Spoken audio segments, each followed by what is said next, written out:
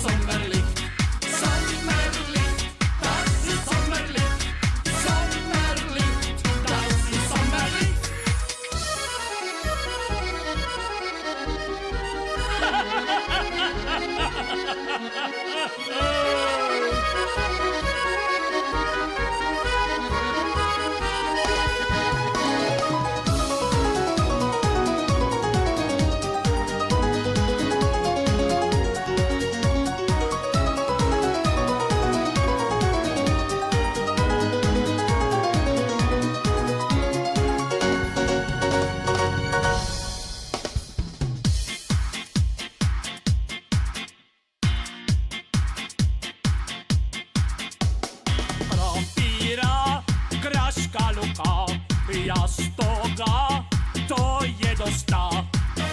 Sardela, to jedosta. Minus nyt, kesävalot nyt.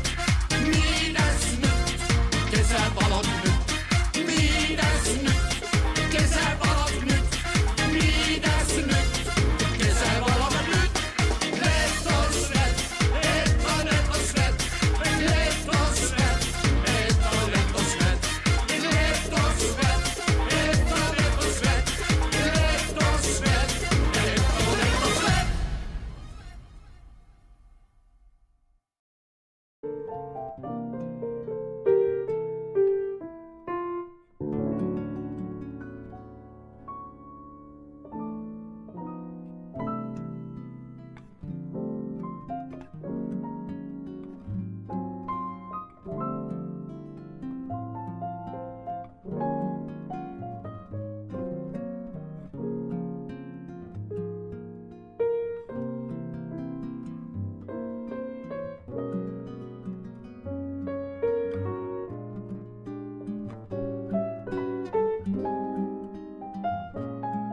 Hello everyone, my name is Notepad Anon, and I write games for fun.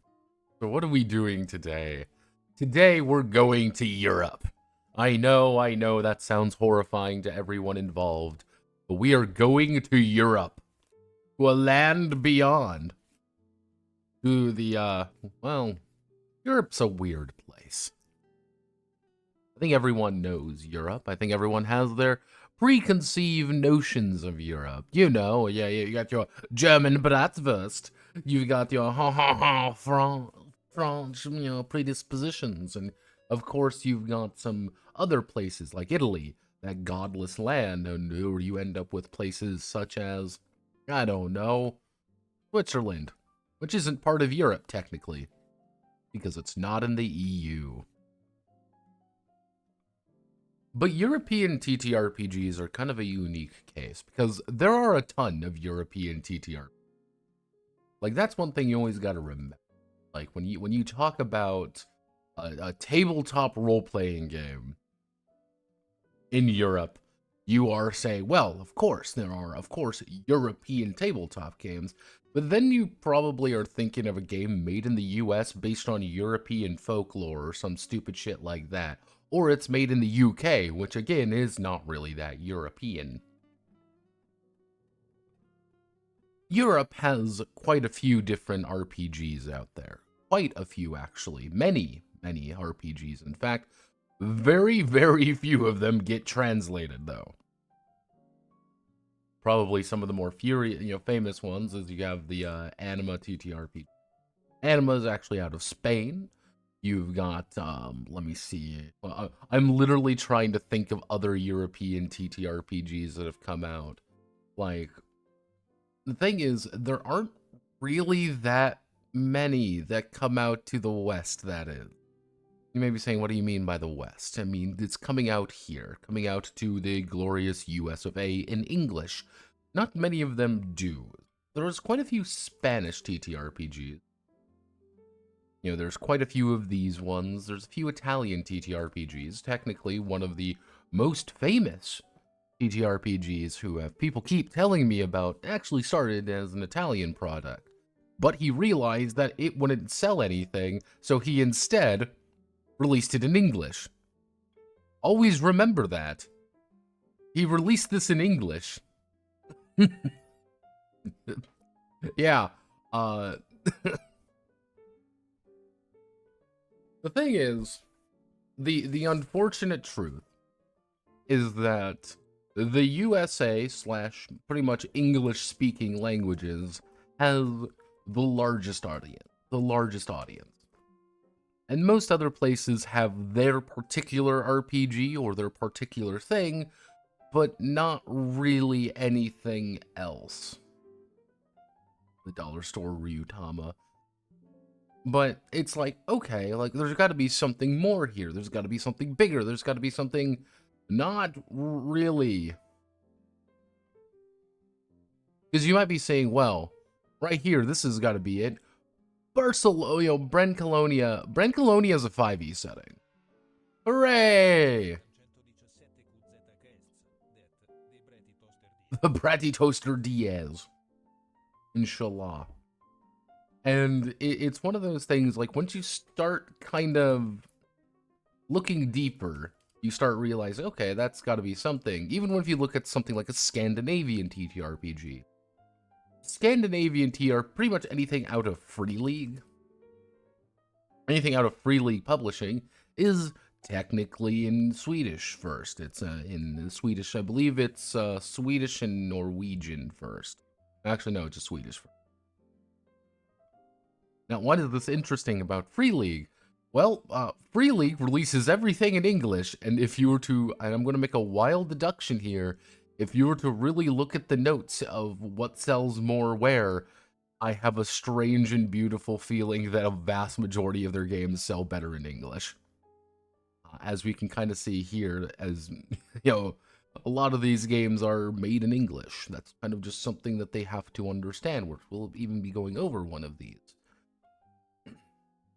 What I'm trying to get across here is that a lot of European games don't get made.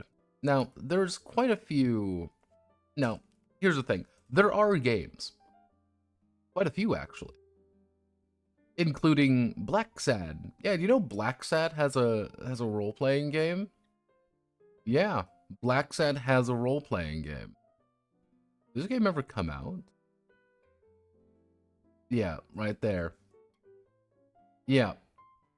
And there's a couple here. This was originally a French role-playing game. One of the bigger ones in Europe are things like No Solo.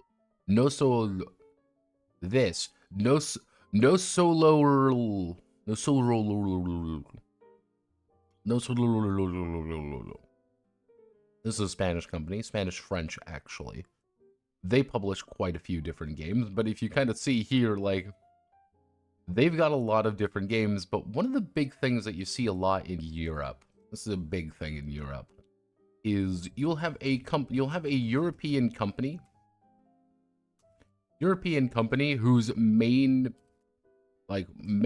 thing that they're usually known for is translating, you know, TLing a US or UK product.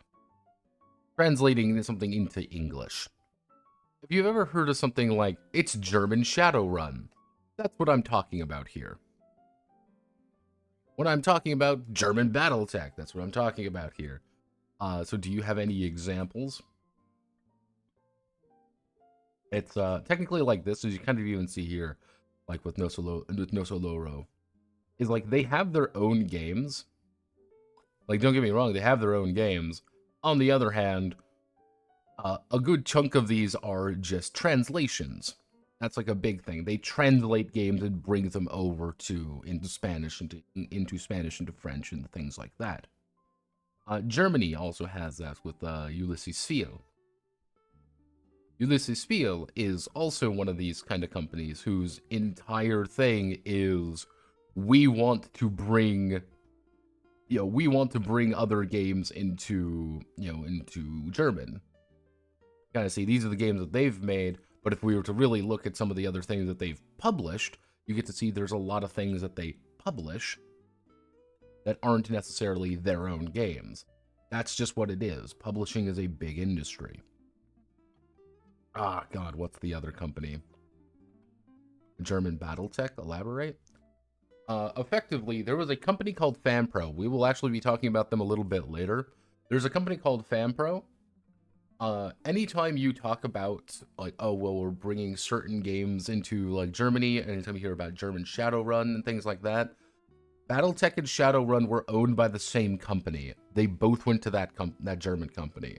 German Battletech is the exact same, just rules were cleaned up quite a bit. The early editions, anyway, before fucking Catalyst.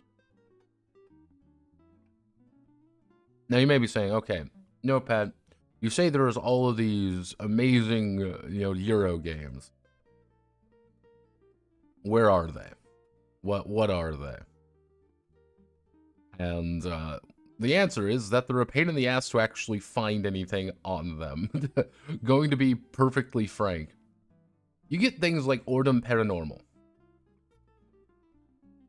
Ordem Paranormal is a Spanish RPG. Look at here. Published by this company, by Ambo. It's even Brazilian. It's not even Spanish, but it's Portuguese. But you get games like this, and you're like, oh, cool, I can make something happen here. You can't. It's not going to happen. Oh, hey, look, everyone, it's a Turkish role-playing game. Is Turkish role-playing, is this what we're working with? Maybe not. All right. Let me see if we can find some of the other, like, stranger... I believe this one's French. Like, they exist, they're a lot smaller than you would think. They kind of do their own thing most of the time. Or you get, like, France has actually a very large one. This is the Mega 4. Mega is actually a very large franchise, sort of, which is a little bit weird in French because this is all based out of a magazine. Yeah, everything about this is based off of magazines. Back in, like, the 80s and the 90s. That's where a lot of, like, Mega 4 and things like that actually came to fruition. Let me see if I can... There's a couple I've had over time, and some of them go nowhere fast. Is that the right one? Oh, that's definitely not it. That's a Japanese. That's not you. Here we go. I believe this is the right one. Now, mind you, this isn't even talking about things out of, like, Eastern Europe, where you get crystals of time or whatever. Eastern Europe has their own very weird history that if you ever want a little bit of a rundown on it, you can go to the Dark Wizard game. You think these games are any better, like some cool ideas or something, or they just exist to shoot people? Yeah, Crystals of Time or something like that. I found it literally on accident. It's great. Do you think these games are any better? The thing is that they're usually different. That's a big thing. And that was like one of the big things I talked about with Enchanted Country and Spell of the Black Magician. Because Spell of the Black Magician and Enchanted Country, these are Russian games. Now, the idea here is that these Russian games were kind of separated by quite a few different layers. Crystals of Time is terrible. It doesn't matter. It's interesting. That's all that matters. The thing is this. Like, a lot of Russian games have, like, these many degrees of separation, and that's how you end up with something really weird. That's how you end up with the 2D, the 2D6, 1D18 system. That is how you end up with that. I think there's a lot of European games that follow suit. There's a little bit of separation where it's just things are different enough, or the way that you are supposed to play these games are a little bit different. And because they're a little bit different, things can change a little bit. Things can get a little bit weirder. I think the problem nowadays is that we're also... It's the globalists! We've become so... how do I want to word this? How do I want to word this nicely? Why the hell would I want to make my own game? Hello, Raymundo.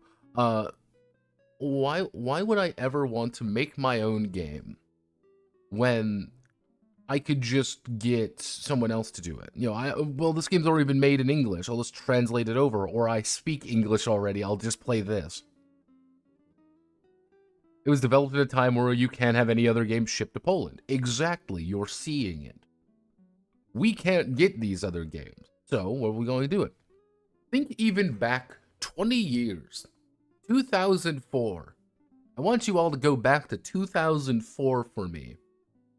And back in 2004, if you wanted to buy something off of the internet, you know what you had to do? You had to go to the right address, you had to type everything in just right, and you might get things in 2 to 3 weeks sometimes. Go back 30 years. Go back to 1994, everybody. 30 years.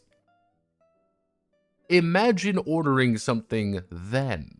That's a lot more complicated. That's even harder. And this isn't even dealing with some places back in Europe where that probably wasn't as, where it was probably even harder, especially when you realize, hey, there probably isn't any Polish translation of D&D. There probably isn't any Romanian translation of D&D. So you are instead playing someone who vaguely translated its version. Probably bought at a second-hand store that he printed illegally. Like, that's one of the big things that happened in Russia with Enchanted Country. A guy in Poland effectively got a botched version of D&D, and then that botched version of D&D went to the Russians, who made it a fucking board game. That's like, you don't get that really anymore. Because you want to know if I want to get a game right now, you want to know what I can do. I can type in any game I want. I can click right here, all right? You know, I'm here. I can add to cart right now, and well, purchase Rises, and I can get Rises right here. Rises is perfectly available. It's right here. I can download this all that I want. Right there. Super easy. I can get this anywhere. What if maybe they didn't even know D&D is? Like, they actually believe they're the first to do this. To a degree, like, some of them knew that, like, their D&D existed, but how do I want to word this? How do I, like... If you only know there is one botched translation, and you don't know it's botched either, you just know it's a translation, would you go with that? Because that's what it is, right? That's how you end up with, like, Polish Warhammer Fantasy. Because there are very select people in Poland who play a very specific kind of Warhammer Fantasy roleplay, which is wrong. It's effectively very weird. It's very low fantasy. Very janky. And that was a big thing back in certain other parts, especially Eastern Europe, where things were janky. Places like France and Germany and things like that, they had these games already, but, well, they weren't for me, right? I want to base it off my culture. I want to base it off my thing. I want to go to Spain and do my game. That's how you end up with things like No Soloro. And, you know, you've got these companies who have gone out of their way, effectively, to make their own strange games based on other games, or they end up with like, oh, well, we've made this game 20 years ago and we've been kind of expanding on it ever since, and now it's one of the most popular systems in the world, or, you know, popular systems in the country or whatever. Ah, God, there was another Spanish company. I'm going to go on a fucking expedition here. I need to find this.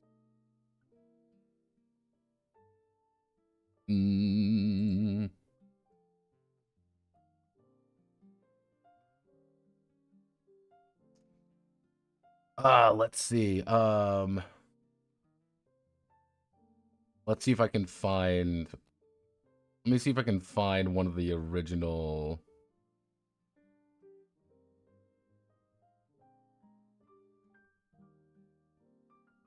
Let's see,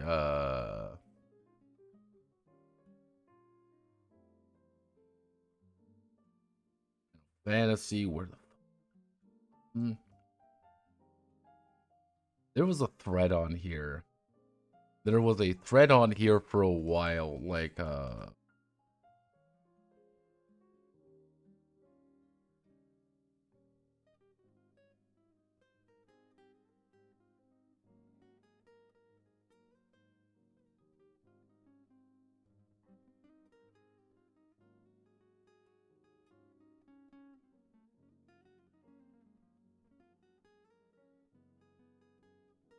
let me see if I can find some of the ones.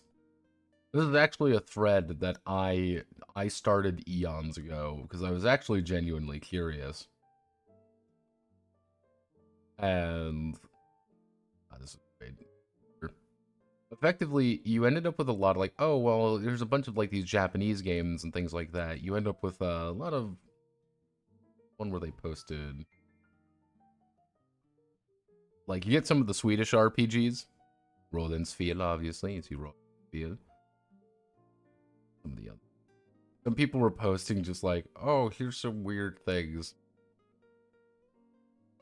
We got Worm, obviously. We've talked about Worm. We've talked about a couple weird games where... Damn it. Damn, I'll never be able to find that fucking thing again.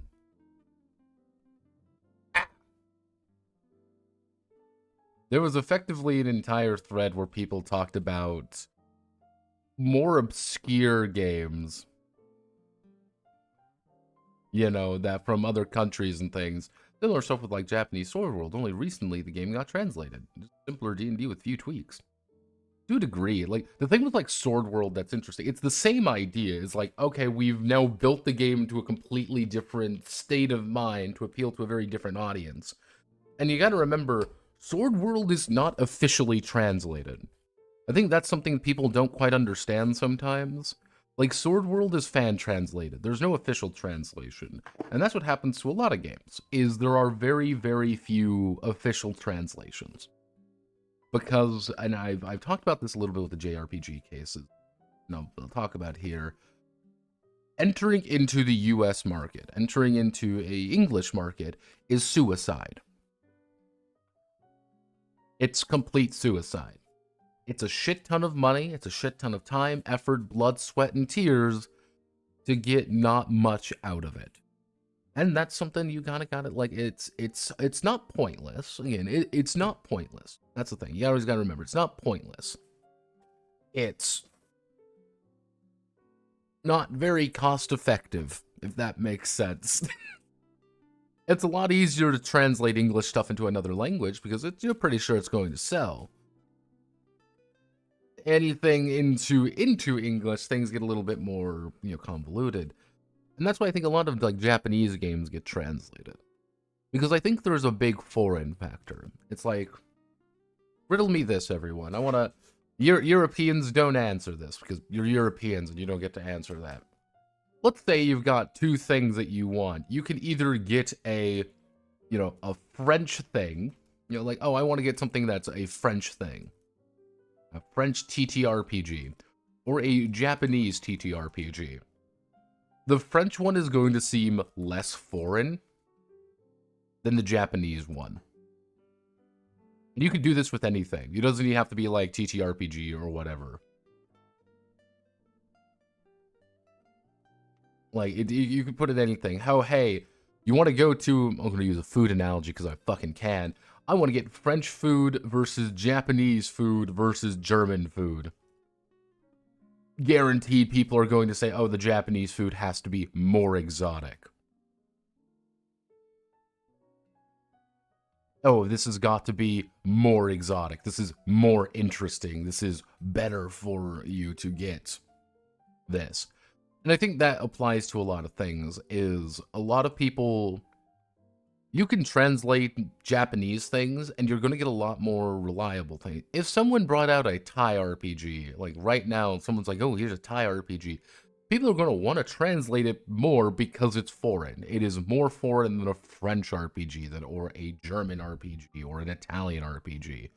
Mostly because they usually assume that all those makes it sound more Orientalist to a degree. Like, it's like you see a lot of those games out in Europe, they assume you already know English, and why don't you translate it over? Not like, oh wow, look, it's from Asia, it must be better. It's not even that, it's just more exotic. People like exotic things. People like things that are different. This is not a new thing. Oh, well, we already have European RPGs. Well, it's all European fantasy anyway. Wow, look everyone, it's a Japanese game in a European fantasy setting. It's completely different. It's the same shit. And I think that's I think that's an issue of why we don't see more European games get brought over willingly, if that makes sense. Like, some do, don't get me wrong, but it's usually by the company themselves. How do I want to... It's the company themselves releasing an English version rather than someone has gone out of their way to get the rights to publish it or whatever. You get what I mean? So, we're going to go over a couple games today. My long rant on fucking Europe. So we're going to go over a few games today. We're going to go over exactly 3. There's a reason we're going over 3 games today and not all of the one I wanted to, for exactly 2 reasons. These are the games we're going over. We're sticking to Northern Europe a little bit here. I'll accept you. This is Vaesen. This is by Free League. You've probably heard of it before. This is Veija, Escuela, Pulp from Spain. And this is, well, zoom all the way up here. Welcome to the Dark Eye, Germany's premier role-playing game. All of these games are a little bit interesting for their own purpose. Now, originally, there were 2 games in here that were going to get done. The first was Aegon. This is a French role-playing game. This is Aegon. This is a French role-playing game, and I was like, oh man, this looks really nice. But then I said, oh well, okay, this looks a little bit like, all right, I'll do the other one I wanted to do. Besides this, because this one's a little bit more interesting, right? Because it's Italian. I'm like, okay, it's Italian. This was a mistake because when I was going to do this game, I didn't realize how generic it was. This is Not the End. Not the End comes out of Italy. Oh boy, the Dark Eye. Like, Not the End is a Italian role-playing game. We've technically talked about this before. Now, there's a few things that are a little bit odd with Not the End. Namely, this is a generic system. I have a very specific way I like doing generic systems. And the reason I have a very specific way I like doing generic systems is because there's a lot of... How do you make a character for a generic system? How do you make a settingless character, effectively? It gets a little bit more complicated and a little bit not as easy. So what I like doing is having multiple generic systems and making the same character repeatedly to see the difference between them. Not the End, I didn't quite realize how generic it was. So that's why I kind of got moved to the generic case, and then it kind of left only these 3 available. But we are going to go on terms of size first, because Dark Eye is a very long game, and I'm not saying that as a threat, I'm saying that as a universal truth. So we're going to start with the most basic game here. Veija, Escuela, Pulp. I'm trying to put some Spain in some Spanish, you could say. I am not, as they say, Spanito. Well, this is a little bit more difficult for me because I do not speak La Spanish. But Veija, Escuela, Pulpa is only technically 48 pages long. You may be thinking, wow, that's barely a game, Notepad, and the answer is, yeah, it's not exactly a huge game by any stretch of the imagination, but it does have some interesting stuff behind the scenes with it, and that's one of the reasons why I wanted to go over it as much as I did. So, we're going to be recruiting a good friend here. Yes, we're going to do a friend of the channel is going to be showing up to help us out. Say hello to Henry Tudor, otherwise known as Pro, to help us out to do things. Yes, technically, the character sheet, I had to cut off the character sheet a little bit to fit it in a nice little, document. I had to, it is a literal, like a passport. It's a very cute thing. It's a very nice little thing. Without S's like Z's. Veija, Escuela, Pulpe. Borca. I don't fucking speak Spanish. I'm an American. Now, who's doing this game? What is this game exactly? At its most basic, you probably see this Gracias y mapas. And you open Gracias y mapas, and you start seeing something a little bit odd. It opened up in the wrong window. This is Gracias y mapas. Gracias es mapas. And you look already, and you're like, what the fuck? This seems like a lot of things. We actually have this game untranslated currently. And you're like, huh, what's going on here? Now I'm pronouncing it like that. Thanks, Notepad. So, what is this? What is this group?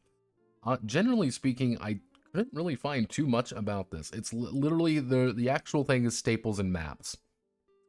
A lot of these are zines. I'm going to say that right now. So let's look at R right here. R, shiver me timbers. You want to do a shiver me timbers? Right here. Here's the full game. It's 144. It's 144 pages, and everything you need to actually play the game. This is the full game. Oh.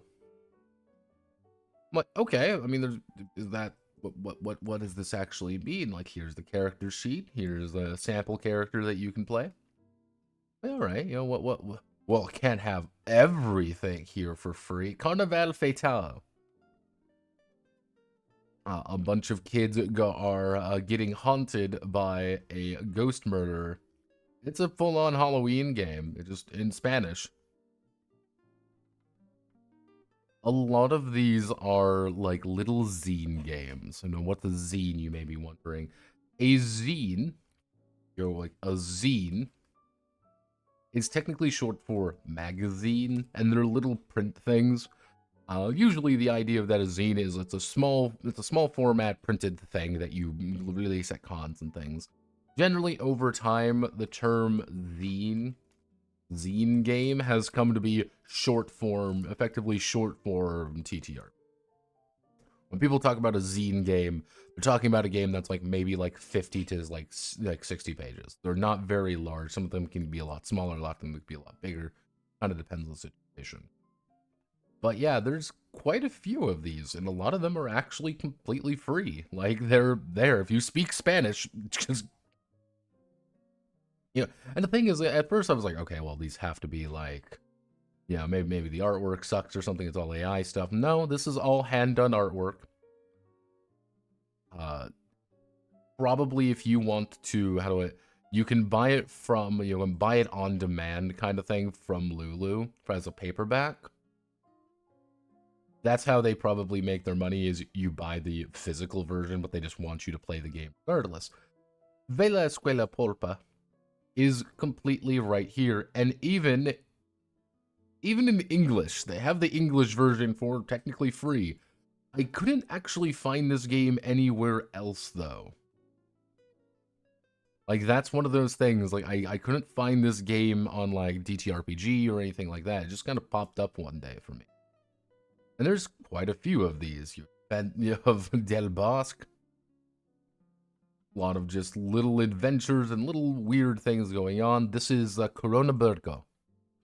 Coronaburgo is a giant map a bunch of people contributed to effectively during Corona. And it is a bunch of little places that it's a full like city map, as you can kind of see. And it's a pretty big city map. Welcome to Coronaburg. A lot of these are just places you can fuck around in. Kind of see there's a lot of like donations here.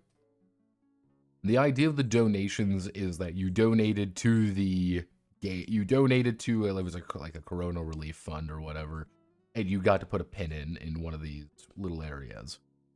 Some of them were bigger, some of them were smaller, but everything you want is right here. I'm like, oh, that's kind of neat. Here, but all right, you know, hey, you want the full-sized map? Here it is. It's the full-sized map. Kind of just looking at it, a lot of them are simpler games. It has a Catalonia, yeah. You need to now. Yeah, it's I'm getting that. Like, effectively what happened was Veija Escuela is like a really simple OSR system they made that they've applied to other games. Pulp is the only one that is in English currently. How does it feel being old, Spartan? Yeah, I have to explain what magazines are to people now. But yeah, no, it's kind of a lot of these. You got cowboy ones. You've got like that Veija Escuela here. That is their generic system they apply to a lot of things. It's not a complicated system in any remote capacity, but that's kind of the only one in English, you could say. I'm like, oh, this is kind of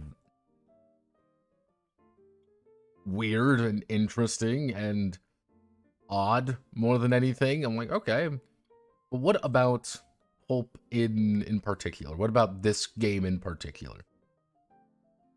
Well, technically, this is kind of a reworked version. This is kind of like a reworked version of it. If we go over here, this is releasing back in 2019. If we go over here, this is a bestiary based on the expanded version of this one by these guys. Couldn't really find too much on these various people. But I looked at this guy, who was the actual writer of the whole shebang, and I was pleasantly surprised. Guy is, you don't really find much on the guy. If you go here, like, nothing really pops up and drive through. You see some of this stuff. As you kind of see, you know, Knights of Chrome and Noches de Cromo. Noches de Cromo, everybody.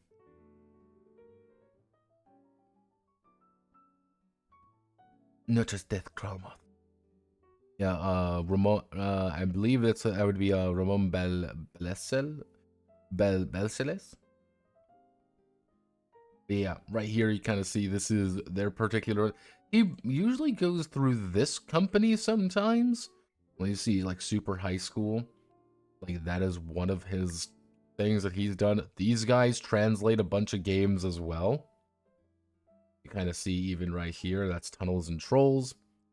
A couple other things they have throughout here. Knights of Chrome is a 5e game, effectively. Very generic system. I believe it's based on, yeah, you know, it's based on Cyberpunk Veija Escuela. Like right here, it's Knights of Chrome. This is his other only really English game that I could find, which isn't published through the other guys. This is by Victor Mestere Perez, which I couldn't really find anything about. The thing is, I was like, okay, well, there's got to be... I feel like I'm missing something. I'm missing something about this guy. And I'm like, it's a sailor. I'm like, that's probably not him. Let me see if we can... he was... he had a website, actually. And that website was very interesting. Because he was effectively writing a bunch of games. He was effectively writing a bunch of these games for, like, a student thing. He's a teacher out in, I believe, Catalonia. Yeah, there we go. This is the RPG site. Pretty normal guy. Let me see if I can do it. Again, it's very difficult. It's very difficult finding anything here because it's all in fucking Spanish, obviously. But I did find things on this particular guy a little bit. He's a very normal guy. Very normal. What he's effectively doing a majority of the time is that he's like, oh, well, I want to raise money to go to ship people off to, like, school and stuff. That was it. Unironically, that is why he is doing things. Is that he wants to ship people off to, like, schools and help them out there. I found it the other... Actually, you know what I can do? You know what I can do, everybody? I'm going to visit my Notice this, Chromas. I'm going to go through my history and find it. Because I'm that guy. Let's see. Where are you?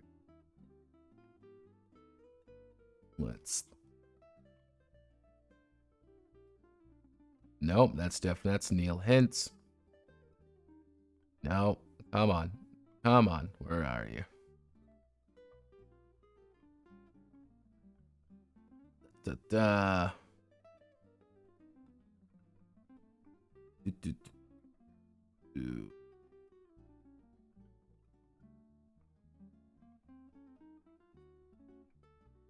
Where are you?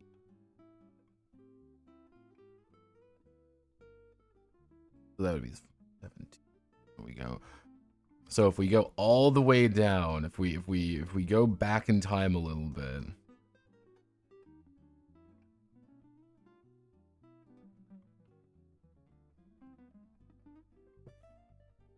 This is always a fun, exciting adventure because I always have to try to hunt down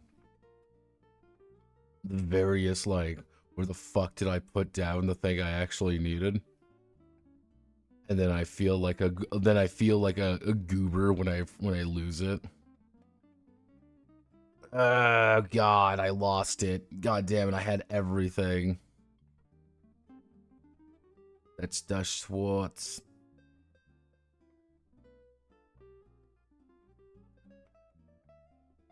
Fuck are you?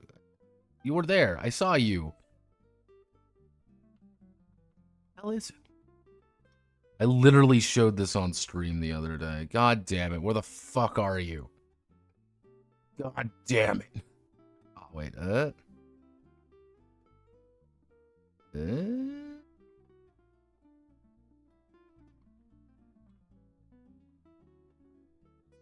There we go. Roll en Familia. There we go. Fucking found you finally.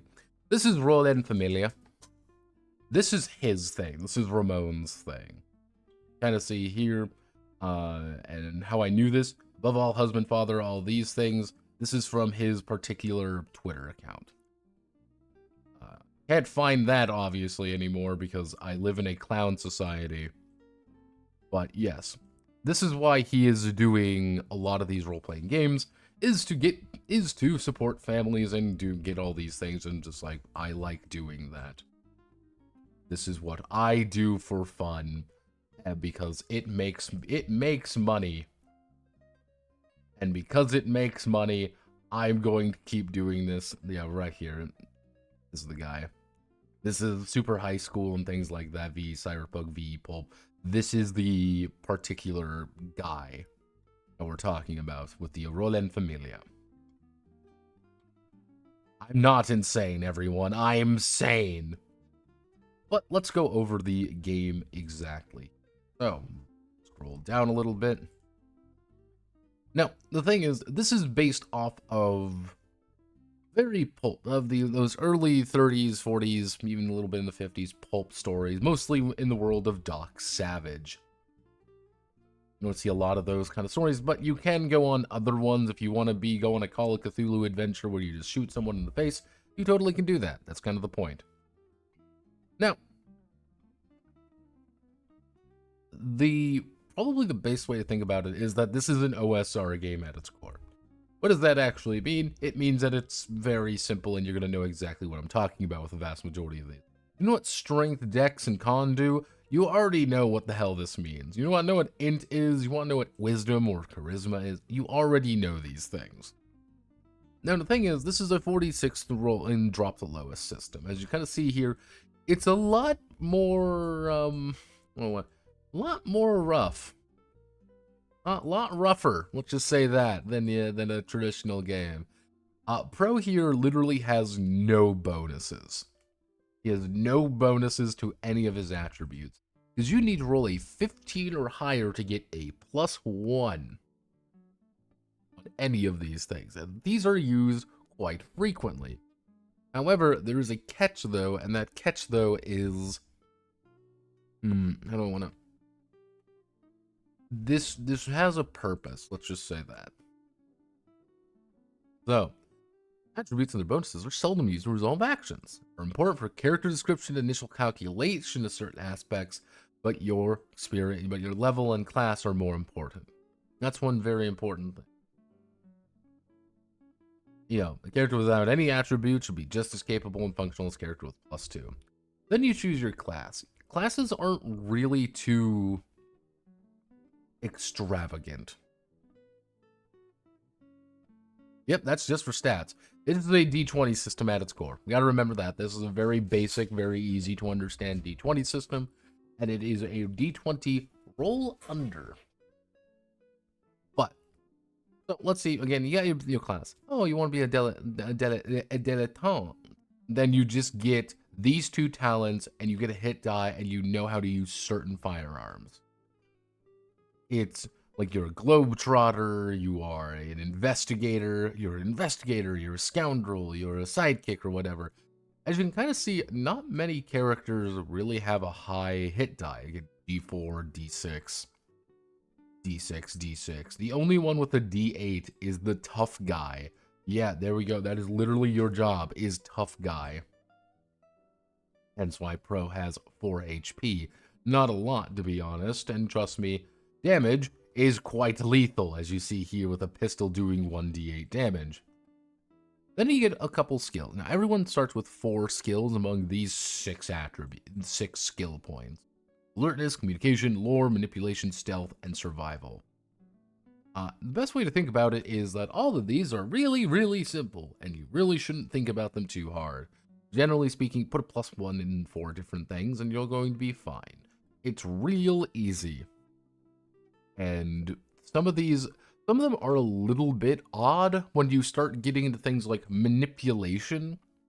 Manipulation is one of those words that, manipulation is one of those words that you can say and people are not going to immediately get it.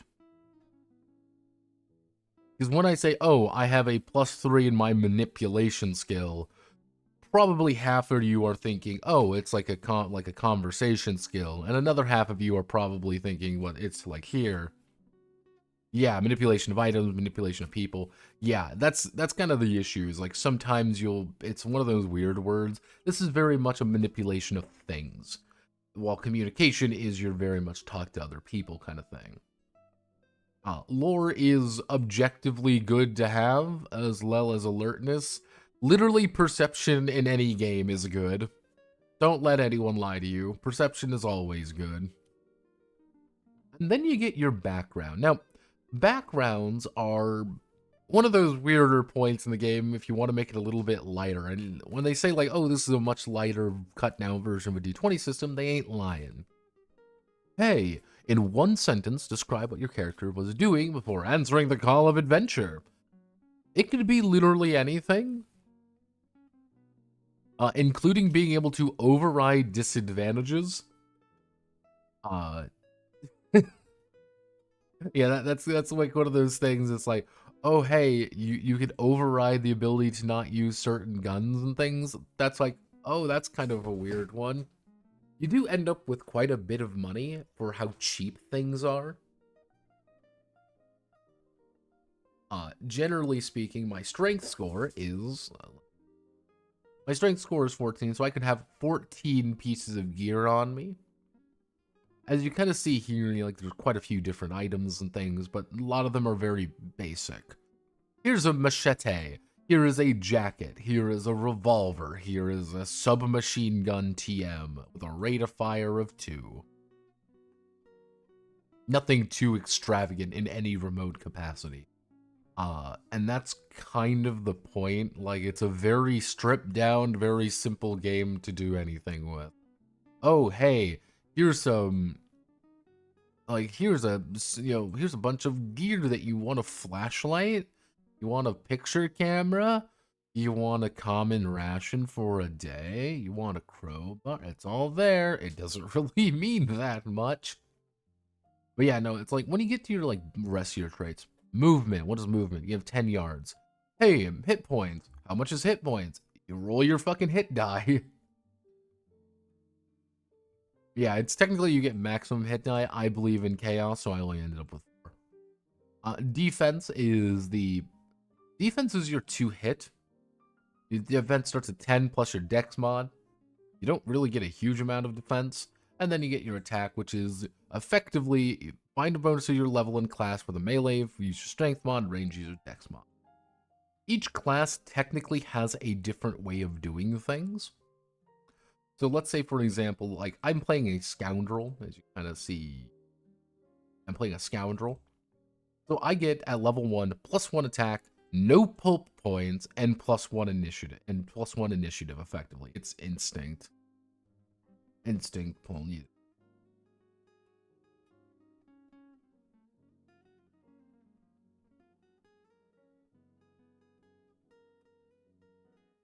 $1930s, baby. Yeah, pulp points are kind of like a meta currency. I put like a little asterisk there because they do a few different things. And then you get your basic talents. As you kind of see, a lot of the talents are pretty easy to understand. Like, oh, hey, I've got Roguish Wink. I've got Roguish Rink, and Jerry Rig. So with a Roguish Wink, I roll with advantage on any communication check meant to trick or confuse someone else. Haha. Isn't this the face of a man who is going to trick you? And you also get things like a Jerry Rig. Roll with advantage on manipulation checks, meant to pull off stunts or improvise an invention. Yeah, none of these are really complicated in any way. In any particular fashion. Can you add more? Yeah. This is the actual, like, passport character sheet. You kind of see it looks a little bit better than what I have. And that's it. Well, here's the thing. When I said it was roll under, I'm not entirely telling the truth. It's a little bit goofier. Effectively, what you have to do is, whenever you make a difficulty check, it's beat a target number. However, you want higher stats here because these do play into other things, if that makes sense. So, let's say, for example, I'm making a hard skill check. I take my d20, I roll a 16, I beat it.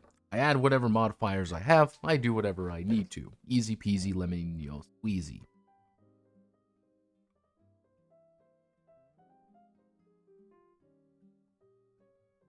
And that's pretty much all you need to do. 20 is always a success, 1 is always a failure. Generally speaking, most tasks are going to be around here. And I do like the fact, like, do you really need a roll here? if you want to make an easy roll, so that like, oh no, someone's got a huge penalty or something who's really difficult going on, or you're trying to do something stupid, you probably should just increase the difficulty. But here it would probably be 8 or greater. That's really it. Ta-da, you did it. If your background ever becomes if your background ever becomes relevant, you get a +2. However, if it's too close, if it's super close, you get advantage.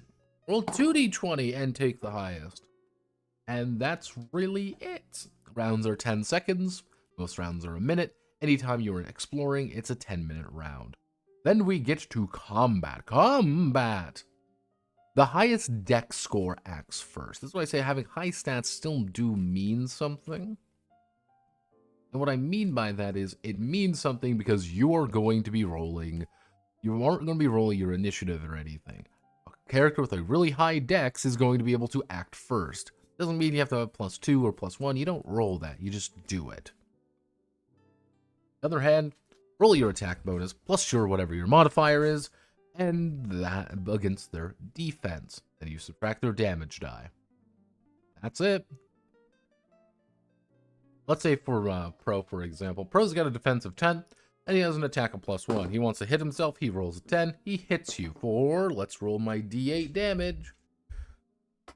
5 damage. I'm out of the fight because I've been shot with a 40-5. It's a little bit oofy goofy. Oof, one says. Owie. Any combat in this game is kind of immediately dangerous combat.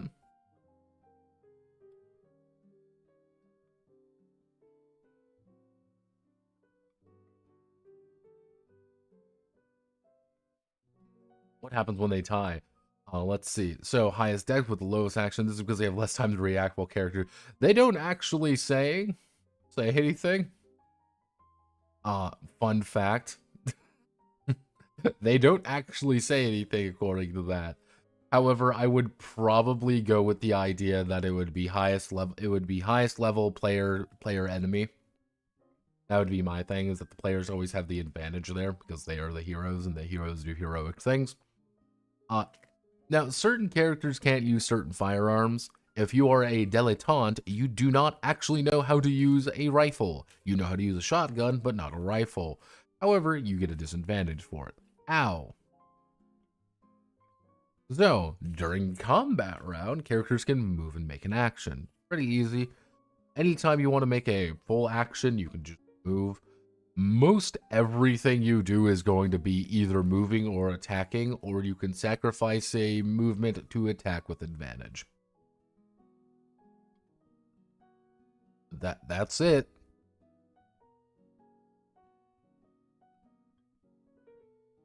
So, critically, you roll a 20. Effectively, the attacker can either choose to do maximum damage, +1, or cause a special effect. I like this. It makes critical hits a little bit more interesting. Oh no, I can do 9 damage, or I can knock your ass out, take out an engine, something like that. You're doing something a little bit more impressive. Gives combat a little bit more going there. If you fumble it, you shoot yourself in the foot because you're a dumbass, and everyone makes fun of you.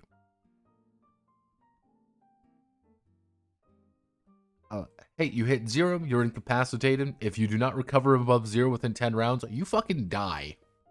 Yeah, you got effectively a little under a minute, a little over a minute and a half to save someone who's bleeding to death on the ground.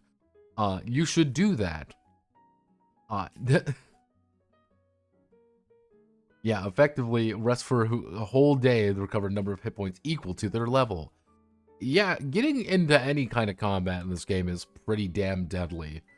Now, the thing is, if you have a first aid kit, use a manipulation roll, so someone's going to be power leveling manipulation for almost everything. And you get to recover a little bit of HP. There is mental health. Mental health is, oh no, we're perceiving horrors beyond the colors of time and reality. Oh god, oh fuck, oh Jesus, oh no. What happens there is technically they're not attacking your health, they're attacking your wisdom. So I have a wisdom of 14. I take 3 mental damage. I would have a wisdom of 11. Now, the problem is, If you fail this more and more and more, you start losing these permanently. So it's like, yeah, roll 1d6 off their wisdom score temporarily. If the result is a 6, one of these points will be lost permanently. Pretty much, it's not good. Technically, danger and instinct, like, one of the weird things is, like, instinct is, how do I want to word it? Instinct is a save roll. Everything can be used for an instinct roll. That's the best way to think about it. So let's say I have an instinct of +1. I'm going to fall down a pit trap. I'm going to be rolling instinct +1 plus my strength. I rolled a 14. I succeed. Oh no! I'm going to be reading an evil book full of Satan worshippers. I rolled a 19. I'm fine. Instinct is used for all of that. Gotta see here. It's a save, effectively. Let's reduce all saves down to one variable. Some people might like that. Some people might not. Which one is this? V? Yes.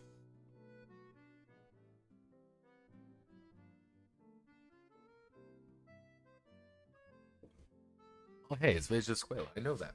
Yes. This is one of the two currently in English. The other one being the cyberpunko one.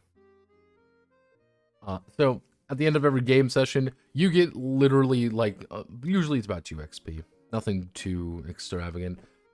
At 10 XP, so roughly every 5 sessions, you actually level up.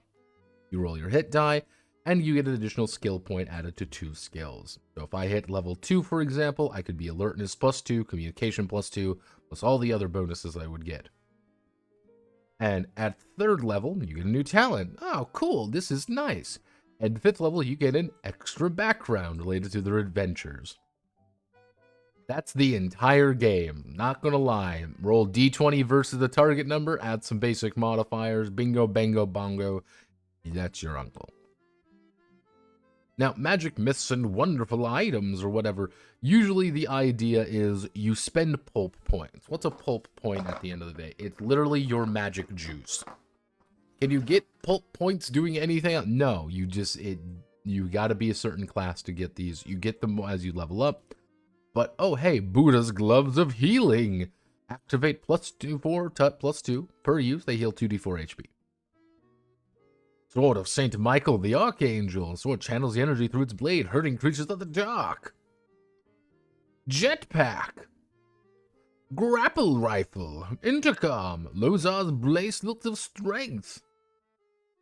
Eye of the Serpent. Actual fucking Excalibur. Yep, yeah, it's actual fucking Excalibur can be used in this game. Odin's Horn, Amaratsu's Flaming Gauntlets.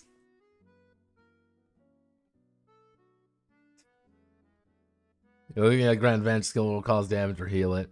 Yep. And legitimately, this is all you need to play the game. You print out this sheet right here, and you hand it to you put it in the center of the table, or you put it out, or you give it to all the players, and you have successfully, well, completed how to do things. Most enemies are pretty easy. The level of the monster will be its attack and instinct bonus. So a level 2 monster pretty much has a +2, +2, +2. Yeah, determine the HP, D8 for each monster. Then you get to determine, oh hey, what's the actual danger of... Yep. What's the actual danger of the monster? Well, if it's pretty deadly, it's going to do D8. If it's pretty dangerous, it's going to do D6. I want to fight a bear. Huh. Why do you want to fight a bear? And the answer is, I want to fight a bear because of this. So, talents. Oh, if it successfully hits you with the claws, it hugs the opponent for D8 extra damage. Bears will fuck you up. They will fuck you up. But you want to fight a T-Rex? Yeah, you can fight a T-Rex. You can fight a gorilla in this game, thankfully. Technically, a T-Rex versus a bear is a pretty even fight. Not gonna lie, that's a pretty even fight, all things considering. A Yeti can fight a bear pretty reliably. A mummy can fight a T-Rex. Who do you think can win? How about T-Rex versus gorilla? I think T-Rex versus gorilla would be a not a really that much of a fight, because T-Rex gives 3 levels on the gorilla.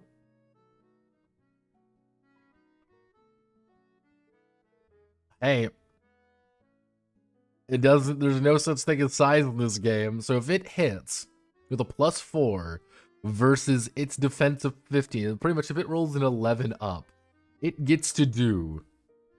Let's see. It would do decent. It would do one do. It would do, if it hits with all 3. There is a good chance that it could probably fuck up a T-Rex pretty bad. If you does manage to beat the gore thing, like, I would say the bear has to kill it pretty reliably, pretty fast, and the T-Rex has to roll worse. Technically, a vampire could fight a T-Rex pretty reliably. I think 2 bears could kill a T-Rex. Thistle, do you understand how big a Rex is? Polar bear versus... I think 2 bears could kill a T-Rex, yeah. Technically, if you want to be really specific, a rhino can fuck up a T-Rex pretty easy. Rhino versus T-Rex, who wins? And this is one of the sample adventures here. Most of the game is arguably pretty much one long adventure. They even give you some sample characters to play as. Trying to talk about things. This is the Staples and Co.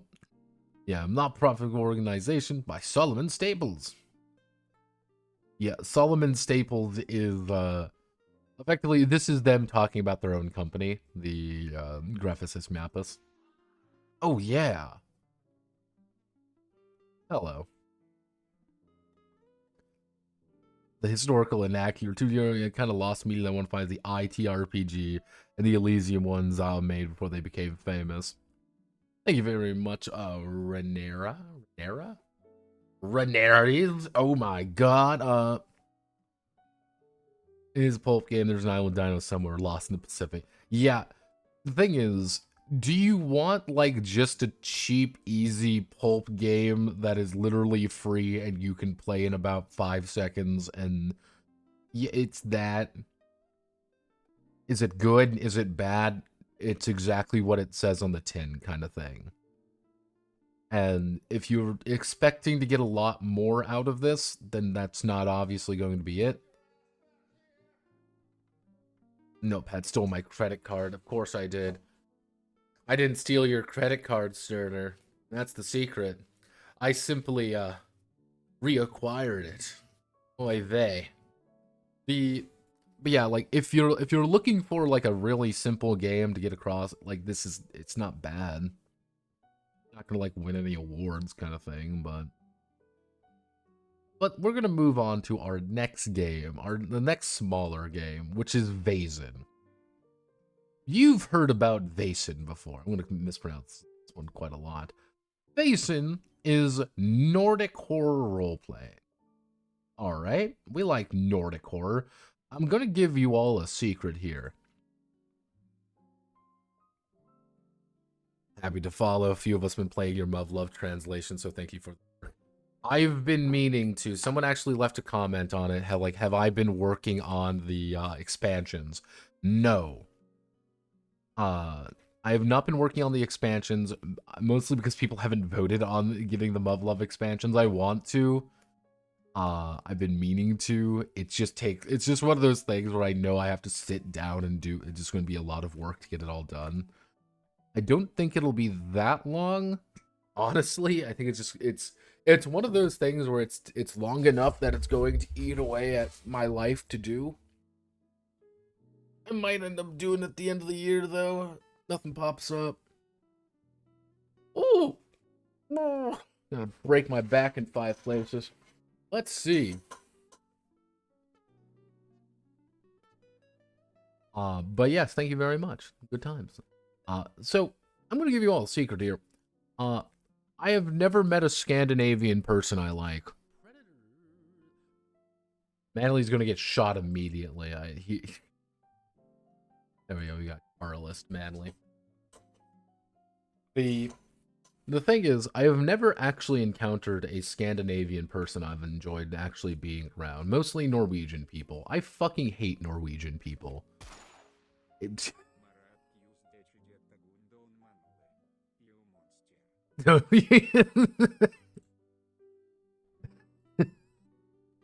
Mara, the proudest Swedish man in the area currently. The thing is, most Norwegian people I've encountered annoy the shit out of me, and I don't like them. I'm like, it's okay, like one person's like it's one of those things like you get one time it's just a personal thing, two of them or maybe like it's a group thing. When it's literally like a dozen people I've met from Norway or like Sweden that I just don't like being around, there's like, okay, maybe there's like a societal problem. Like maybe the Nordic lands should get glassed. Maybe the world would be better if that were the case. Maybe the world would be a happier place if the Nordics were simply not there. Especially the Danish. God, I fucking hate the Danish. Jesus Christ. Every Dane I have ever encountered always bitches about America while living in fucking Copenhagen. I'm like, you fuckers. Go away. But this is Nordic horror roleplay. Now, you probably, again, when I say you probably see Vaesen before, I'm not lying. Vaesen made the rounds a couple times. And when people talk about like horror RPGs, they almost always, this game shows up every now and then. And it's there for a reason. I mean, look, the artwork is very striking. It's all by Johan Egerkrans. Egerkrans.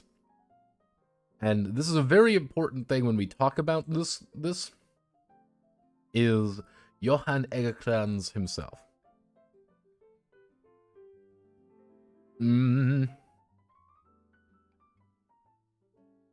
Johan Egerkrans is probably, you've seen his artwork before. He has become somewhat synonymous with kind of like the Nordic role-playing scene in some regards. He's done a lot of artwork for like things like Dracarak the Menor. He's done quite a few different games. Again, it's one of those things like, you've seen this before. You've seen his artwork before somewhere, somehow. And he's got some very consistent pieces. And he's not like that other Swedish guy that just like makes photo bashes everything. But yeah, this is kind of the main guy of why Vaesen exists. That's a very specific thing. Vaesen exists because of this guy, effectively. And there's a reason you bought Vaesen. It's because of the artwork. It looks astounding. And that's just one of those things that you have to understand.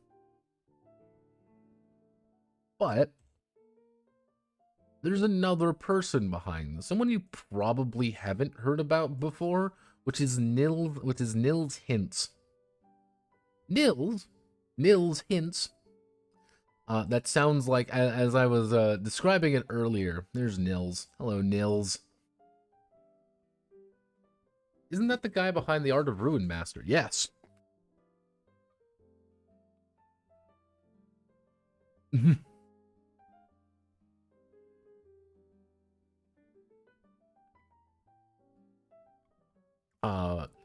Yeah, this is, the other guy was, not Hintz. Hintz is kind of an interesting creature, because he is a very influential member at Free League at this point.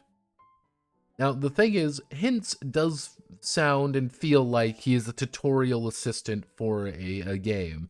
He's giving you the hints to learn, teach you how to use the WASD keys to move. And does he look like that? Yes, he spiritually embodies that, and I can respect that. I can respect a man like that. But the thing is that he's probably, like, best known for, kind of see over here, like, he is probably best known for Tales from the Loop.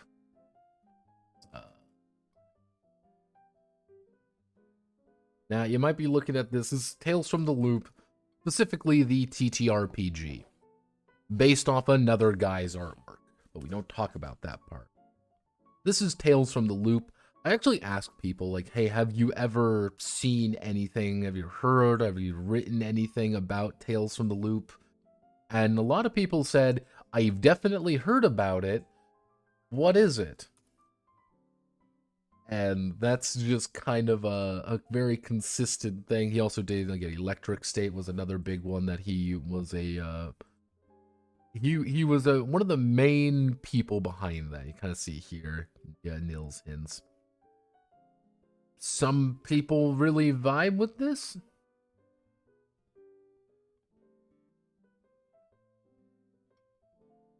Yeah, it's Tales from the...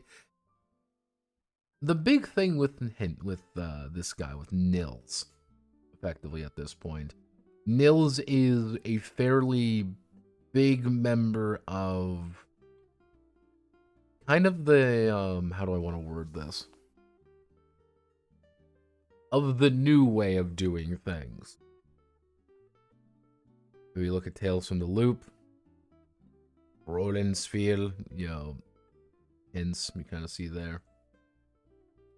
It's a lot of the kind of the simplified way of doing freely games of Year Zero engine, Tales from the Loop, Electric State, a couple of those things. But one of the other ones that kind of surprised me more than anything, let me see if they even have right here. You know The Walking Dead has an RPG, right?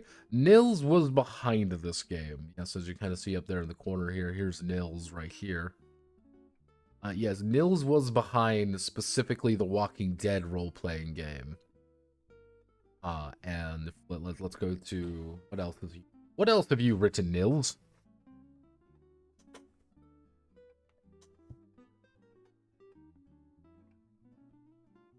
Hill's pretty fun. There's a TV series now too. Setting stuff written down Estonian, only for fan trends, the whole situation.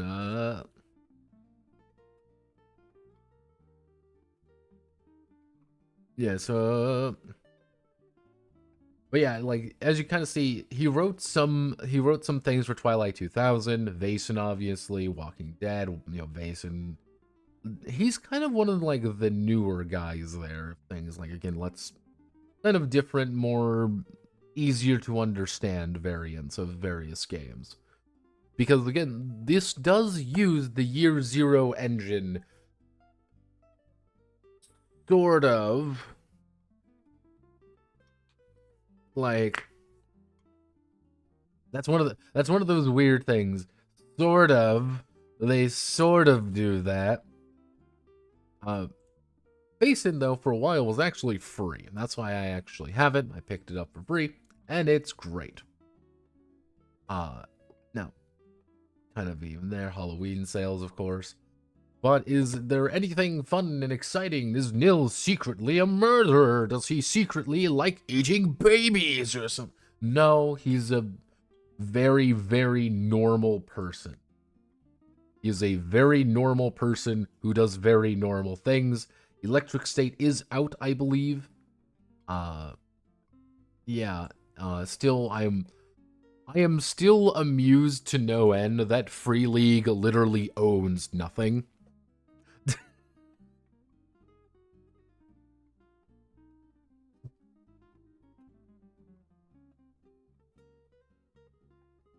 It's just very like the moderate like system of the game store when the clerks couldn't stop talking to me how they reverse engineer a version of it based on the interviews. Yeah, it's the thing is you always have to remember about Free League, and this is not like a oh man, this is a critique of Free League or whatever. This is just a note that you always have to remember.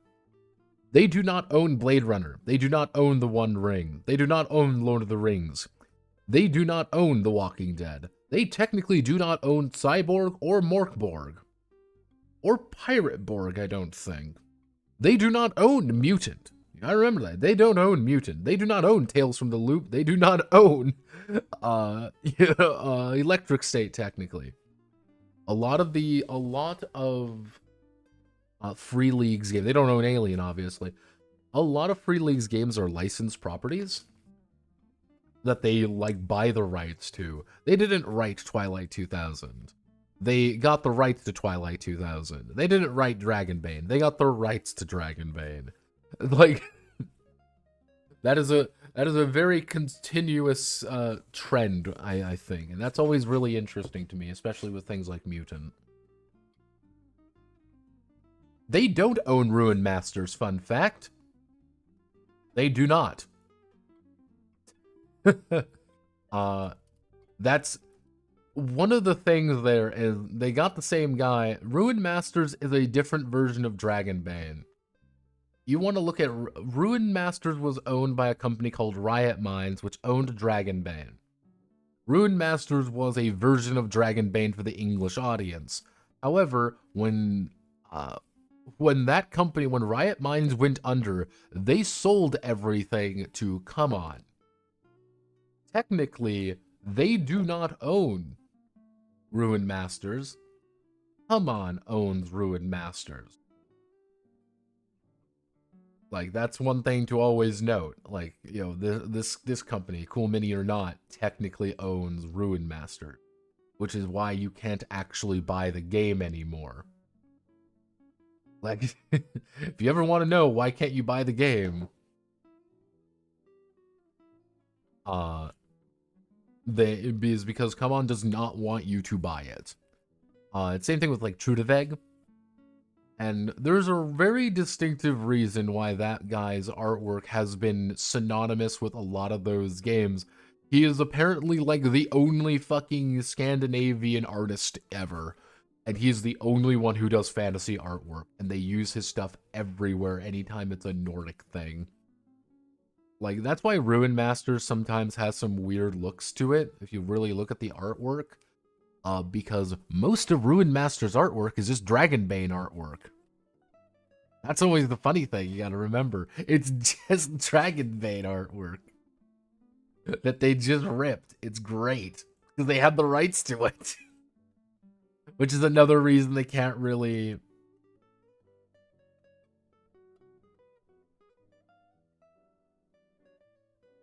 So Ruin Masters is like the sequel spin-off that go overseas for a franchise that only exists within a country. Yeah, which is also one of the reasons they can't really republish it, because they don't own Dragonbane anymore. Come On does not own Dragonbane, therefore they cannot publish anything from that because they would be publishing artwork from a game they do not own. So they would need to make entirely new artwork.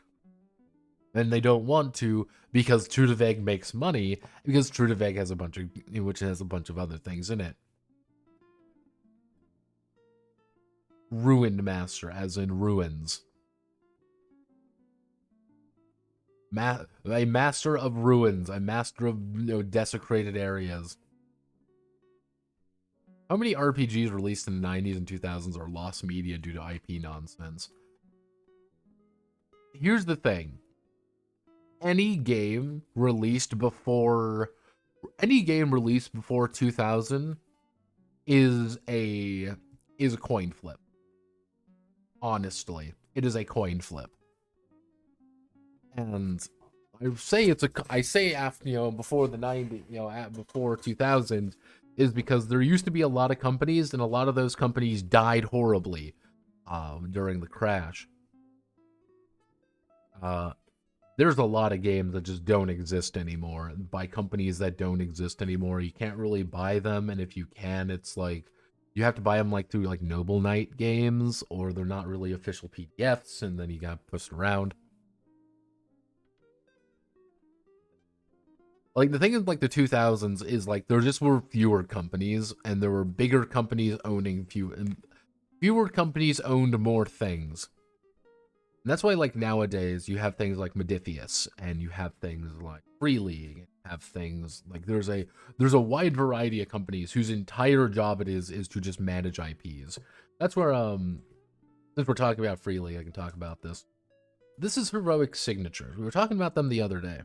Heroic Signatures owns the Conan IP. This is literally an entire company that owns the Conan IP. They also own Mutant IP. Yes, Mutant Year Zero belongs to this company, which belongs to Funcom, which belongs to Tencent. Like Solomon Kane belongs to them, Cull, Mutant Chronicles, Cult. Like, there's a lot of these games that, technically all of these games, like, all of these technically are owned by this, singular company. This heroic this signature, this heroic signatures company. And which is one of the reasons why Secret World is kind of in a weird space, because technically it's owned by about 16 different people. Yeah, if you ever want to know about weird shit, trust me, I know. I've never released videos due to copyright shenanigans. Yahtzee did a video and basically made bootleg versions of James Bond game. I think in 2000 you got more variations of the same game, like Rune Quest, Mongoose games, the actual Rune Quest, and also Hero Quest, which is a variation of Rune Quest.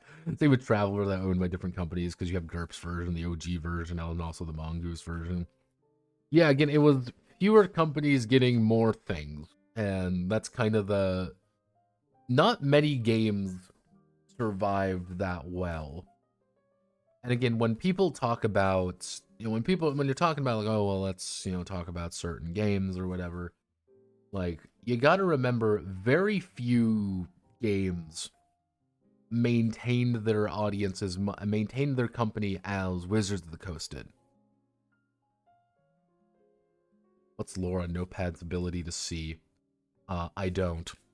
I think recently Traveler Creator pretty much puts himself into place, and sure Mongoose would essentially be the company that has Traveler more or less. Because you get some things like, Shadowrun. Shadowrun's a really good example. I'm just going to show you what I mean by Shadowrun is a really fascinating game for this. So, long time ago in a galaxy far, far away, there was Fasa. Fasa started in 1980, and they made a bunch of things that you know. You know, Battletech and Shadowrun. Cool, this is amazing. Everyone likes this. However, there was a problem, though. They ran out of money. They ran out of money, and a bunch of things went horribly wrong. Now, what happens there was that everything went away. And a lot of their games, like Shadowrun, got passed around. What does this actually mean? What happened was Shadowrun got sold. Shadowrun was pushed out effectively. And it was put into, where was it? It was, I believe it was not FASA. It went to Fantasy Productions, which we'll be talking about later, by the way. It went to Fantasy Productions. Fantasy Productions had the game. They were German Shadowrun. They were the publishers behind Shadowrun. They owned it. Then they went out of business. You may say, well, it went to Catalyst then. Nope. Everything went to... Technically, WizKids owned it. WizKids owned the entirety of Shadowrun and Battletech because they bought a bunch of stuff from FASA. WizKids, on the other hand, bought a bunch of collectible miniature stuff, so they ended up selling a bunch of things to another company. And you want to know what that is? They went to Topps. Yep. Topps owned Shadowrun and Battletech for years. They didn't publish it, but they had the IP rights to it. Yes, Topps, a fucking collectible, a trading card company. And now, in 2022... Fanatics owns them. Yes, Fanatics owns Shadowrun and Battletech, technically, because people took IPs where they shouldn't have been. No one gives a shit about it. No one in Fanatics gives a shit, but that's where they make a lot of their money. They own Shadowrun and they own Battletech, technically. That is what I mean by IP rights get really weird. Who owns who? Yeah, no, Catalyst effectively rents out Yeah, you gotta remember, Catalyst rents out those things. It's a license they have. Technically, if they ever piss off fanatics, they can lose the Battletech and Shadowrun license. They can technically lose it. And then another company would pick it up. They pay their bills on time. That's all that matters. But if you really look at like the D&D license, it goes to TSR to Wizards, who was bought by Hasbro. It's a very continuous thing. And then you get like White Wolf, for example. Like, I'm going to have to put an entire like mark on this video at this point of us talking about this. I have, you know, the Nugget feed, and then sit on them perpetually. Like White Wolf, for example. White Wolf was an independent company. It was bought by an Icelandic company when it went out of business, effectively. They couldn't do anything with it, so they sold it to Paradox Interactive, which, by the way, we're not even going to talk about Paradox Interactive and its sister company, Paradox Entertainment, which became Cabinet Group, which became Heroic Signatures. But we don't talk about that, do we? But Paradox Interactive now has the World of Darkness license. But what about Onyx Path, you might be wondering? Well, Onyx Path technically had the license to make World of Darkness content. But there's a problem. They had the license, but they didn't have the rights to make any World of Darkness stuff. So they instead had to make the Chronicles of Darkness stuff, which is legally distinct. But they have to get an okay from Paradox on legitimately everything they publish, which is why there has not been any Chronicles of Darkness stuff at this point, and they're making their own at this point, because they have to.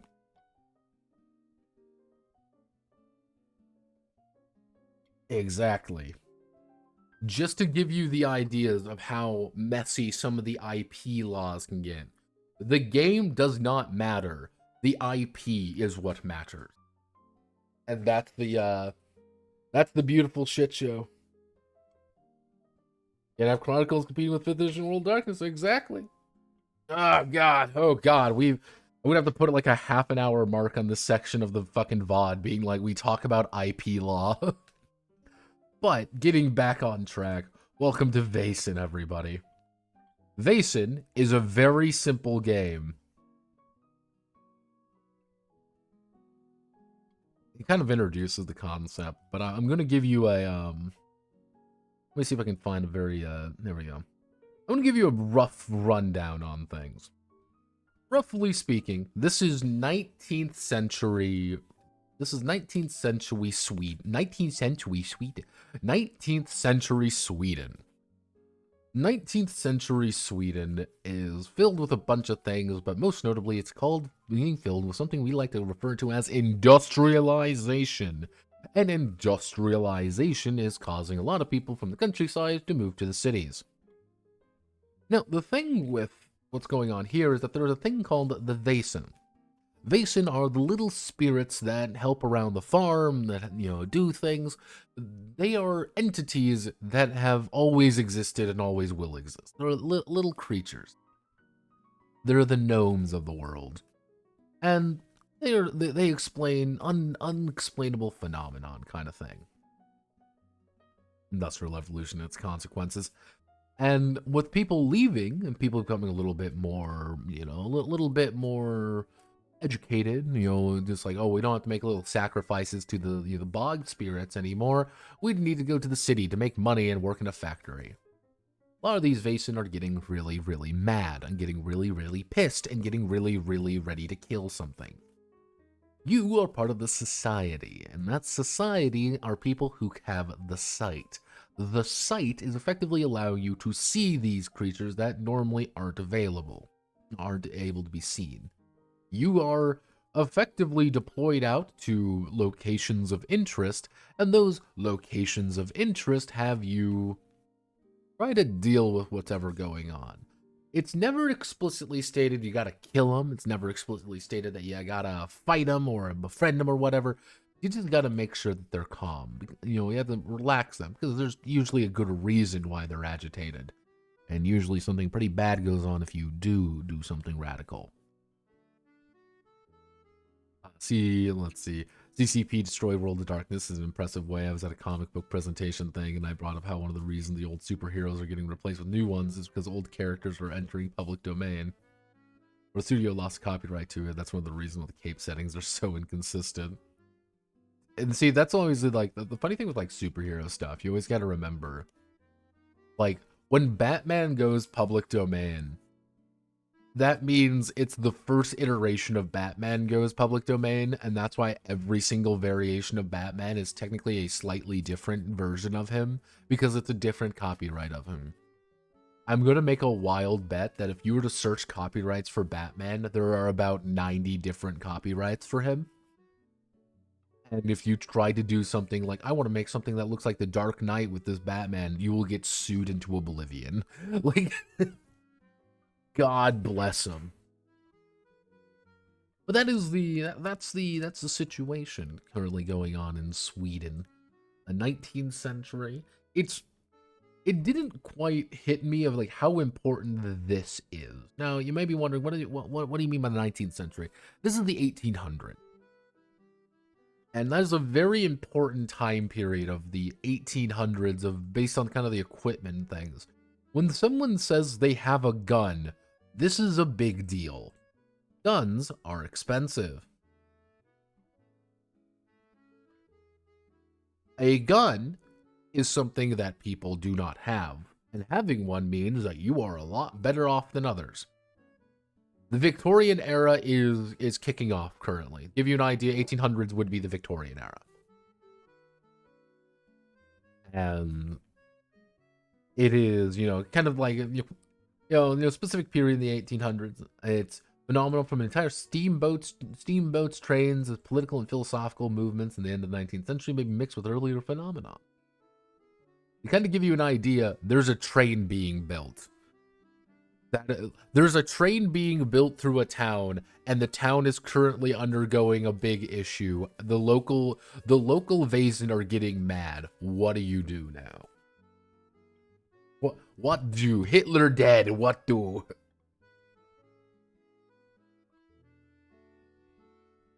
And there are quite a few different ones of these Vaesen. Because ultimately, this is a horror game.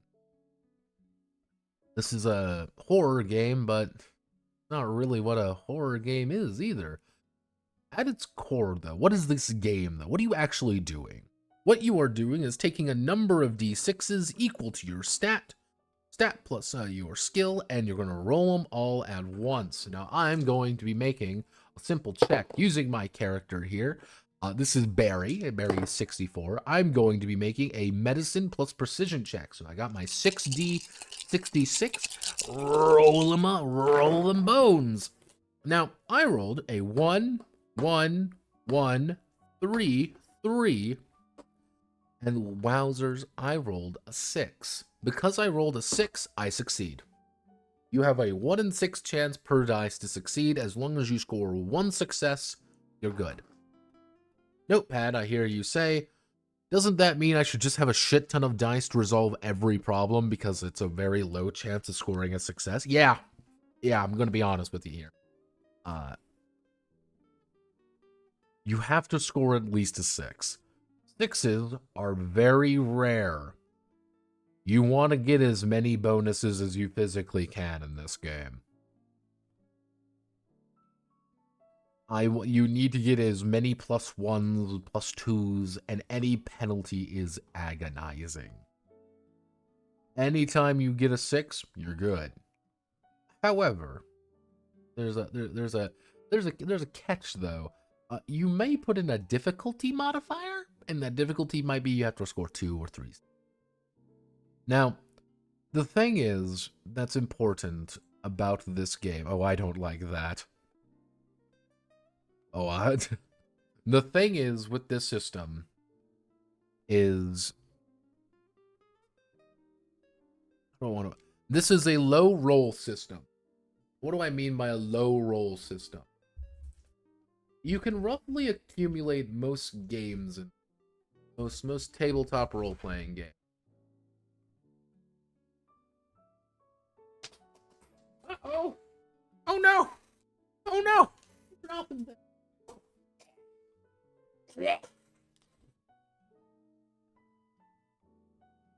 Oh, I was 6 there. Again, sorry, I'm making my sexy noises. I know that disturbs them. So the entire idea is that you don't want to make many rolls. And this is something that's a little bit harder than some, if you think about it. Because you get games like Dungeons and Dragons.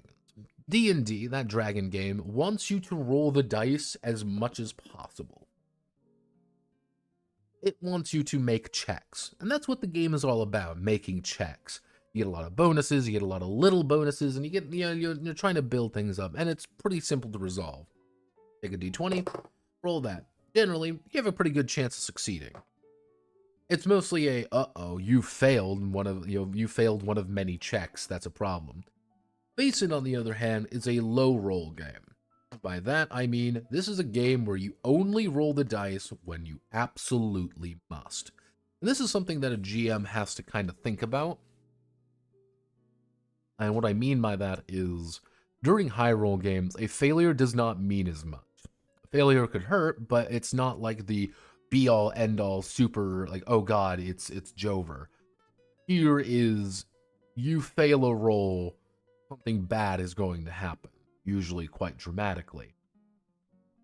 So when it comes to a situation of, well, you should technically make a check to scale this fence, do you really need to? Do you really need to? You've got a 3-4, you got a 5 already. You do it. You do it just fine. It's not a problem for you. Oh no, but Mr. Piddlewinks, who you're trying to escort out, only has a strength of 2. What do you do to help Mr. Piddlewinks out or whatever? It's kind of the idea. It's like, if there's ever a chance where you need to make a roll, actually no, that's not a good way of wording it. You know, in the suggestion with certain games, they say only make a roll when you absolutely have to. This one is, you have to stretch that a little bit further than you normally would think. Only make a roll when you absolutely must. And even then, see if you can't get around it somewhat. Because as a player, you don't want to make rolls because you are predisposed to failure. You are very predisposed to failure in the system. It wants you to fail. And that's good for a horror game, you think, but usually failure is pretty bad.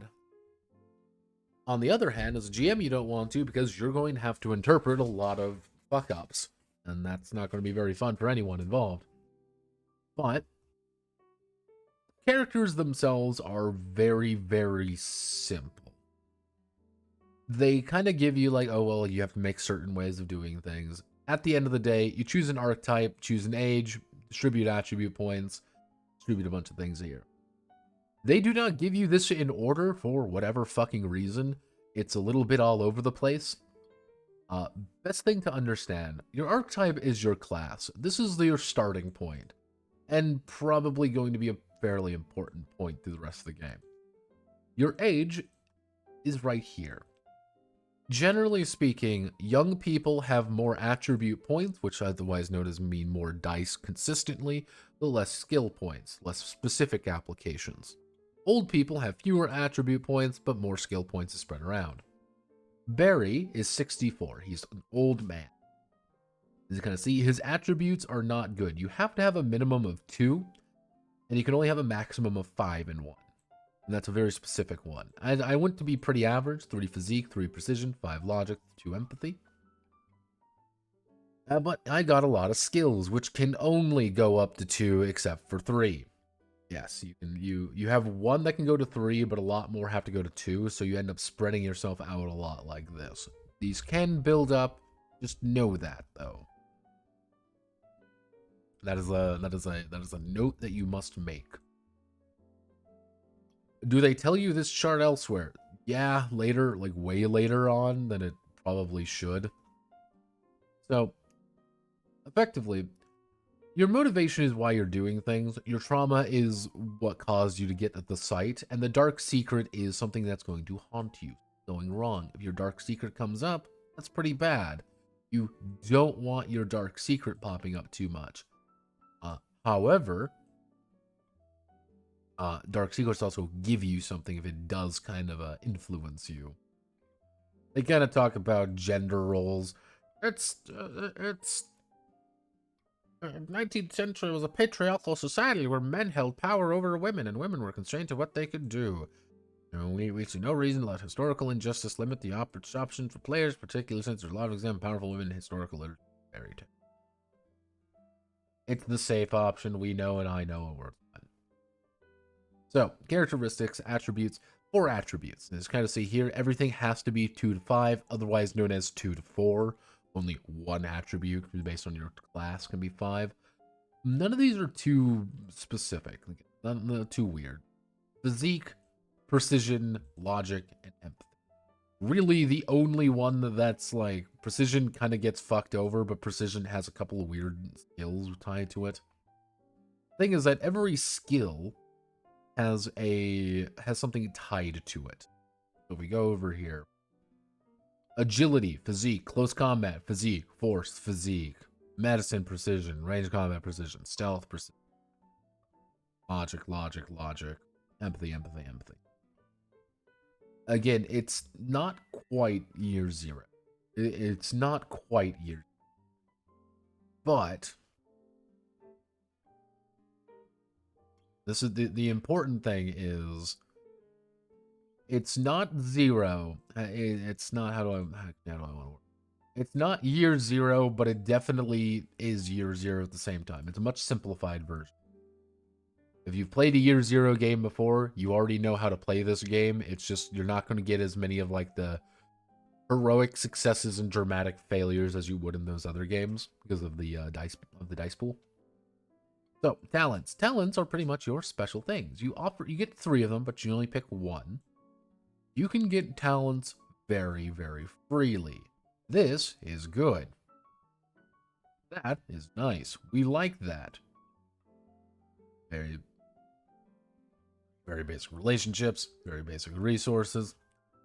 Technically, resources mean how many dice you get for when you are making a resource check.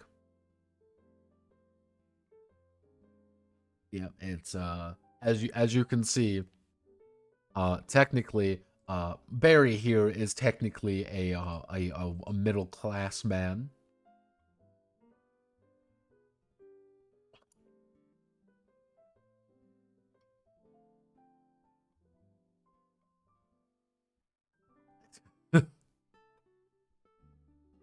Richest people in the country in direct contact with his ruler. There are several castles or mansions. There are no expenses too great. You treat yourself to lavish extravagant. Never worry about the cost. Equipment and mementos. Now, mementos are pretty interesting. Effectively, a memento, if you kind of see here, a memento can heal a condition by interacting with it. What does this mean? You heal damage. Oh no, I am battered. I'm gonna touch my memento. Oh no, I am helpless. Touch my memento. It's only once per mystery though. You don't get a lot of it, but you get something out of it. Get a description. Do your very basic. Now, your conditions. Kind of see here.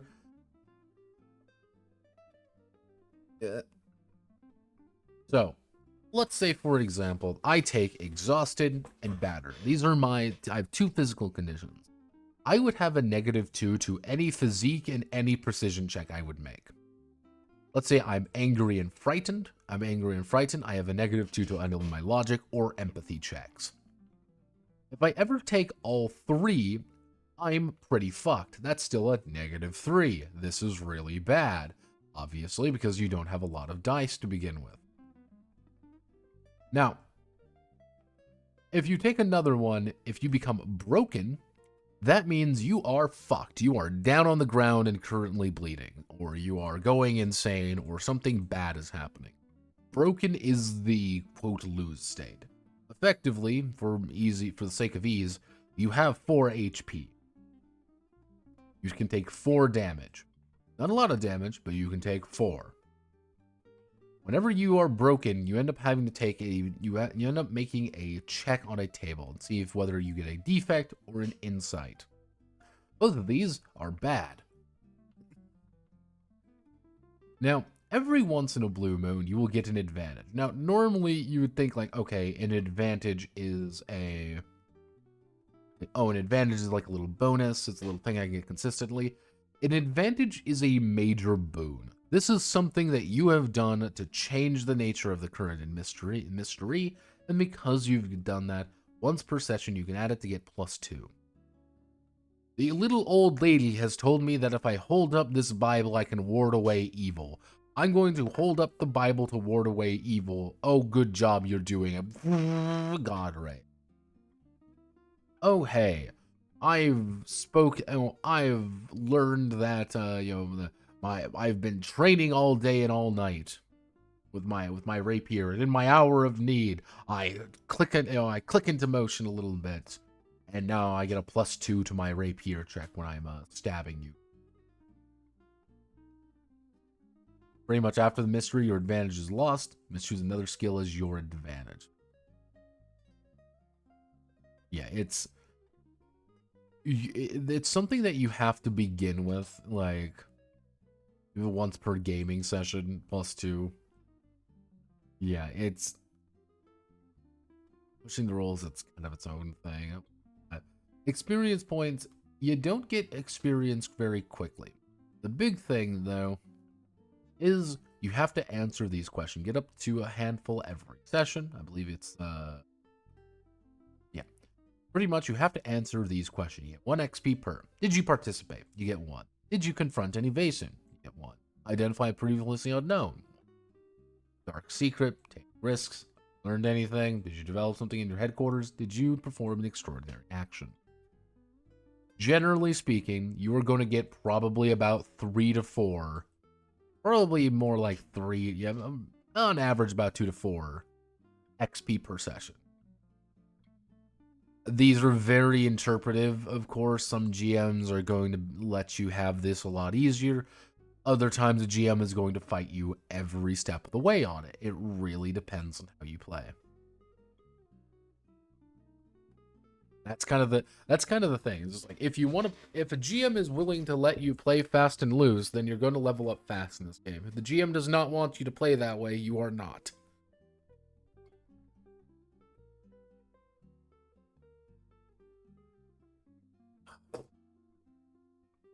And then you get your 10 archetypes. Technically, there is a life path system. Not really a life path system. So, what is an actual class like? This is the Doctor. Doctor, I need help. None of this means anything. You can put anything you want in there. Technically, all of this doesn't actually mean anything. All that really matters is this. Your main attribute means you can put a 5 in there. Your main skill means you can put a 3 in there. You get to pick 1 talent. One thing about this game, though, is that its talents are insane. I want you to look at these 3 talents. I want you all to make a guess for me right now. What do you think Army Medic does? What do you think a Chief Physician or Emergency Medicine do? What do you think? Just guess. It's fine. Nothing? It does do something. Army Medic is fighting. Wrong. Well, sort of. Some of the talents in this game are worded very strangely. I do not know if they are... How do I want to word this? I do not know if they are worded because of a translation issue. I do not know if they are worded because of just bad naming. I'm gonna go down to these ones just to kind of show you what I mean by these. Like, this is the doctor. So, a Army Medic means you get a +2 to fear tests when frightened by dead or damaged human bodies. When you use medicine to treat another player, they can heal a total of 4 conditions instead of 3. This never pops up because you have to roll additional 6s. And then emergency medicine, which is ignore mental conditions when using medicine. There are more like that, let's just say, that you look at, you're like, oh, that's not quite what I was thinking this would be. But as you can kind of see, there's quite a few different. You can see the academic, the doctor, the hunter. Again, there are, like, when it comes to, like, items and stuff, items don't do anything necessarily by themselves. Most of the time, some of them do. What they do is they enable you to do something, enable you to use your skills, or grant you a bonus. Occult, kind of see, like, precision, priest. Priests are broken, by the way. Fun fact. You want to know why a priest is broken? They begin with a Bible. Yeah. Okay, you can be a private detective. Ooh. You can be a servant. Oh no. Or you can start with a revolver. You can be the vagabond. Ooh, oh boy. A pet dog. Oh my. A writer. Oh god. Oh my. You can be any of these things. Skills. Again, like, skills are nothing too extravagant. Gotta see single. Now, this leads to the idea of, like, pushing a roll. Holy Sigma! What? Yeah, again, talents are weird, like, holy Sigma! Now, the idea of pushing a test is simple. In fact, normally, you can only make a check once. What does this actually mean? I want to make a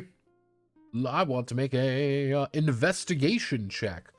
Okay, that's a pretty bad one. I want to make an observation check. Roll my 3d6. I fail because I rolled a 1, 2, and a 4. That means I have failed and I can't really retry it. However, you can, if you want, push the roll. I suffer a condition, and then I immediately make a roll. Every die except the sixes. Because the weird thing there is that, you know, multiple sixes make you succeed particularly well. Generally speaking, all right. When it comes to difficulty, I'll get that in a second.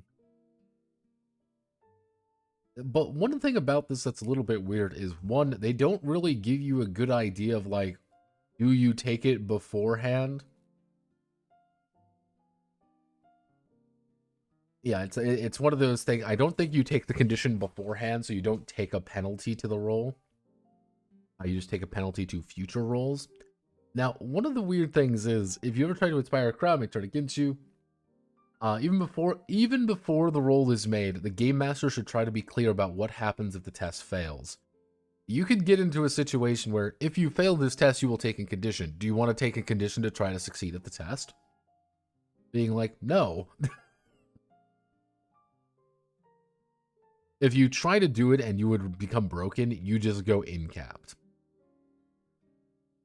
Now, one thing is the concept of getting conditions. You will get conditions from fucking everything. Conditions are very open-ended. You don't have health, you have conditions. You roll fewer and fewer and fewer dice, and pretty much after you take 2 conditions, you're fucked. I think the best way to think about it is, if you are rolling below 3 dice, you are fucked. That is not a good roll. You are going to lose. Because you got to think about it. 3 dice indicate that you have a 1 in 6 chance of scoring it 3 times. Anything above that is making your life a lot easier. Things are going super smooth. You rolling 3, 2, or even 1 die effectively limits your chances dramatically. Yeah, kind of see the conditions here. Very few times you will have the idea of a level of difficulty. A level of difficulty means you have to have a number of successes. And this is literally a chart, by the way, of literally a chart, by the way, of how likely it is to succeed. This is what I mean by 4 is really good. Because if you have 4, you are above officially 50%. You have a 50-50 of succeeding. A vast majority of my skills are 4 or 5. And that's what I want to keep it at. Anything lower than that, it's a little bit, it's a little bit hicky. Now, one thing to note is that your chances of succeeding do not linearly increase. Yeah, I kind of see like even having like one additional one spikes it, spike. But then it goes to like 7% increase. Then you get a 5% increase, a 5% increase, a 4% increase, a 3% increase. Generally speaking, you want to hit like this like nice like 5, 6, 7 range. Because if you hit the 5, 6, 7 range, you're more likely to succeed. Because really, all the time you need is one success. This is an optional rule to put in levels of difficulty. An optional rule. But to give you the idea of let me do some roll. 0.16 times 0.167 times 0.167. Scoring two sixes in a row. If you have 2 dice, you need 2 sixes. That is about 2%. You have about a 2% chance of scoring that. What I mean by the chances of your success are very low in this game, this is it. However, helping each other is very easily. So just help each other. Please help. And if you do well, you can actually do parallel actions to give other people successes with your successes. Opposed roll is kind of the same idea. Most combat is just opposed rolls. That's the secret there. Now, advantage. Anytime you get advantage, you get +2. Nothing too exciting there. Most equipment gives you extra dice. Most extra anything gives you extra successes. You want as many extra successes as possible.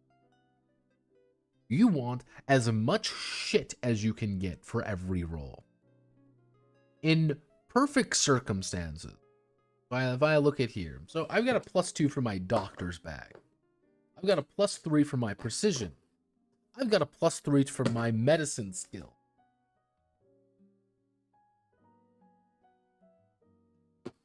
I've got a +3 for my medicine skill. And let's say I've got an advantage. So let's see if we can't fish up some more D6s for that advantage roll, shouldn't we? No, because obviously I want to succeed at this check, so obviously I'm going to burn every single resource I can to do this. So let's bring out some of those. I get +2 advantage. Oh, hey, you want to help? Ah, cool. That's neat. You want to help? Cool. Let's say 2 people help. That's 2 additional die roll. Power leveling your dice pool with all of those advantages. 2 from assistance, 2 from advantage, 3 from my skill, 3 from my attribute, and of course 2 from my doctor's bag. 1, 2, 3, 4, 5, 6, 9, 12 D6. Let's roll these 12 D6. Let's see, everybody, how many successes I get.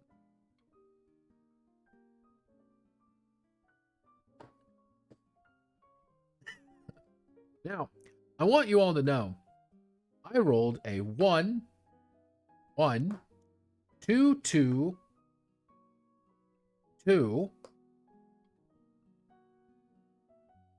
3, actually no, there's another 2, 4 2s, 3, 3, 3, 4, 4, and a 5. I failed that roll, by the way. I want you all to know that. I failed that roll. Not even one success. 12d6 damn near, and I still failed the roll.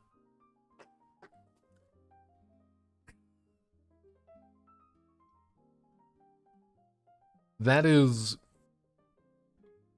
one of the more unique facets of Vaesen. Successes, no matter how hard you push, sometimes you just fail at.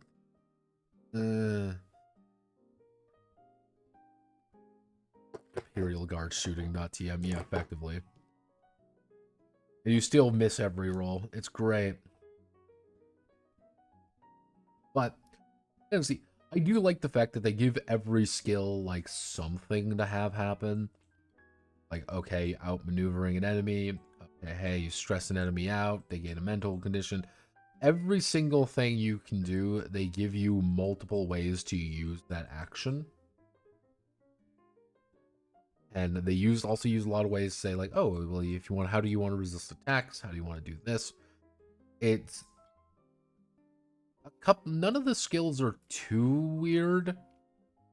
Probably the only one that's going to throw people off are some of the empathy is like inspiration and manipulation.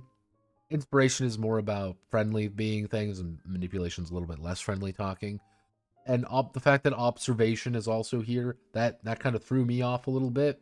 Not gonna lie, kind of threw me off. Because observation is supposed to be about talking with another person. It's more like empathy, not observation, the way you would think about it.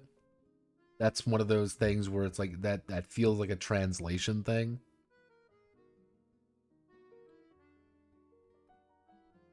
Wait, Vaesen is a weird European RPG? How? It's year zero engine. It's not even really necessarily year zero. It does its own thing. Again, the various talents, emergency medicine, chief. Then you get things like, okay, like a bloodhound. Some are very specific, like marksman. Marksman is like, this is what I mean by some talents, like +2 range combat on your first turn when you successfully ambushing or attacking your enemy. Like, okay, like that seems like a lot of information there. Hey, okay, you can do that. You medium, you would strike fear. Or, hey, battle hardened. When you used to battle, when drawing for initiative, draw 2 cards and pick one of them. Okay. When you erase control of your emotions. You know, hey, ignore penalties from mental condition when making a manipulation test.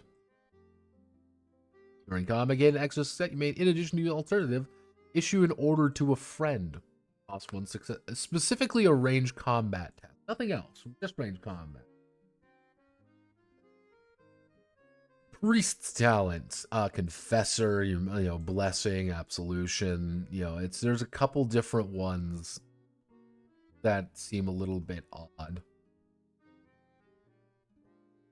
Some feel like they were there because they didn't have anything else to put there. That makes sense. And then you get things like general battle experience, +2 to medicine when treating a physical critical injury. Combat train, and +2 close combat and force when parrying.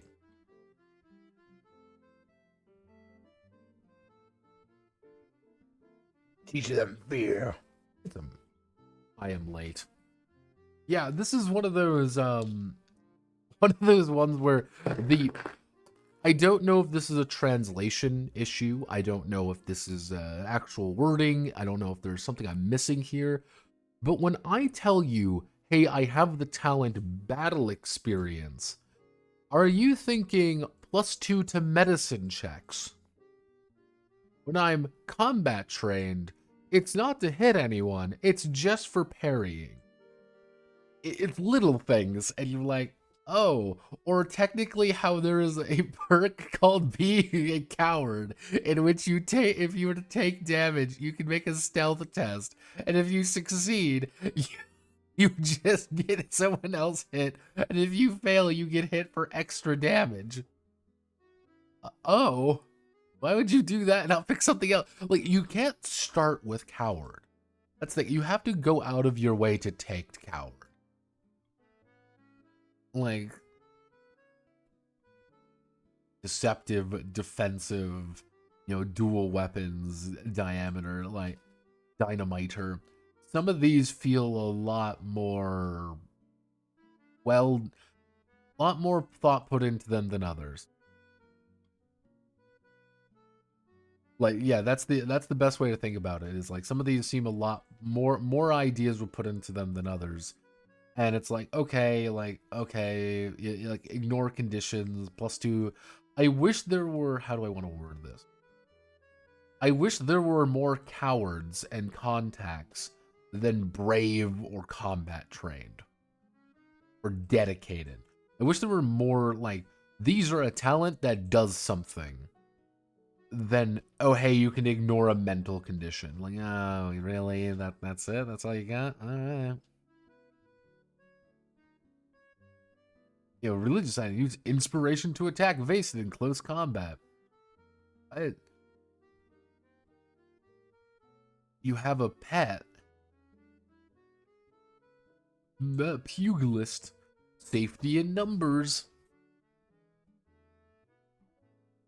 6 cent sprinter. Oh boy. The Lord Shepherd. And then wealthy, which you just make money for. Like, maybe, I think there's a, like a supplement book.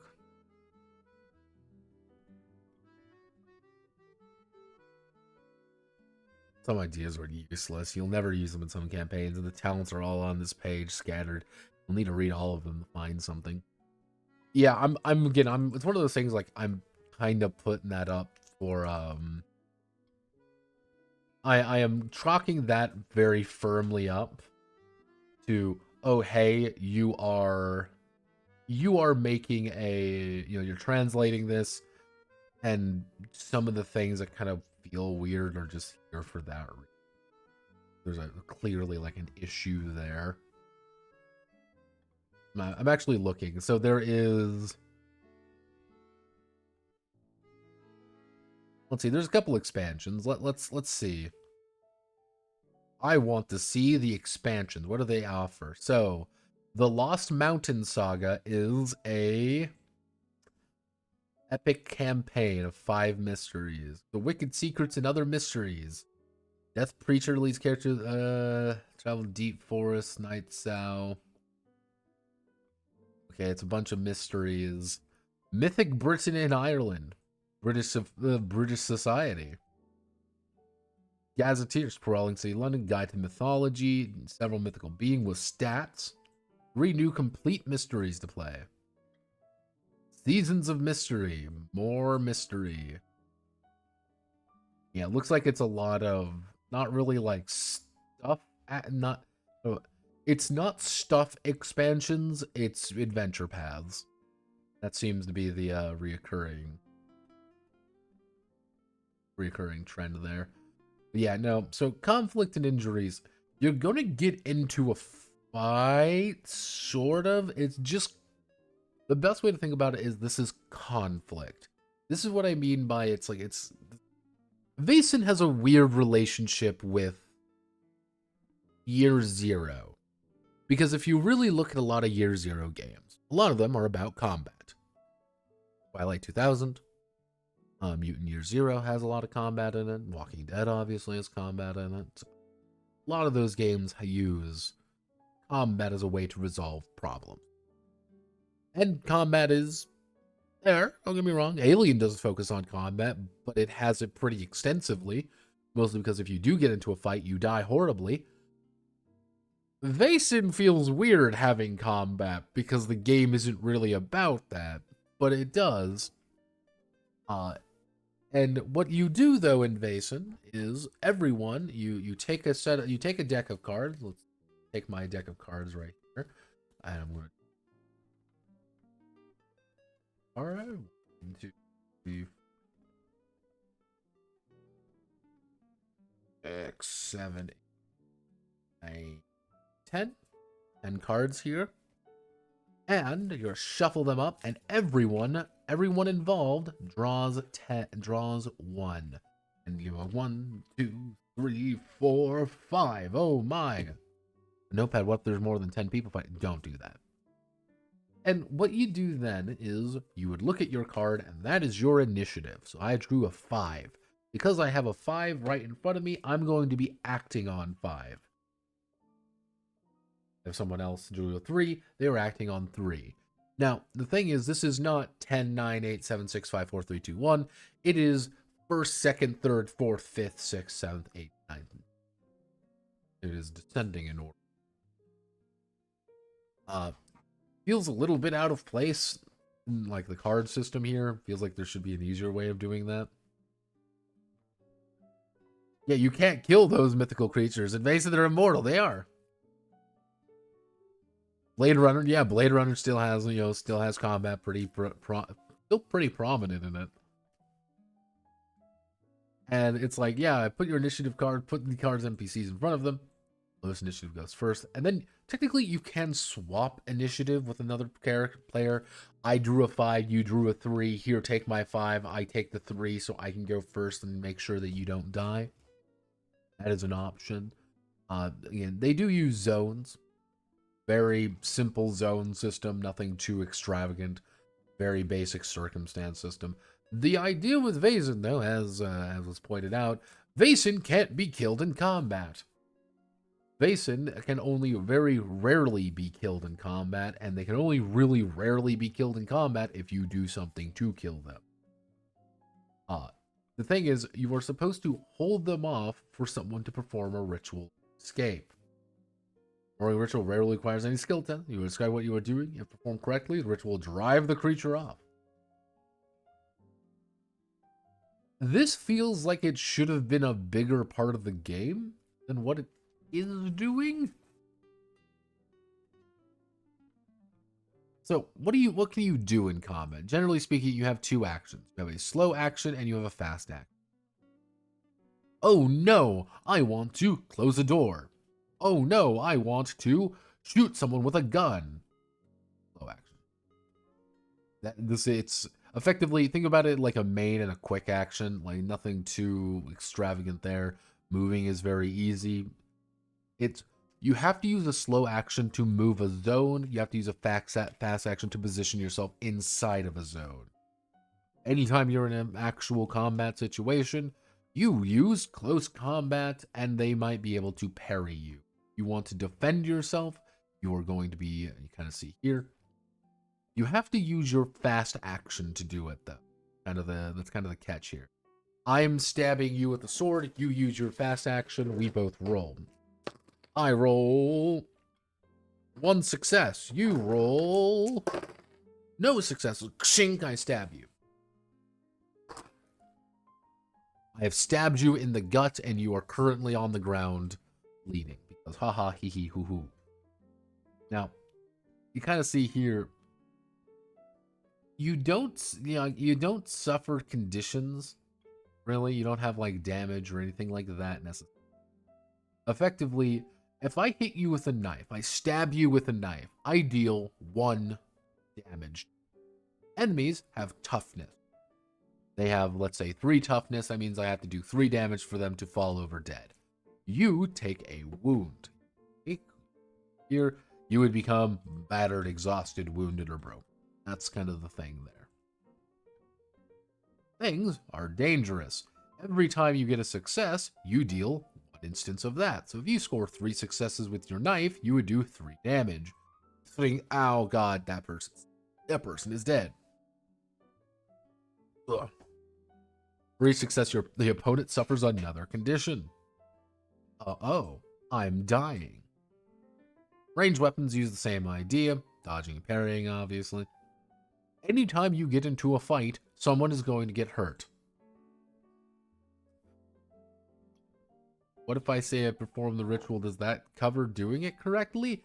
Maybe? Like, that's, like, it depends on what the Vaesen is and what you are actually attempting to do. If you're like, okay, I perform the ritual, it's like, does that mean? Probably not. You gotta be like, you gotta say what the fuck you're actually doing, because it might be multiple actions to actually do. It might be 3 or 4 actions for you to actually complete the ritual. It might be multiple things you have to do. You might need to make a check. You might need to do something else. Who knows? It depends on whatever the fuck you're fighting. Oh, hey, we need to perform the ritual. What does that mean? You mean closing the fucking doors and putting a cross on them? It rarely requires a skill check. Rarely. That's the thing. It rarely requires them. You might need one, though. Technically, there's the wrestling system. Effectively, fleeing is agility. Do you have agility? The answer is yes. You can run like hell. You don't have agility? You're gonna get fucked. ambushing, yeah, such. It's weirdly detailed. That's kind of the thing. It's a weirdly detailed combat system for a game that obviously does not want to have combat as a main factor. Like there's wrestling. Have no fear, you can suplex the problem away. When in doubt, grab enemy, bear hug that enemy and just fucking suplex it. See, that'll intimidate the Vaesen. Oh no, I'm here. I want to protect the woods, landing. You're like, all right, rip shirt off, grab pile driver. Like, what are you gonna do now, bitch? Like, so injuries. Oh no, you've taken damage. Ow, owie, zowie. I am in pain. You become broken. You're broken by physical injury. Passed out or bleeding heavily. Something is going on. You can stagger and die a little on the inside. Being scared mentally means that you're scared out of your mind and probably trying to run away. So,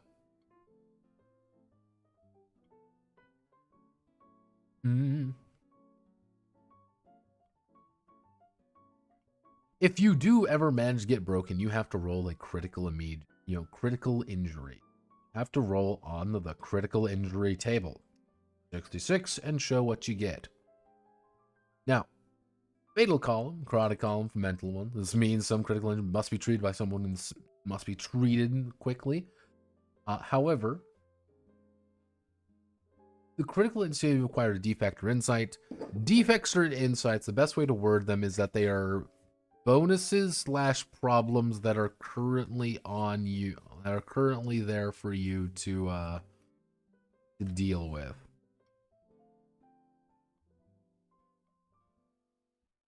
Yeah, that's kind of the best way to think about it. When you return to your headquarters, you must determine whether your defects or insights become permanent or they heal or pass during the return trip. Rules for this can be found later.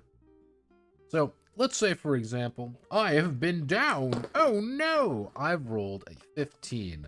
That means I have a fracture, it is not fatal, and I get the defect, a false joint, for force -1. As long as I am using force, I have a -1. But and I got a 64. Wowzers. Torn body. I have 1d6 minutes to get healed, or I'm going to die. But I get an insight called Champion. For as long as I'm upright and standing, I get +3 to my close combat. That's kind of the idea there. Oh hey, this is something that is potentially fatal. Is it potentially chronic? Yes. Oh hey, you are in a dream state currently. You last 1d6 rounds before it becomes chronic, and if you get out of it, you got a defect of nightmares for a -2 to all fear checks. This is bad. Defects are very bad. You can activate a defect by increasing the difficulty. Oh no, there's a social stigma. Uh-oh, there's a, normally something you have to have automatically now has to make a skill check for it, or you just lose control of your character for a second. If you get an insight on the other hand, once per gaming session, you can increase a skill, get a vision, open another person's eyes, or control my own destiny. Now, what does this actually mean? It means that technically defects aren't there all the time, and technically insights aren't either. But they also are. Mind you, if you do get your lungs punctured, you should get healed pretty quickly. You're going to die. You have about 30 seconds to live. Like, this is not good for you. So someone should be a doctor. Doctor. Yeah, so now we get the idea of fear. Fear is very simple. Something is scary. Something is terrible. Uh-oh, fucking SpaghettiOs. I don't like to do this. The idea, though, is that if you you're making a fear check, you have to oppose it with logic or empathy. If you're opposing it with logic, you're going to be using vigilance. Empathy, you are going to be, usually it's going to be something like vigilance, or you're going to be using it there. Now, the thing is how many dice you may roll. Additional die may be present in the scene. Now, fear tests are very difficult. That's one of the funny things. Fear test is very difficult. And most of the time, you're going to fail a fear test. You want to know what happens when you fail a fear test? You're right. You are going to become terrified, and you get a number of mental conditions equal to the fear value, which makes future fear checks even harder. Yeah, you can sustain a mental critical injury via fear, because the idea is like, okay, if something is scary, you could get, uh-oh, I'm frightened. Uh-oh, I am all of these things now. And you could just follow. The GM can kind of fuck you over with fear, like, because it's very easy for you to get fucked up with fear. That's kind of the nature. And then they kind of talk about other things. Oh, hey, you want to talk about explosions? You want to talk about fire, poisons, falling damage, being hungry, dying horribly when it comes to treating injury. So, generally speaking, oh, I didn't mean to click that button. I want to heal you. You're dying. I have to make a medicine check. If you succeed, great. You're not dying. Any extra success heals additional wounds. Technically, I have been nearly cut in half. You score 4 successes. Yeah, that's kind of like, okay, I've been nearly chopped in half. You score 4 successes, this happens. Good job. You've done it. Murmuring. They're like, holy Sigmar, bless this ravaged body.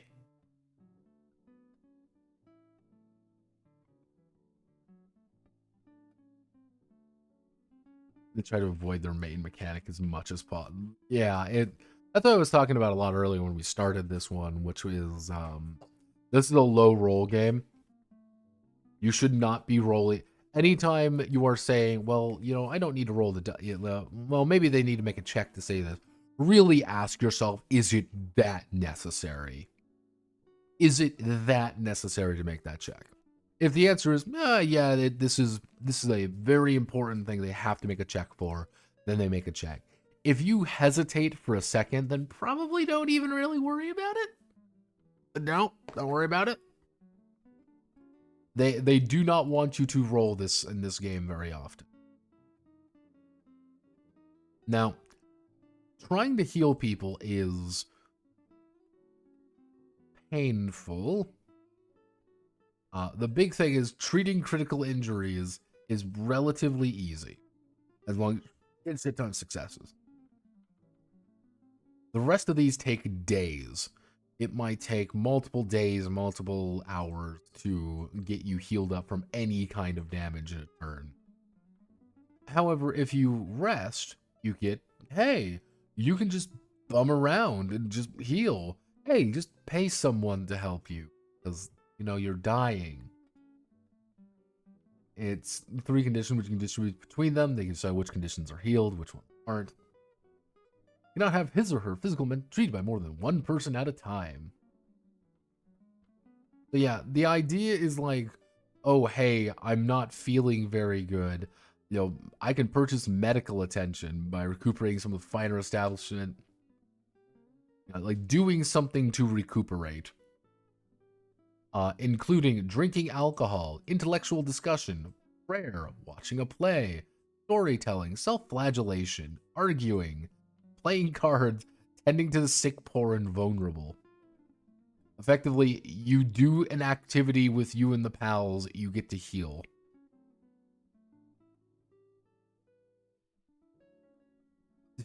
Effectively, like, yeah. Yeah, you can't heal broken this way. Yeah, like, you could technically try to get rid of everything, though. It is very amusing. Then various equipment. Again, most equipment is simple to get, if that makes sense. There's not, like, really anything, like, complicated about equipment. Hey, you want to buy liquor? Cool. Hey, you want to buy some slide rulers? Cool. You want to buy a fucking crowbar? You can do that.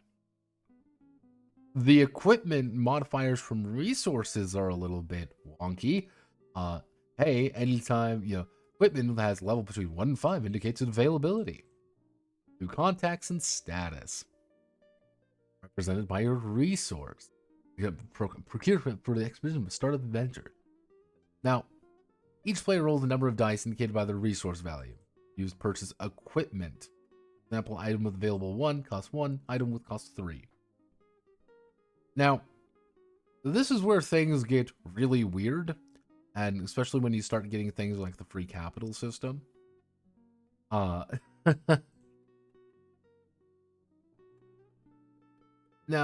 here's the thing. I want to buy. I don't know. I want to buy. Let's see.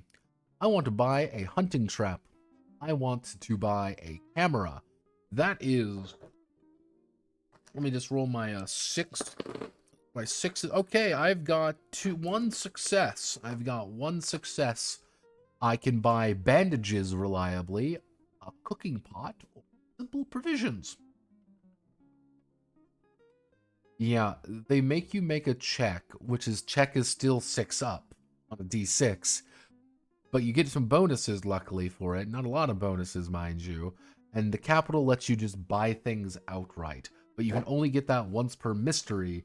So if you want to buy something there, you can't actually do that. Why? Because armor and things are actually very valuable because they reduce the amount of damage you would take. Well, technically they can because it's still a fucking check. Yeah, that's the thing. It's still a fucking check to make sure, which again, everything is fucking 6s. This game is very weird when it comes to its die system. Whew. This is why just +1, like, you have armor, but it's no fighty fight. Yeah, exactly. Like, armor isn't really worth it because of it's expensive and it's a penalty elsewhere, and equipment is +1s and +2s, because that is literally all it has. And it's like, is that a bad thing? But like, a crowbar is twice as expensive as a hunting trap. What does opera glasses really do? It means you can use vigilance from a distance. You can use compass to use learning to find the way. A camera, gain knowledge about places. Make calculations with learning. Some of the, I wish the items did more than what they did, including dogs. Dogs are hilarious, by the way. You should, when in doubt, buy a hunting dog. Why should you buy a hunting dog? Because it's a +3, mind you, it's a +3 for vigilance, investigation, and close combat. Your dog will do more for you than most everything else in the game. And then it's like, oh, I want to buy a rope ladder to climb. I want to buy a rope. Oh, okay. Elegant disguise. Oh, my. Yeah, equipment's just enabling you to use your skills in different ways. It feels as though, again, if you want me to be, it feels as though you shouldn't need to make a roll to begin, like, oh, how much can you actually get? Only during the mission, but this is during the preparation phase. You just get whatever it is plus your starting capital. Like, this would be like, oh, I'm middle class. I would get 5, I'd get 9 points I can buy stuff with. Being like, yeah, that's a lot of stuff. You can bump up the prices a little bit. But you'd have a certain amount of money to actually play around with. And once you get there. And especially when you realize that a doctor can heal broken in a mental condition. Yeah. But not a barber. Yeah, no, I think someone fucked up, by the way. Yeah, I think someone fucked up and didn't do this right. That is funny, but yeah, no, it's like heal a condition, travel to heal 1 condition. Oh, heal 3 conditions, shelter, hostile. And that's like, this is a majority of what weapons actually do. Crowbars do a lot. You want to know why crowbars do a lot? Because they now enable you to do things. But like, yeah, most of this is just close combat stuff. Like, it's very simple stuff to actually understand.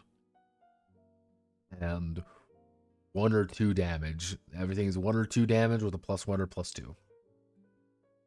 On one hand, on one hand, you can, in theory, make a lot of different items. First, you don't do that. Especially when you consider that a pistol and revolver technically do the same thing as a rifle. Little things.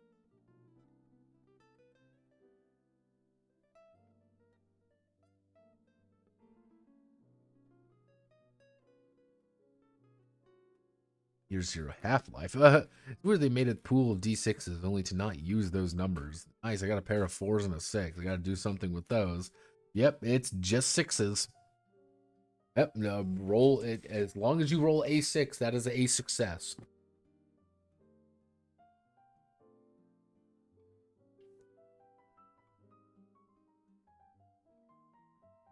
Like, if it was like a 5 or a 6, okay, that makes sense. Okay, 5 or 6. You got a third chance to succeed at a die. Alright, fine. Evens odds. Alright, we can make it work. Like, just very deliberately, just a 6 is like, huh. Oh, God. But, now, the big idea is, like, you have the idea, you know, historical background of society. I'm going to kind of zoom through this a little bit. In general, all you need to know is that the society are people who can see. They can see the Vaesen. And because they can see the Vaesen, there are things going on. Society has been around for a lot longer and is not just based in Norway. There are a lot people who... there are a lot more people here, if that makes sense.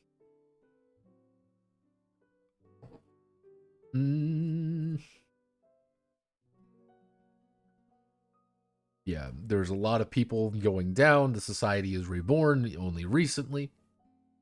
And society's creed, generally speaking, be a good person.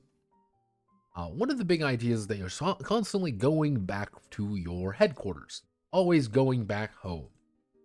Everything you're supposed to do is say, hey, I want to get more stuff in our, you know, our thing. Cool. You know, and, you know, players decide to use 1 success, heal 1 of the defects, gangrene, the other make an insight permanent. Recover from gangrene, remaining defect. Yeah, it's kind of the idea of like, oh, hey, I want to buy a new garden for the castle. I want to do this for the castle. That's one of the main ideas, that you're trying to gradually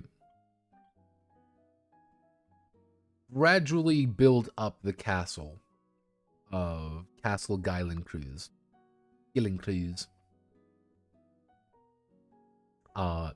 And you can make recovery checks. Effectively, all your defects and insights, you make a check.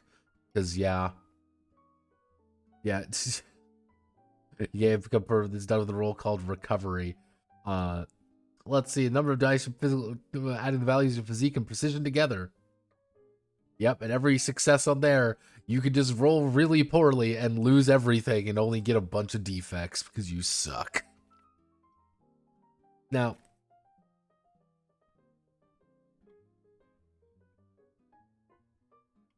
yeah, some of these are like let's just go through some of these. The Butterfly House.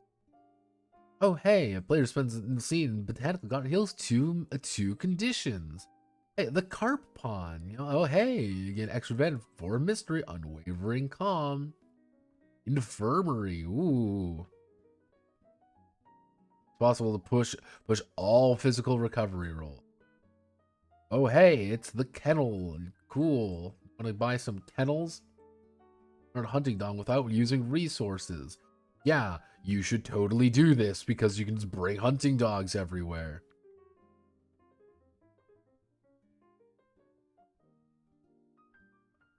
The seance parlor. There's a lot of little things that you can do. I like the idea here. Like, I like the concept, if that makes sense. And like, I like the idea of, hey, you can bring things, you're upgrading your base over time to get more stuff, and you're like, oh, cool. Here's, like, we got bankers working for us, we got fixers, we got journalists working for us. Oh, hey, one of the police constables are helping us out. Of course, we got the police helping us manage everything. Yeah, it's little things I like. And I'm like, okay, that works. You know, if you want to bring in different people, you know, that's kind of the thing. I don't hate that idea, and again, more lore on on kind of Nordic culture and things like that. How does traveling actually function? What's going on in, Uppsala? What's going on elsewhere? Again, if you want to buy the books about England or something, that's always there. Kind of the nature of the Vaesen. Generally speaking, Vaesen are not bad things, not evil creatures. They are just there.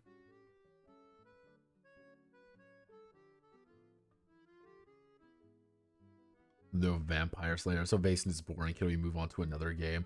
We're going to do this game. We got to go through everything. This is what happens with some of these games where you just got to go through everything. I want to make it so precise. Again, we're halfway through the book.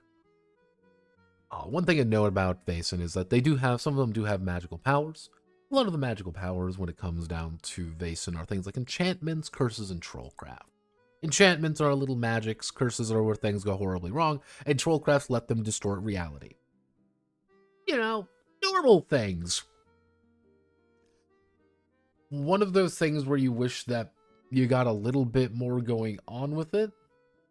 There's just not as much there as you would think. PCs can technically use magic. You shouldn't. I thought that was a gun at first, and I thought that was a little bit more interesting. Again, very simple stuff.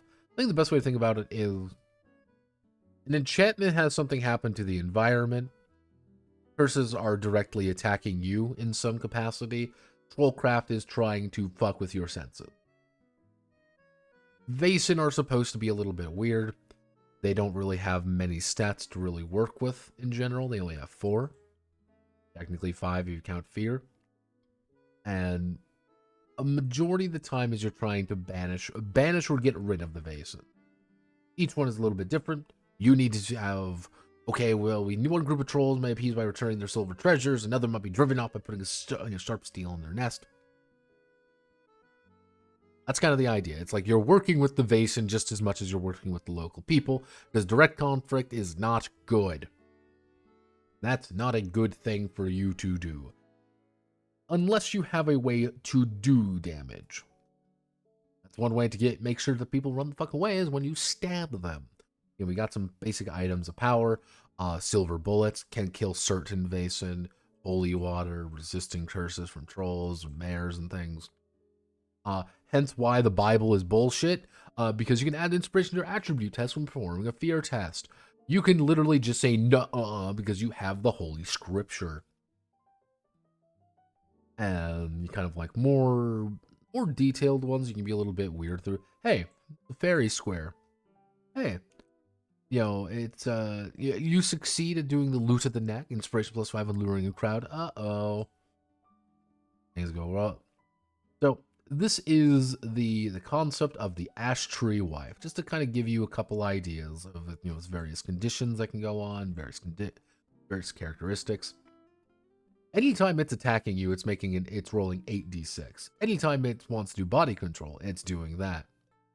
Anytime you deal damage to it for some reason, you mark one of these conditions. And generally speaking, they don't do a lot of damage, but they can still fuck you up if things go horribly, horribly wrong. And yes, cut down or burn the ash. But what are we doing with the ash tree wife? Well, there's got to be some things. It's the brook horse, it's church grim, fairies, ghosts, giants, the lindworm. You want to fight the lindworm? Lindworm are scary because they have 3 damage and they rip you in half. By eating the flesh of a lindworm. Later can gain magic 7 access to one of the powers below. Yep.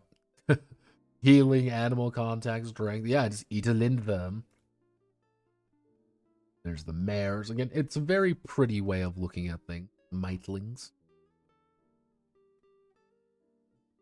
And every single one of them do have a different way that you should get rid of them. And that's kind of half the fun of the game, is figuring out how do we get rid of the Vaesen? How do we get rid of a troll? Well, trolls are usually pretty friendly, all things can do. Yeah. You know, relatively nice. I mean, they're not good, and they're still going to be jackass, but we can deal with them. You know, a bridal party, the priest and cantor dance at the mountains and disappear. Taking revenge for some crosses. Ooh. Taking revenge for some crosses being there. It's a werewolf. How do we kill a werewolf? How do we kill a will-o-wisp? How do we deal with my woodwife? Oh, look at that. There's a woodwife.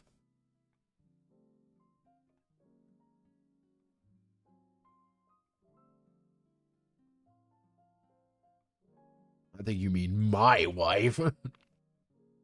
Yeah, then we got some like very basic non-player characters, basic NPCs, kind of more like basic ones, like teaching. It even teaches you like, how do we make a Vaesen? This is how you make a Vaesen. How do we make a mystery? The goal is you make a mystery by here's a situation. How do we solve it? There is a problem. The most basic fundamental of a mystery. There is a problem. There is a person who caused the problem. How do we solve the problem? Building atmospheres, building clues, countdown to catastrophes, structure of a mystery. Again, it's a lot of information to teach you how this actually works. And it's like, it's not really kind of like, this is the basic way to think about it, is like, okay, here's a place, here's a place, here's a place, here's the confrontation. Well, place 1 and 2 are linked, while linked place 3, which leads to a confrontation. All of these places are linked together, which may lead to a confrontation at any point, but only through place 1 or place 3. You know, it's kind of the idea. You're always moving from place to place, building up clues, going to a place, doing something. It's a map. It's a confrontation. It's aftermath. What are we doing? What's happened? A letter by postal rider. By an eccentric scientist. You know, has 35, has oh no, there's been a disappearance or a kidnapping. Oh no, what's going on? It's the 24. It's a church grim that is being hunted or threatened, that is protective or territorial, and the local sub-conflict is there's a shortage of pastures. And because there's the shortage of pastures, we are meeting the trapper who wants to hunt it, and because we're doing that, and his name is 54, it is Matthias Roth. There we go. That's it. That's the mystery. What is going on at this current situation? Let's roll that 56, everyone. We got a 56. Caves. Oh no, everyone. A church grim has been driven off from one of the local churches, and he has kidnapped a couple people into a cave system. We don't know what's going on. We don't know why he's doing that. The local hunter is trying to gear up to get ready people to do it. Uh-oh, it's discovered that the church is going to be demolished for more pasture. Everyone wants that, and the church grim isn't allowed to live where he's supposed to. Everyone gets fought. Everyone starts fighting. Everything goes wrong. The end. That is what this game is all about. Here's some basic kind of adventure path for you. Couple, like, upbringing, like, oh, like, this is what it means, like, upbringing. This is, like, their path. It's not really big life path system or anything, like, nothing too exciting. Yeah, that's kind of the basics of Vaesen. Do I like Vaesen?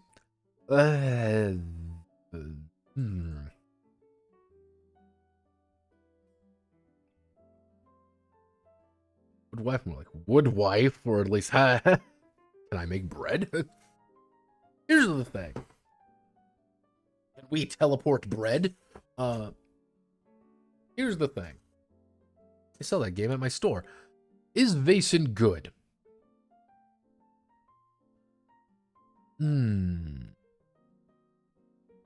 Here's the thing. What is Vaesen? I want you all to think that. I want you to sit here and I want you to think about it real fast. What is Vaesen? Because roughly speaking, you can kind of bring it up to, I think it's 3 things. First, it's a Nordic, it's a horror game. Let's just be honest. It's a horror game. Let's just call it that. It's horror. This is supposed to be scary shit. Scary shit goes down. We deal with it. You can also say it's kind of like a mystery game. It's a mystery game. Solve the crime. You know, it's like, we can even call it one of those Nordic mysteries. You know, Nordic mysteries. You know, like Girl with the Dragon Tattoo and shit. It's my Bork Call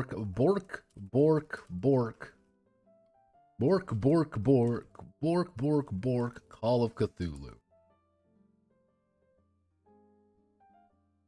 Scribblers. Now, the thing is,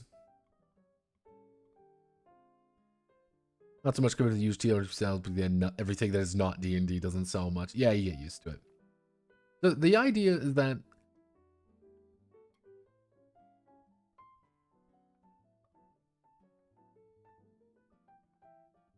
it was just the dragons. The thing is, that's kind of the idea, though. But if you really understand a couple Nordic mystery shows and Nordic history things in general, like not Nordic history, Nordic kind of mystery shows, usually the idea of like a Nordic like a mystery program is not really about the mystery. Like there's an overall mystery going on, but it's more about characters doing things. That's kind of the problem. Oh, I'm just in time. We just finished Vaesen. Now, the idea of is Vaesen scary? Is Vaesen scary? Oh, fuck you then. Goodbye. No, Manly. No, Manly. We're going over Dark Eye next. Oh, man. Fucking Argentina.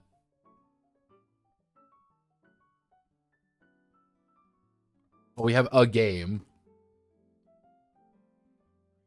So, is Vaesen scary?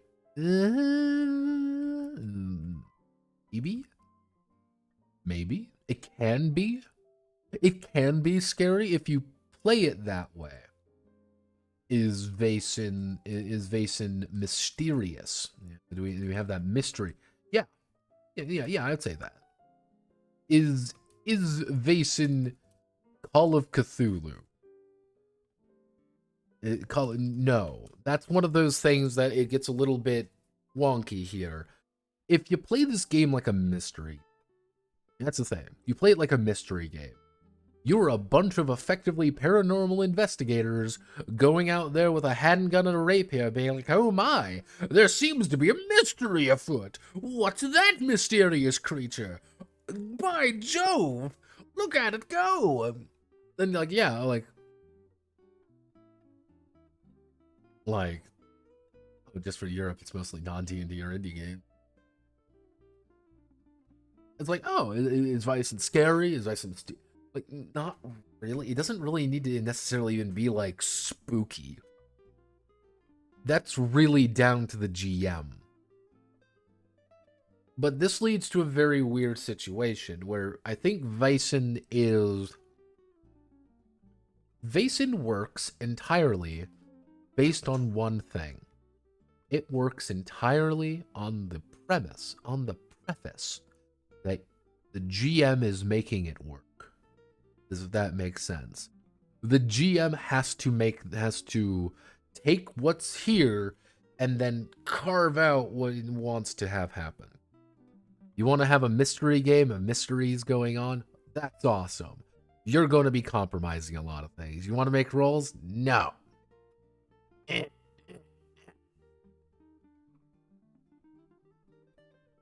Yeah, Yeah, it's one of those things, like, you get a good GM with Vaesen, you can make it work do a lot more.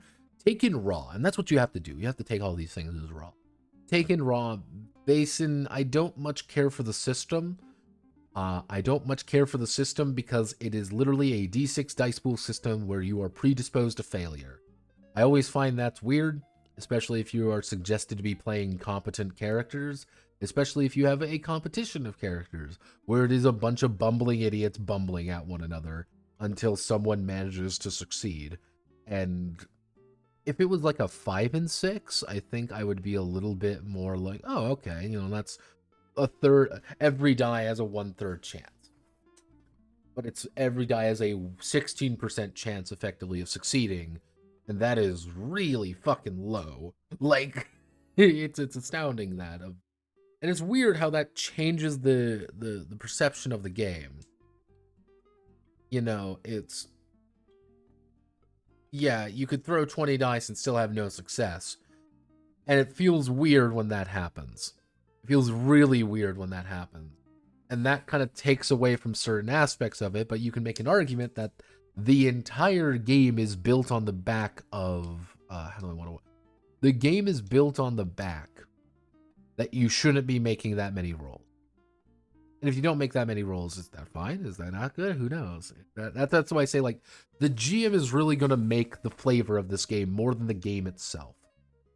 I want to play a game that's horrifying. Then you are subjecting them to horror. Because that's what back half of the book really is. Oh, you want to make something scary? Make something scary happen. Oh, you want to make something, you know, horrible happen? Make something horrible happen. It just works. I think Vaesen's a pretty good thing if you want to run something fast and simple. If you want to run something that's kind of just to the point, and it works pretty well. If you want to add on to it a lot, it works pretty well. If you just want to steal it for inspiration, it works really well. Am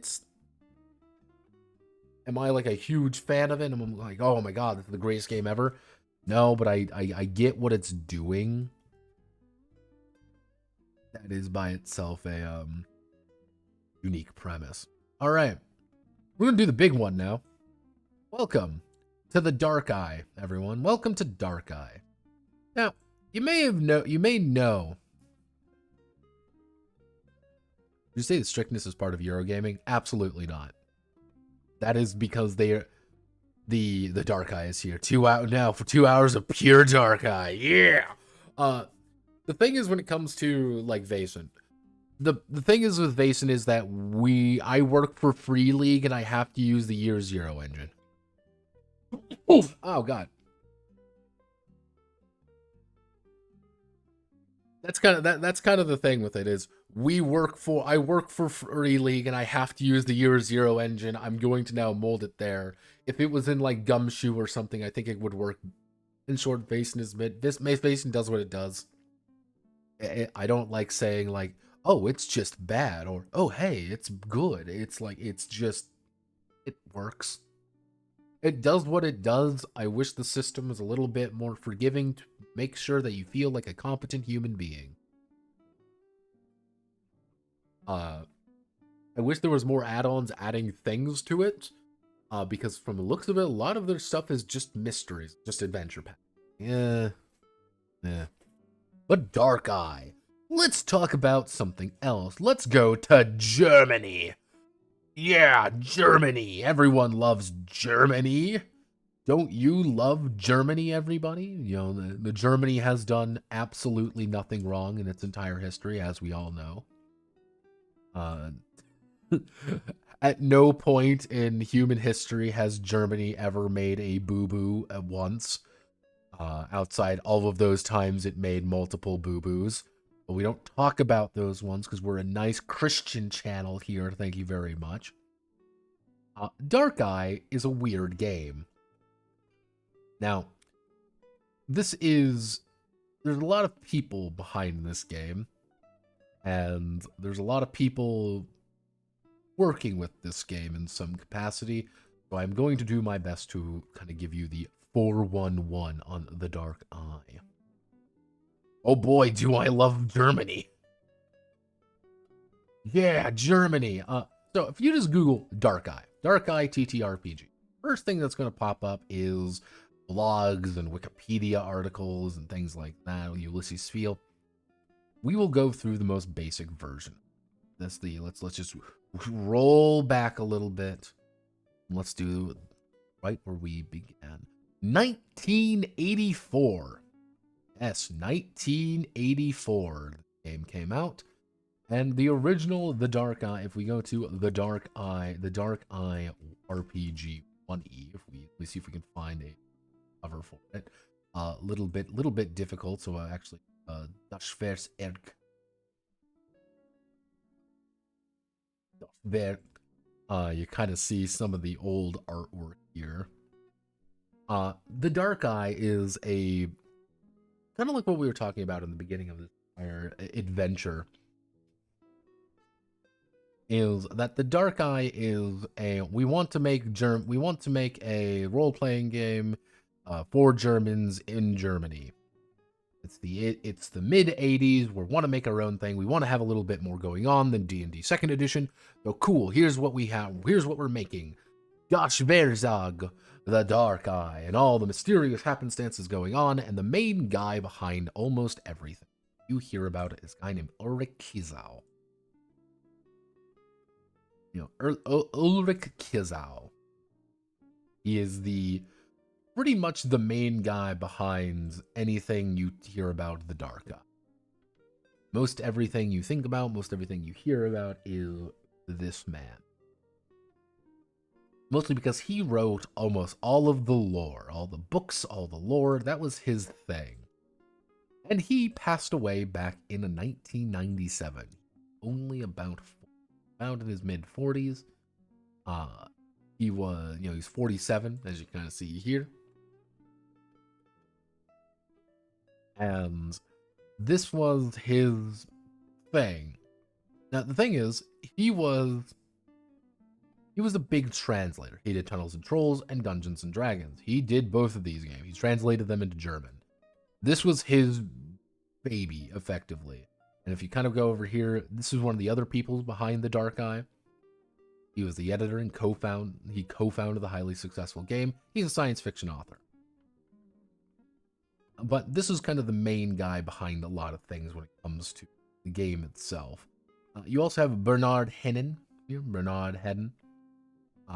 which couldn't really find. You kind of see here, like, he wrote a game. Ta-da! He wrote part of Dark Eye. But it was one of those things that you talk about. Dark Eye gets mentioned a lot. And one of the main reasons that the Dark Eye gets mentioned is that it's Germany's largest tabletop role-playing game. Everybody in Germany plays the Dark Eye. Everybody. Here's the thing.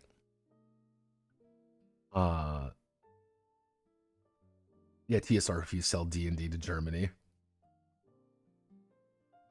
Well, here is there are movies. Yeah, well, it's not exactly like a big name, but there's a lot of video games, actually. Is Dark Eye a D20 system? Yes. Here's the thing. I've talked to 2 Germans about this, and it's a little weird thing, because for a very long time, Dark Eye was a very popular game. Then 5th edition came out. 5th edition Dark Eye didn't do too hot. And as of right now, according to my 2 Germans, D&D 5e has kind of eclipsed the Dark Eye in popularity in Germany. It's D&D 5e, then Dark Eye, and things like that. Is it fully, eclipsed? No, it's still there, obviously, but it's not nearly as big. It's not nearly as... It's not the be-all, end-all, like kind of what people assume it is now. Mostly because, again, it was just a bad thing, and what we were kind of talking about earlier a little bit, because the Dark Eye has 5 editions. 1984, 1988, 1993, and then we get the 4th edition, 2001, into 5th edition in 2005, 2015. Now, these first 3 editions are not in English. 1984 and they are not actually in English. You see 1988, these ones are not. Now, the big thing is, 4th edition did actually make it to English back in 2006, 5 years after it came out, and then in 2014, 5th edition came out. Again, we've got the basic setting and everything. Now, we'll talk about this right now. There's a lot of video games for Dark Eye. You might see Realms of Arcania. You kind of see some of the Dark Eye Drakensang. You may have seen this game before. Eons ago kind of thing. The River of Time. Drakensang Online. Dark Chains of Sato. Let me see if I can find the probably the one that you've heard about before is Blackguards. You might have seen this game, Blackguards from Daedalic.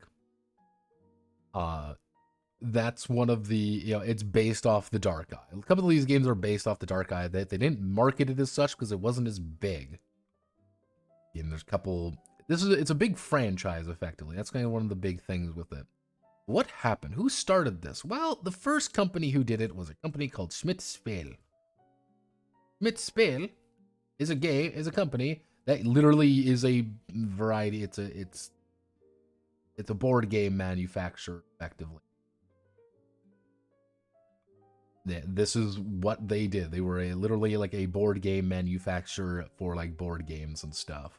So like, I want to strategy games for adults, children's games. You want to buy Conifer 7, Quacks of Quedlinburg, Monster Roll, children's games, family games. They were just a publisher of various games. It happens.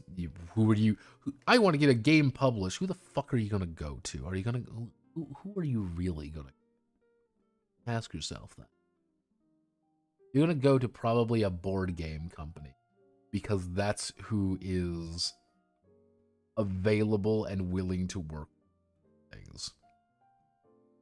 And you kind of see there's quite a few different board games that they've done. A couple card games. When you usually talk about like German board games or things like that, this is what they usually are referencing in some capacity. Kindersphere category. Producto special carton puzzle. Puzzle. Do you wish to go to the puzzle online spielen? Don't worry, everybody. You can play Noctimal. Don't you want to play Noctimal? Jetzt Kini für Spielen. Every single thing is a little bit scary. Eventually, though, they went to make fantasy production. Yes, Fan Pro, we're back, everybody.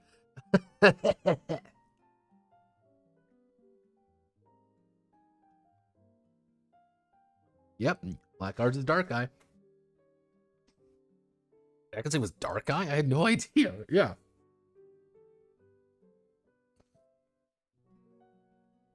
Spiel. I think you would Dutch for a minute, or Austrian. Maybe both. So they were actually based out of Fan Pro, or fantasy production mid Meiden Ventrin Belskill Gartencraft or Fan Pro. Now, Fan Pro was founded by Ulrich. This is his game. This is his company, really. And the big thing is that they made a shit ton of money translating FASA products. Yep, that was they made. Yeah, that was their main thing that they made money for. That was their thing. They translated games. You want to make, hey, you are translating, Shadowrun. You're translating D&D. You're translating Battletech. You're translating all of these different games. That was his thing. And that's how they made money. Now, as you kind of see here, Fantasy Production created Fan Pro LLC as a subsidiary in the US to hold the FASA game line rights. Because what happened was, after everything blew up, the effectively, before Rob was able to make a bid, they effectively made a deal to actually take over Shadowrun and Battletech and a couple other things. That's what they wanted to have happen. Things went sideways a little bit, and that's what happened. So they made their game. This was their thing. Cool, you know, translation to tabletop game on what's on this 4th edition in Germany. And cool, was centered on the metaplot, like the Vaesen game line. Cool.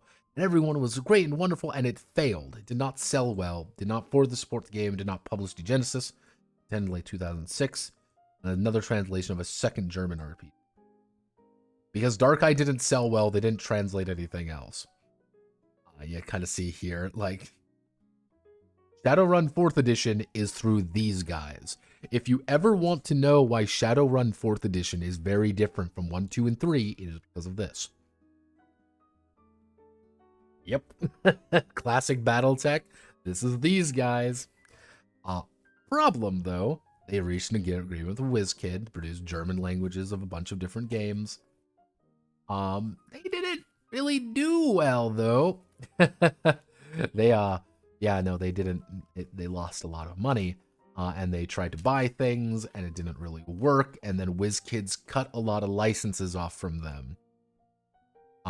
That's the problem. They cut off a bunch of licenses to them with WizKids, and that where another company here decided to effectively come into existence, literally to hold the rights.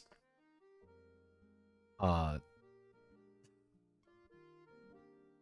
give you an idea, In Media Res Productions is a company that holds things, namely Catalyst Game Lab. Yes, Catalyst Games Labs is technically, I believe they're owned by, or is they are a subsidiary of the other one. Yeah, so again, if you ever want to hear rights weirdness. But what happened to Dark Eye, though? Well, Dark Eye got shuffled around a little bit to Ulysses Spiel, 2007. Now, Spiel, you know this company, because we've talked about them before. These are the guys who do Torg. You might have heard of Torg, you might have heard of Fading Suns. They do the Dark Eye, and some of the board games based off of the Dark Eye. All right, cool. You know, it's there. You got all the history, you got all the community, core rules. You can buy everything right now. I want to. Well, let's go to the actual place where we need. Try to look up stuff about these guys. There's nothing really I could find. If you do Dark Eye TTRPG right here, right now, this is where you find it. It's a platinum seller. Does pretty good. You know, it's there. It's not an adamantine, of course. It's sold over 1,000 copies. Yeah, that's a platinum bestseller, by the way, is 1,000 copies. Released in 2016. That's really it. And nothing else is really there. So if you go to, like, I want to talk about Dark Eye. They have a bunch of different things. Adventure Compendium, Magic Compendiums. But, like, if we look at these three, this is an Electrum seller. This is a silver seller. This means it has sold over 100 copies. 100. This is, I believe,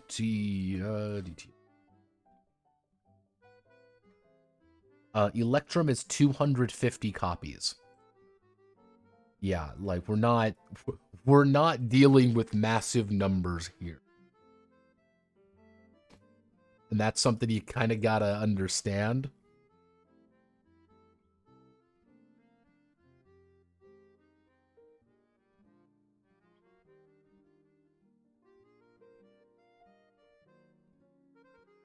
Yeah, no, trust me. See, you laugh.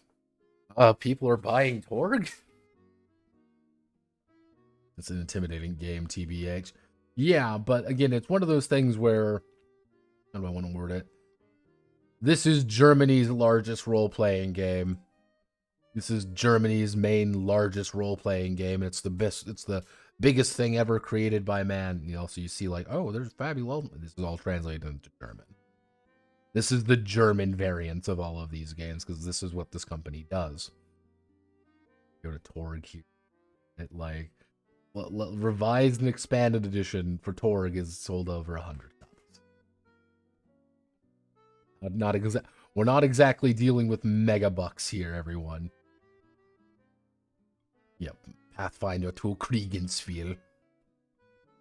But that's kind of they do a number of games. If you're a 40k fan, though, you might know Ulysses from another game called Wrath and Glory. Warhammer Wrath and Glory was initially from them. Cubicle 7 did not originally own Wrath and Glory. It was originally created by, Ulysses Spiel. Which is where, if you ever want to know why it feels a little bit weird sometimes, and they like to treat Wrath and Glory like the retarded stepchild, it is because they literally made the game and then proceeded to not touch it for like a year. Yeah. They made 5th edition of Dark Eye, and it apparently, from what I gathered, didn't do too well. 5th edition apparently did not do well. And if we go to, let's see, Dark Eye RPG Kickstarter. Technically, there was a Kickstarter here for the English edition. Right here. This was back in 2014. We go to the comments here. Oh my god, if Flemish is Kickstarter, Paizo's off. Yeah, like they make pretty consistent Kickstarters. Like, they're still doing things like Adventurous Stories and Legends. Like, this one's just came out relatively. Again, they're supporting the game, but Adventuria is a board game. This is a board game variant of Dark Eye. Let's see, Fading Suns, Torg Eternity, more Adventuria, Myth, Torg, Dark Eye. Okay, well, here's the Dark Eye. Here's the magic book right here. If you want to know why they don't usually do too hot, it's because they sell here. 424 people donated a lot of money to make sure that they got their book.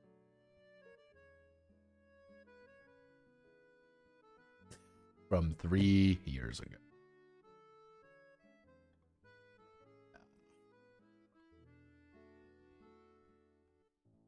Now, this is another very important thing. You might have noticed when we were talking about Ulysses Spiel a little bit. Just a little thing. I don't know if you were noticing anything there. Let me see if I can find... want to find the German version. Because what we need to do is go to German. Rollenspiel. We go to Ulysses Spiel, Rollenspiel. They have a little bit different website here. Bretten Welten. Adventuria, various games here. Let's see if we can find.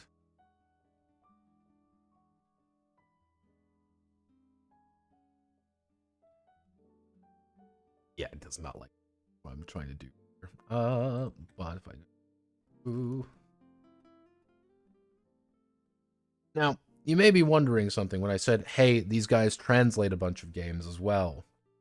I believe, technically, I believe Ulysses Spiel, yeah, here we go. Now, I want you to imagine something for me, you, and everyone here. Yeah.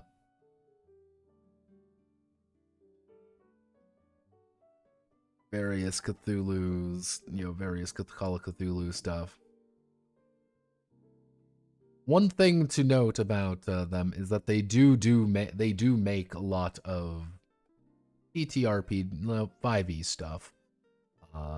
Including D&D 5th edition stuff. Yeah, they I believe they are the ones who translate 5th edition into German.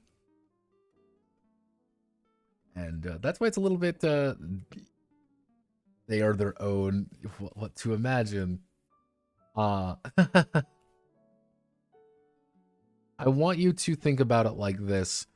They publish their own chief competition.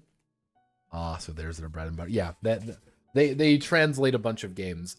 Effectively, they are translating their own demise, and Darkeye does not sell as much as other games. It does not sell as much as other games, so it's been kind of in a weird thing. Again, I've only got a few Germans telling me this. It's not like I can just go online and type in, how does the Darkeye do in Germany? Because everyone's going to say it's amazing, because everyone here in the States says it's Germany's favorite role-playing game. Even though people in Germany have told me that it's definitely not. But yeah, that's kind of like the lead-in to Darkeye a little bit here, and I thought that was important because Darkeye itself is a very well, I'm going to be kind and call it German. It's a very German game. And very German games sometimes have some very unique dispositions.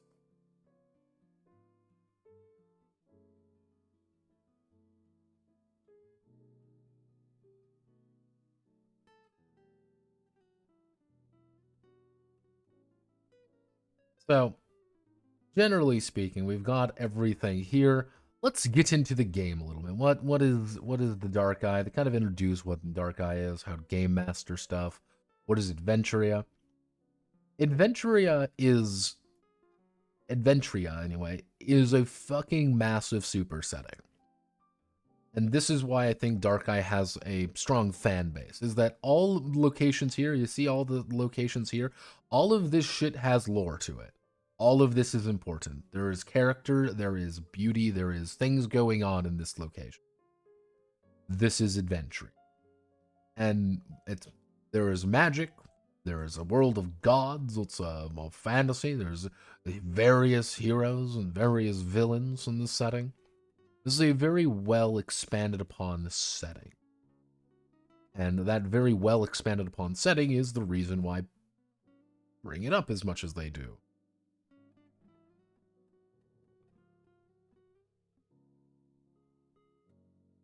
Don't be shy, it's shit and I hate it with my entire being.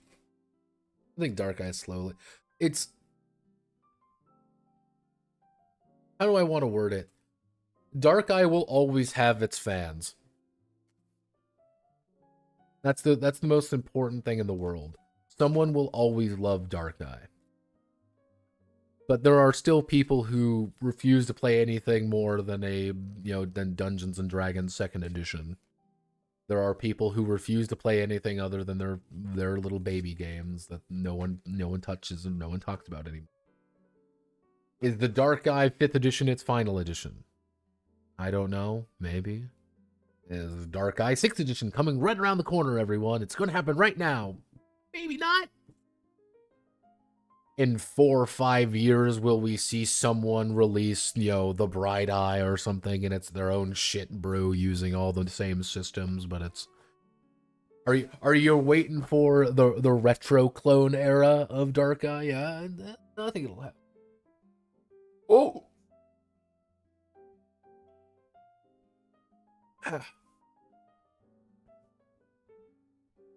Woohoo! The exposed ankle.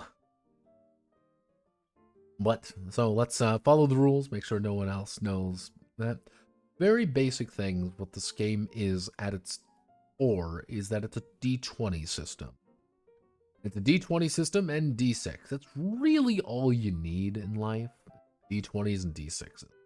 Now, of course, I'm going to bring out the character sheet here. This is the 4 pages of character sheet.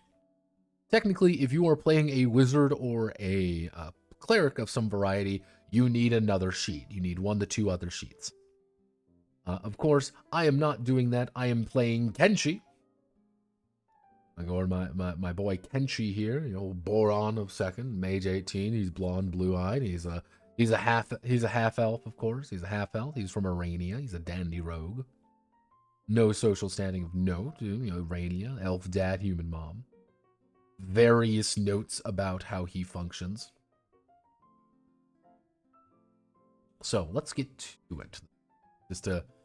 Also, this is for me as well as for you, just to tell you how things go.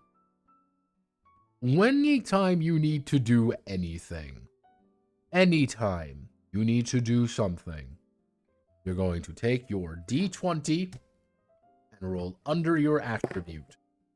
That is the most core basic understanding of this game. I need to make a charisma check. I rolled a 6. I have a 14. I succeed. I need to make an agility check. I rolled a 2. I succeed. I need to make a constitution check. I rolled an 18. I fail. Easy peasy lemon squeezy. That is 95% of what you need to actually do. The first 4 here are your mental attributes. The rest are your physical attributes. Now, some of these are pretty odd and some different than others, so I'm going to go over them for you. Courage, sagacity, intelligence, charisma, dexterity, agility, constitution, and strength. These are our stats. Now, what does that mean? Yes, courage is a stat. It's pretty much your willpower. Your say general knowledge, think logically. Intuition is more of your hunches and levels of empathy. You're gonna learn about courage and sagacity. Charisma is your personal magnetism, dexterity, of course, agility, constitution, and strength. Normally, some of these would be fused together, but we want to go very specific with these. We want these to be very down to be precision. 8 stats, what for? Can she slay her? Of course. You know, we have Dark Eye too. It's called Splintermond. Even better. And I don't like him. It's a fire season. Time to raid the Orlundi. We have to kill the Orlundi. Yeah, it's not even algebra. Like, the thing is, it's not even as complicated as it looks. It just, again, it's German. I want you to always remember there is a German man with an abacus in one hand, and he's clicking it every now and again. Und mein Gott. Have you been tracking your sagacity? Click, click, click, click, click, click. Und mein Gott. Your dexterity is not as high as your agility. Und mein Gott. Like, you have to remember that. And that's why I'm like, this is so very German. You might get some bonuses, +3, -3. These always affect your stat. So, hey, I've got a +3 to my courage. I rolled an 8. I have an 18 and I have to roll under. Oh, good job, me. I've got a -5 to my charisma. Uh-oh, I failed because of I have only had to roll under a 9. Zam, you roll a 1. That is a critical success. You roll a 20, that is a critical failure. However, you do have to confirm rolls. You kind of see, very difficult. Your EAV. Yeah, you have to do confirmation checks. So let's say, for example, I crit. Good job, me. Wow, I've crit on my courage. I now have to take that die and I have to roll again. If I get it again, if I succeed a second time, if I succeed on the check, I would have scored a critical success. If I failed, I would just get a normal success. And the opposite is also true. So, botches versus there. You have the option of having no confirmation rolls. Everyone is a critical bot. Yeah. Technically, if you do get below 1, you cannot physically succeed. You can never go above 19, technically. If your EAV, if you ever kind of like modified value is above 20, you still roll on it. You still fail on a 20. But it's very difficult for you to critically fail. So getting like, oh, I have a +30, I have a 30 in an attribute doesn't really mean as much versus I have a 12. Versus a 20 is just as good as a 30 in the system, outside of some derived attribute, of course. Attack and defense, same idea. Attack a foe, make a check against your hero's attack versus theirs. Now, what does this mean? The vast majority of combat is me hitting you and me to make a check. You make a check to try to defend yourself. This gets a lot more complicated later on. Now we get skills. Okay, I'm going to explain skills the best way I can. Skills are 3 things. So, let's take we'll take our dancing skill. I've got my dancing skill here.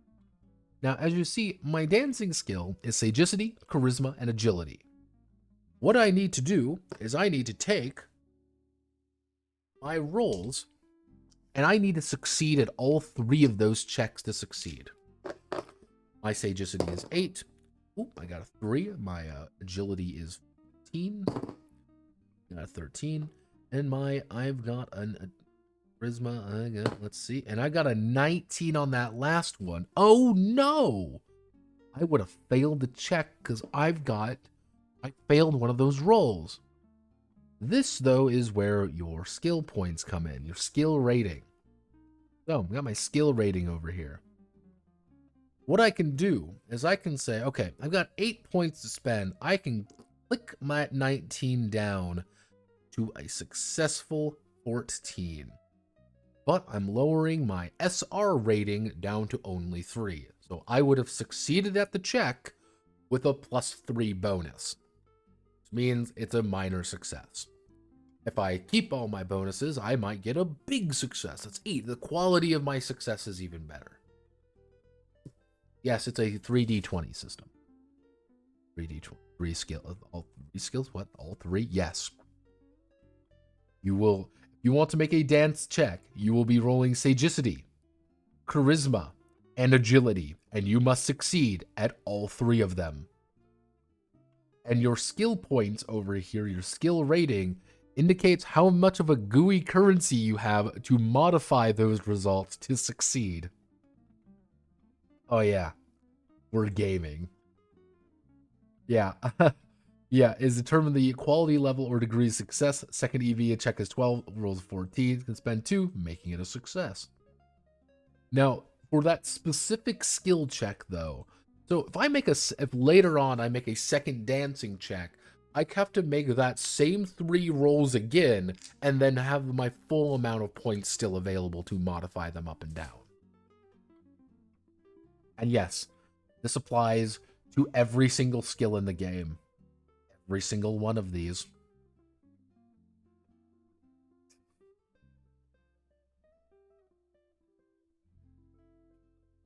I see where it does come from now. Terrible. Why? German. You must remember this is Germans. Now, it doesn't matter if you spend all your SP, make some check. If you, as long as you pass, you pass. Now, the thing is, skills have a lot of different applications. These are in parentheses. Certain abilities, certain talents, certain quirks allow you to min-max and make things a little bit easier. You have the option of doing skill checks in the fast lane, including the Paramanthus way of doing things. Yeah. They have an in-lore justification for you to take your dice, having different colored dice to make checks. I'm not fucking with you. That is an option that they have. That is a thing that they have. Attacks, most things are 1d20 except skill checks, which are 3d20. Now, this is the idea of the skill points. And mind you, you need a lot of skill points to do these things. You know, various quality levels. You know, if I kept all 8 of my points there, man, I would be having a quality level of 3. That's pretty good. That is really good. And now, mind you, hey, you have a modifier of something, for example. Let's say a skill modifier, let's say a +3. If you have a +3, it applies to all of your rolls, not just one, all of them. And then also all of your penalties as well. Various modifiers. Skill check 0 is not easy. Doesn't mean the check is easy to accomplish. Critical success, yes, you can technically score a critical success. Only if you roll 1s at least 2 of the 3 die rolls. Yes, you have to roll. There's a 1 in 100. Actually, I believe that would be...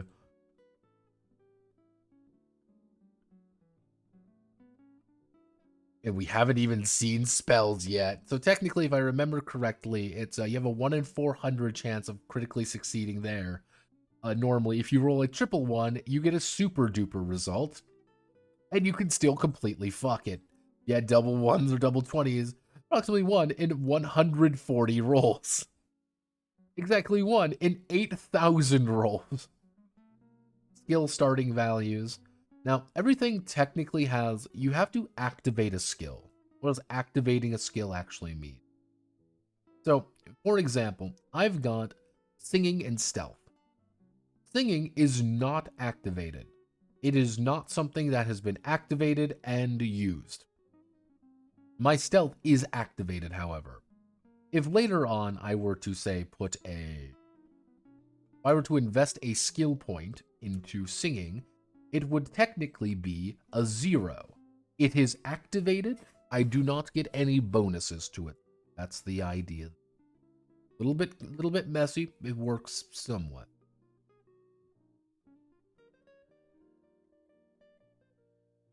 Yeah, there we go. You know, like most all mundane skills depends on the hero profession package, which we'll talk about. But generally speaking, like certain skills are activated, certain ones aren't. Again, it's funky. I'm not gonna lie to you, Chief. This simple check. These are very much saying like a simple check. Do you succeed? Competitive checks, you have to beat someone. Cumulative checks is where everyone is rolling. Nothing too grandiose here. Don't think about that too much. Pretty simple stuff. They just want to talk about it a lot. Then we get the idea of fate points. What is a fate point? Well, fate points allow you to do many different things, like acting first, getting free defenses, being able to ignore conditions, being able to not fucking die, or raise qualities or reroll dice. Fate points are very important. Start with 3 of them unless you get a certain ability. We'll get more. You know, kind of see start of a session you get 1, end of an act you get 1, end of an adventure, or you do something heroic. That's the idea. Do good, you get good. Now, conditions. Again, the Wrath of Germany shows up.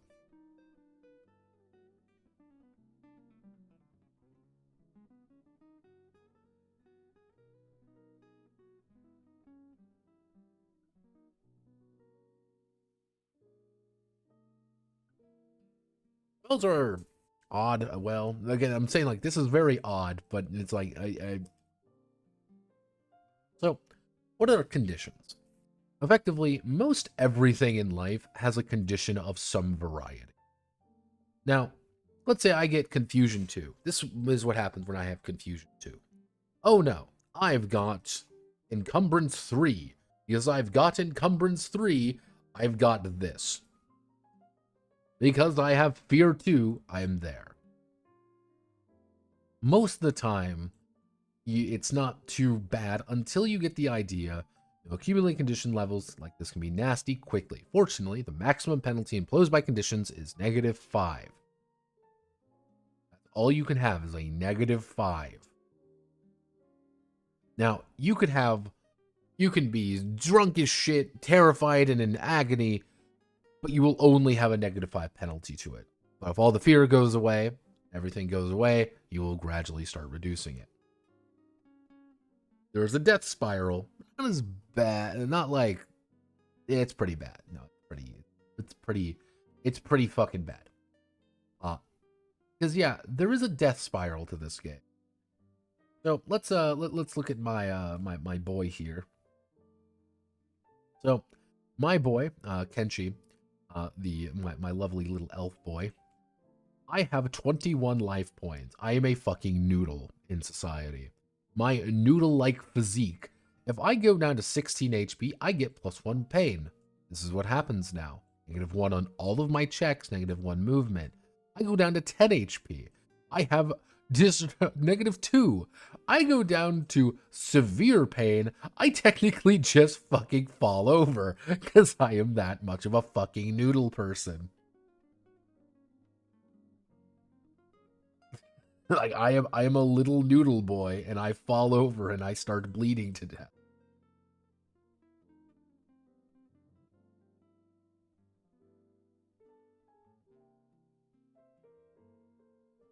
Like, uh-oh.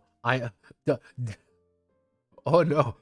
Oh my God, I've been going down the dust, Bluden speaking. Yeah, and there's quite a few of these. Oh hey, paralysis, rapture, if you cast too many blessing spells. Just get fucking drunk as shit, or get into a brawl.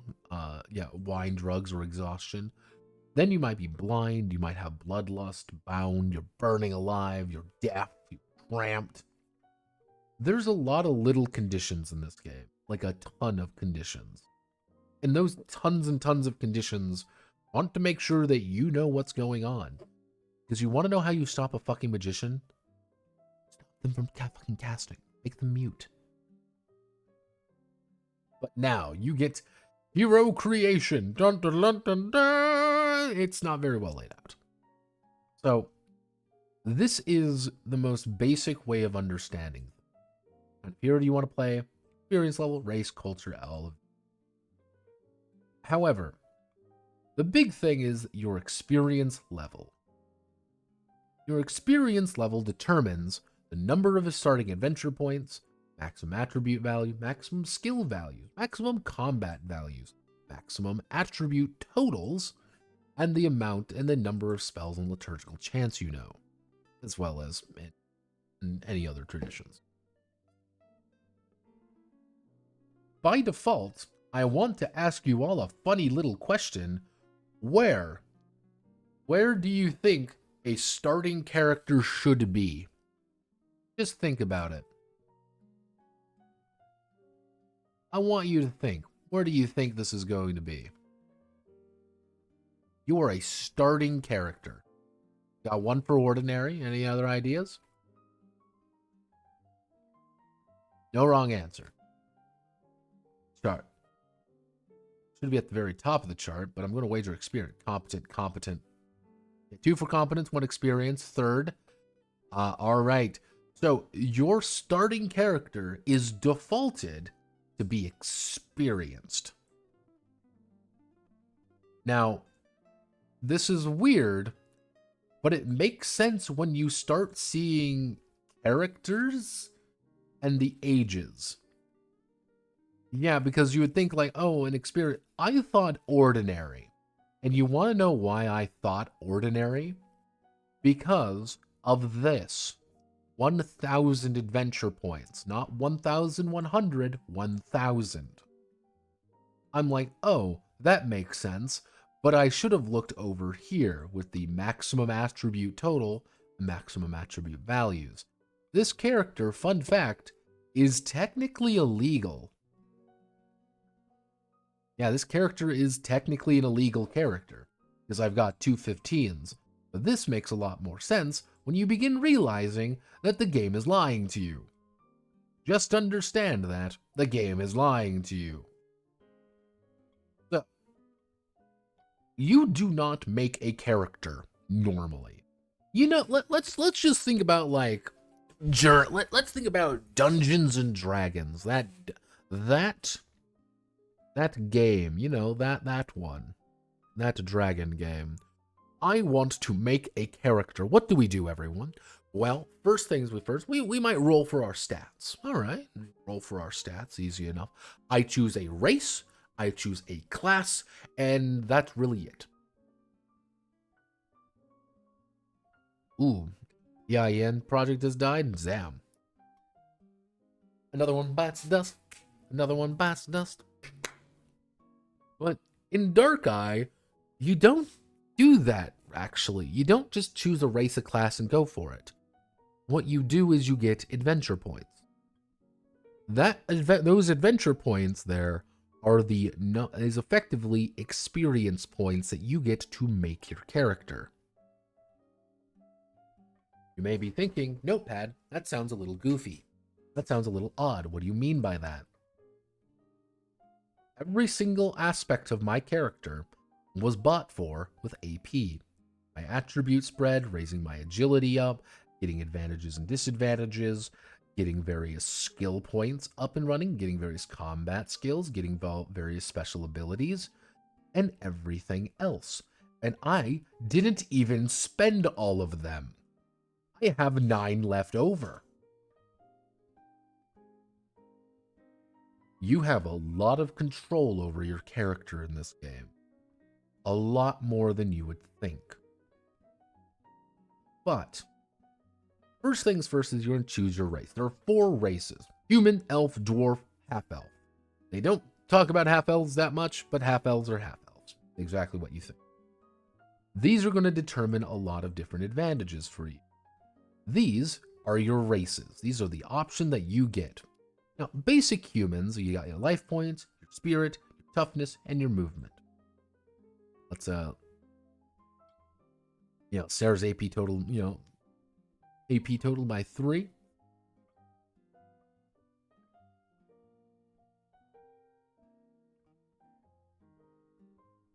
Yeah, no, it's, also, this is a very important thing. This book is formatted by a fucking baboon. I think they're just lying half the time in this book, honest to God. Notice here, Sarah wants to play an elf, which costs 15 AP. All 3 players record. Here, Sarah reduces her AP by 18. Yeah, no, it's, But, generally speaking, you pay an AP cost to determine your character. Why? Because you get different bonuses here. You get bonus health points, you get bonus spirit or toughness values, which allow you to take damage, movement, or attribute total. I randomly rolled to become a half-elf. I rolled a d4. That's why I am a half-elf. But then, you get your culture choice. At the end of the day, the only thing you get from culture for free is your native language, corresponding of the special ability, area knowledge of the area, which note that this is incorrect as well, and your social standing, which is assumed to be boring. Now, this is where the details come in. You see all of these races? These are just human. These are all of the human races. Here are the 3 elves, the 4 dwarves. As an elf, as a half-elf, you can choose any human or any elf. I chose and rolled, and I became an Iranian. What is this, though? What's this culture package? What does this mean? Well, for some reason, you can spend AP to get a free skill. Well, if we go over here, as you see, I spent 26 of my AP to buy the Iranian culture package. I get all of these skills for free. Now, if I was, say, a Mittelrealmer, the generic German, you could say, I would get all of these for 12 AP, which is cheaper than they would be normally. You get it, it's effectively at a discount. Oh, I'm Nevis, hey, I'm North Adventurian, I'm Australian, I'm Novati, I'm Meridian. But if I'm an elf, let's say I'm a fern, I'm a fern elf, everyone. I want to play a little fern elf. 55 AP, I get all of this shit. I want to play a wood elf, 47 AP, and I get all of this shit. Probably the most expensive, like, starting off is a dwarf with is a dwarf that is worth 61 AP, by the way, leading into a forged dwarf or a dwarf. You get a lot of stuff. You don't have to buy the package, though. And that's one thing you gotta remember. You do not need to buy the package. I would almost recommend you don't. And then we get our attributes. The game lies to you. Well, the game lies to you quite a bit. So, remember the thing saying, oh, you can't have anything above 14 or 13? Well, they don't do a very good job of explaining that. So, experience here's your attribute. All attribute points cost 15 AP each, up to a value of 14. I'm pre-calculating some packages for you. First chart, no attribute above 14. Second package, you usually give 1 hero an attribute. Usually fine for experienced human heroes. Again, value of 15. A value of 15 we do not qualify for technically. We don't qualify for that. That's not allowed. But we do now because of fuck you. These are, you can choose to buy them personally, or you can choose to invest here and just invest in a certain amount of AP to choose one of these and just go down the list. So let's say I randomly rolled, I got a G here. Out of 15, 14, 14, 14, 14, 13, 8, 8. 555 AP.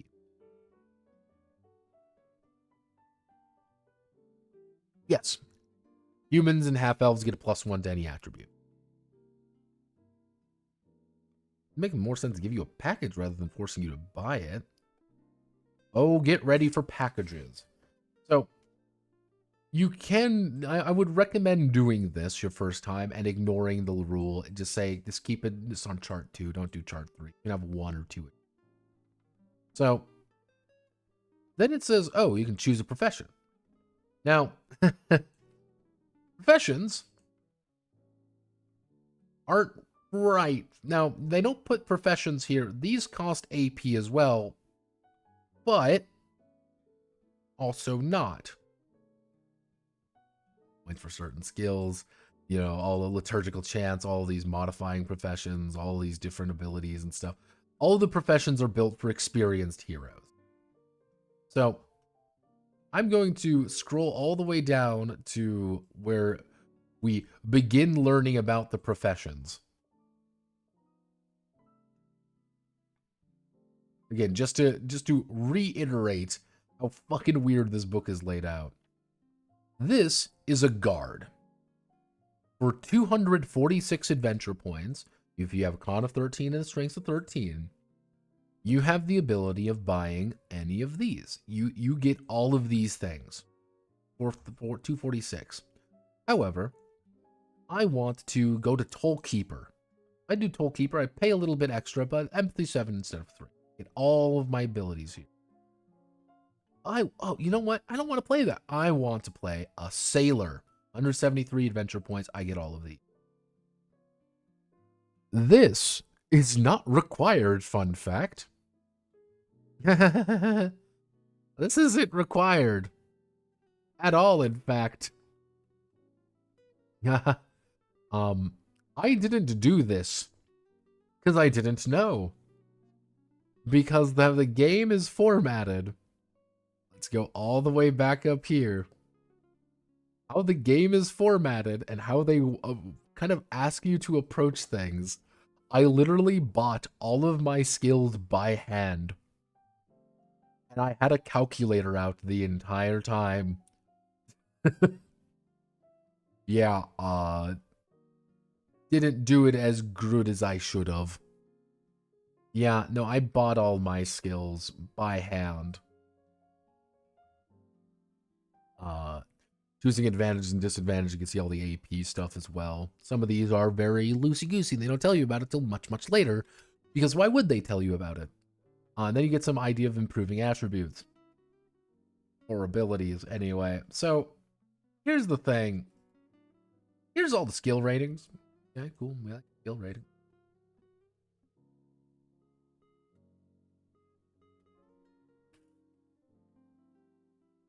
It's, if you know what you're doing, here's the thing.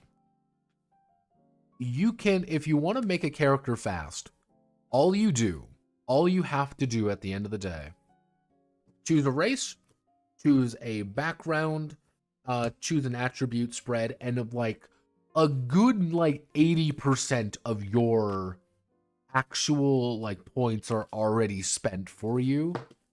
And then you can just do some little modifications and you're done. It's very easy.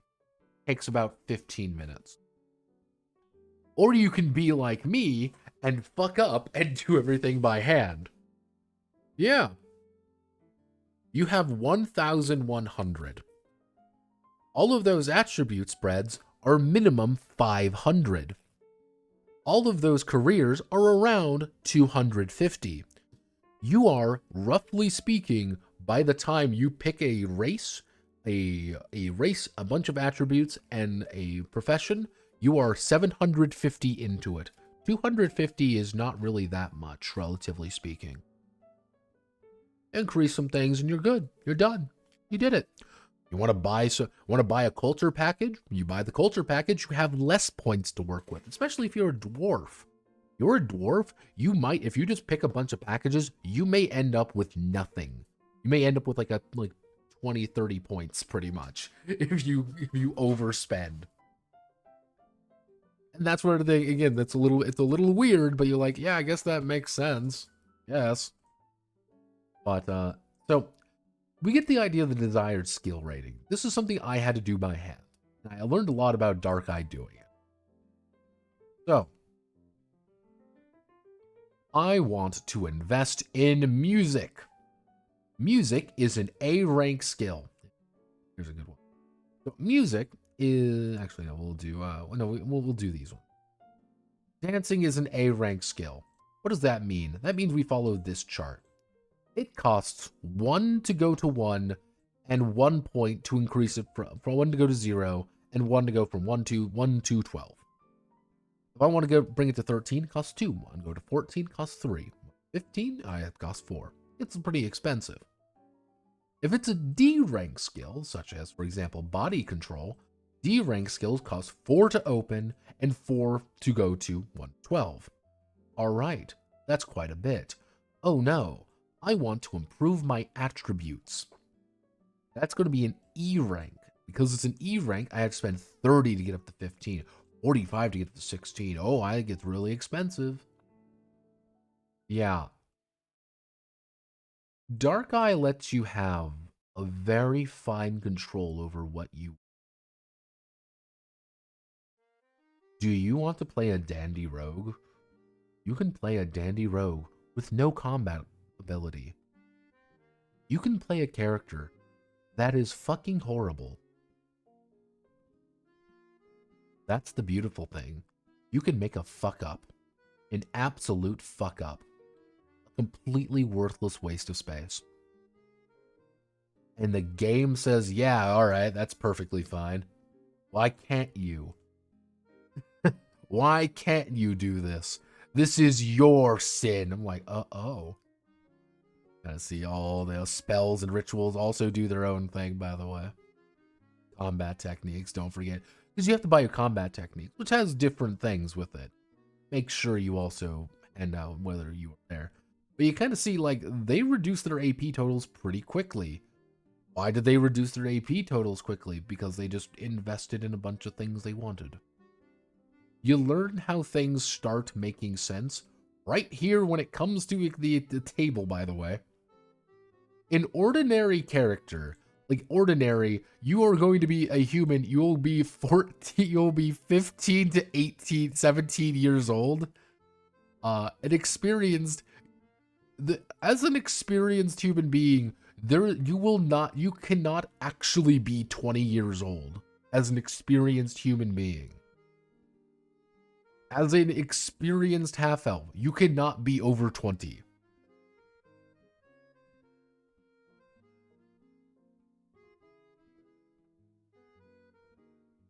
Why? I don't know. Here's all the different months. This is important to determine your month, by the way, because certain things are a little bit weird. And, oh hey, you're born in months that aren't real. It's the dark months.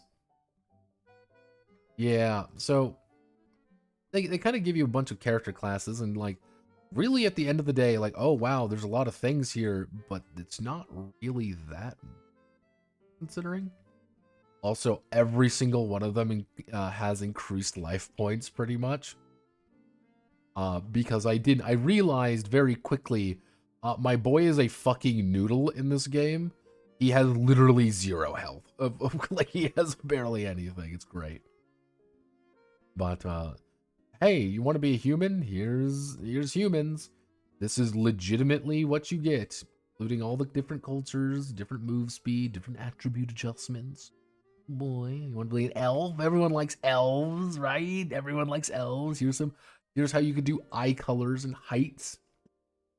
Want to determine your fucking height? Want to do elves?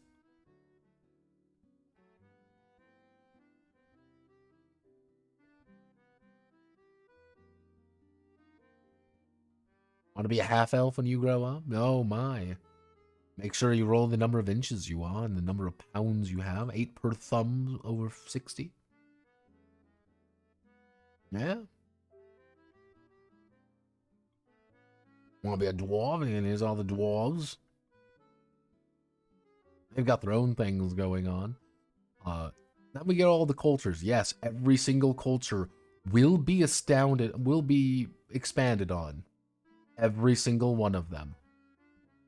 All 20 human cultures with things that are appropriate and not appropriate. Because you are taking the appropriate. So some things are just uncommon. Yeah, want to be a Nostrian? Want to be a Northern Adventurian?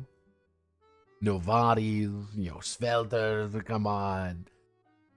Blade elves, various elves, and of course, how could we forget diamond dwarves, forged dwarves, and of course, hill dwarves.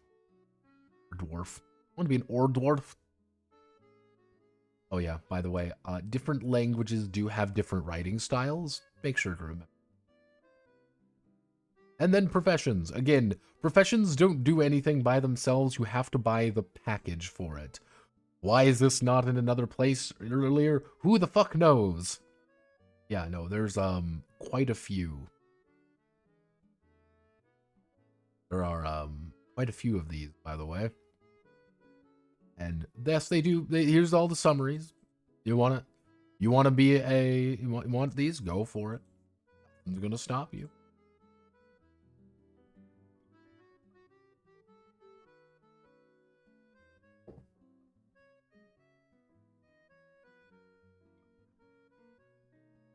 I just feel tired looking at all this.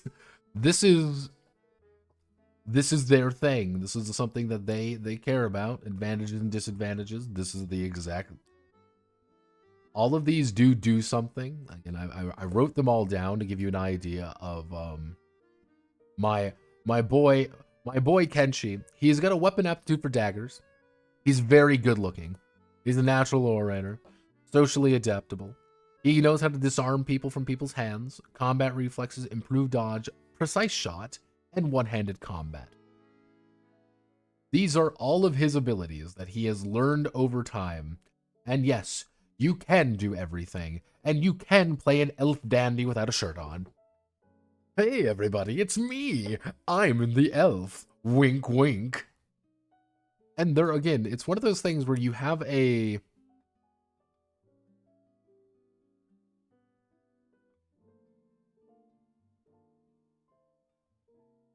How do I... Yeah, it's one of those things where you want to have something, it's there. If you want to be a very specific thing, you have it. Everything you want is everything you have.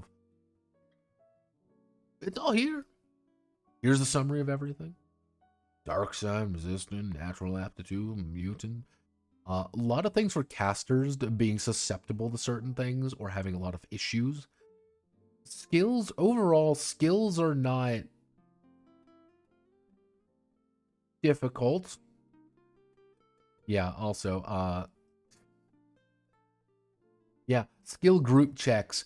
Yeah, honest to God, you can break everything down. Instead of being individual, you break them all down to this. This is an optional rule to make everything infinitely easier. Yeah, no, it's there. You're gonna learn about it. You're gonna learn about all of it. And in case you're wondering, yes, they will give you modifiers for everything that you could think about. They give you options for them. You want to know how it works. You want to know how it goes. It's there. It's available. You have everything you want. You want to have self-control. You want to have singing. You want to have stealth, swimming, everything. And it's very detailed. And do you want to have a commerce skill? Well, of course you can have a commerce skill to strike a good deal. Money exchange can more precisely. Oh no. You want to have cloth working? Oh man, you want to make a sewed Horasian ball gown? Want to mend a torn sleeve shirt? Want to spin wool? You can do it. It's all available to you. Why wouldn't it be? And then you get into special abilities. So, special abilities are special things that you get that are not talents. Faker, do a handstand.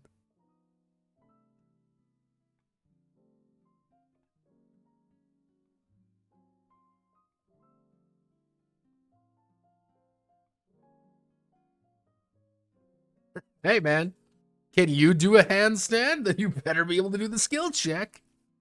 You can pray to Sigmar and be blessed by his holy light. Welcome to being a priest. That has its own entire different thing to worry about. But yeah, then you get into special abilities. Effectively, these are things that let you do other things. Special ability-wise, don't have anything too exciting. A lot of these are very basic stuff. But like, oh, you want to be a fisher? You can be a fishing check. That's just an option you have. Want to be a glass blowing? Glass blowing's a bitch. You know, trade secrets. Hey, you want to be an actual know how to do guild law with when it comes to fucking wizards? That's a thing you can do. Some of these are pretty big. Some of them are not. And some are very weird. Yeah, having trade secrets are very important because not many people actually know how to do algebra in setting. You literally need to learn how to do algebra by being good at math. Oh, hey, you want to know how to make a standing harp? That's a thing you got to learn how to fucking do. On the other hand, it's pretty useful. This is how you can spend faith points differently, all the various languages in the setting, including how to write. Oh, and in case you're wondering, yes, they do talk about what's the alphabet like. Yeah, have no fear. Most people use Kuslik, which is mostly just Garethi, which is the main lingua franca of the setting. However, if you really want to be specific about things, you can use about 30 different phonograms for Thorwillian, or 56 different syllabic signs for Tumidia. Our boy here, Kenshi actually knows Tumidia, Isadra, Garethi perfectly, and knows Kuslik, Tumidia, and Isadra signs. He can speak effectively 3 languages flawlessly and know how to write in all of them. He knows how to write elf. Why wouldn't he know how to write elf? You don't? And now we have finally gotten to combat. Page 228. Is Kuslik German? Holy shit. Yeah, the algebra. Like the Master of Languages build. Like, I don't really know what happened with Kenshi. I just rolled and I'm like, oh, well, he's got pretty good, he's pretty charismatic looking. I'm like, you know what? He's playing a little dandy elf, man. I'm gonna just invest in elf skills. Make him, I want to make him a fop. And over time, he just turned into a Asterion. I didn't mean to make him a Asterion. He just became a Asterion. He's a Asterion, but worse. Significantly worse. But if you want to make a character who is not a fighter, you can. You can still contribute. Do you want to make a character who is a fucking brick shithouse? You can. It is not difficult. That's the weird thing with this game. Like, to give you an idea, Kenshi literally walks up, says, hey, what's up, babe? With his 8 seduction, he knows streetwise, he's very willful, he can get around. He's a very talkative character. Multiple languages. Of course, he's fine. Pick some lock, do some music. Oh, he's very stealthy, but he can get around. Knows a little bit of math, knows a little bit of myths and legends. All of this is from his upbringing. And of course, he knows a little bit of cloth working. He's not good at cloth working. He knows how to do it. Kenshi doesn't really worry about the family trades kind of thing. He's more busy schmoozing and, taking ladies' wallets and pretty much being a sugar baby to whoever, with a sugar mama. That's his adventure. He wants an elf sugar mama to take care of him his entire life. Alright, fine, fuck it. That is an option in this game. Alright, I'm in. But now we have finally gotten to combat. Combat is pretty simple, all things considered. So, at the end of the day, each combat round takes about 2 to 5 seconds, and you're going to be rolling your initiative. Effectively, you roll 1d6, yes, we're doing 6, 1d6 plus your initiative. Now, my boy here's got an initiative of 15. He can move pretty damn fast. He rolled an 18 currently. He is moving first. Yes, he can move very quickly. Because he doesn't, he literally has a little, he's got his knife in his boot, and he's got a rapier, and he wants to fight you that way. You hold that sword like a girl. I used it to impress one. He's not very good at defending himself. You need to be good at defending. That's not the point. Yet once the entire combat, you don't make a new die roll each combat round. Pretty easy stuff to understand, but now we have finally gotten through everything. Now we go to the idea of getting hit. I want to attack you. I go down to my weapon. I look here at my rapier. I'm going to attack you with my rapier. Aha! I'm going to stab you. I'm going to go, haha, stab. And I'm going to roll. And I rolled a 15, which is a failure. And I rolled a 2. That is a success. I've hit you. However, I haven't hit you yet. Because now you get an option for something. You get 2 options in life. You can either A, attempt to parry, or B, attempt to dodge. This is your parry rating. This is your dodge rating. Your parry is half of whatever your weapon score is, effectively. Now, certain weapons cannot parry other weapons, such as my fucking dagger cannot parry your great hammer. That's not something I want to have happen. And then you roll and see if you are victorious or not. You roll, you failed your dodge. I hit you for 1d6 plus 4 damage. You have taken 5 damage. Chink, I've stabbed you, and I go away 5 damage. But 5 damage, like, oh, well, that's not a lot. But then you realize 5 damage would knock me into pain. Death spiral. That's really it, actually. The game actually even says, like, yeah, you want to stop doing that? You can just raise things by 2 to 4. Yeah. You want to...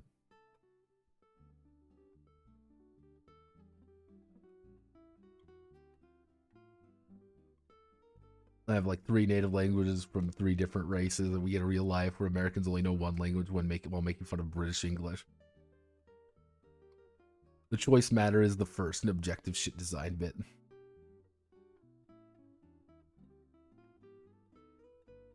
The thing is, you may be wondering, well, why parry and dodge is a choice. The thing is, you don't have to declare your defense until it's necessary. A hero can attempt more than 1 defense during combat round if necessary, but only against different attacks. This is a very important distinction, because you can parry an attack, and then you can dodge an attack if you pay a cost for it. But you can't parry twice. If you fuck up your parry, you have to dodge then. If you fuck up your dodge, you have to parry. That's why there's a choice. Yep, very basic action. Let's see. So, example distraction modifiers, it's you're casting, you have to do that. They don't really give you an idea, like, you have the option of using tactical movement, but if you notice, there isn't actually a grid in this game. Yeah, the game doesn't really assume that you have a grid. All you know that she has a move, that you can move. You are either at range or in close combat, by default. Appropriate with the attack, defense must roll equal to the opponent's defense to succeed. No effect, defense fails. Uh-oh. It might actually be pertinent for you to just soak a blow. If you have a big, if you're confident enough in your armor, you can just soak a blow. So choose target, choose attack distance, all the way here, and attack. That's all you really need to do. Close combat reach. One of the big thing is like certain weapons have, you know, medium or short reach. I draw a dagger. You draw a rapier. I get a -2. You get a +2 on me. Uh-oh. Oh no.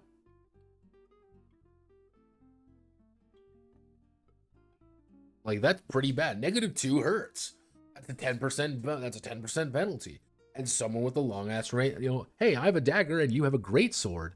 I'm gonna get fucking murdered. Get into a cramped space all of a sudden. Someone has a great sword. Don't fight them in the open. Run. Get away from there. You're gonna die. And everyone's gonna make fun of you. You die violently.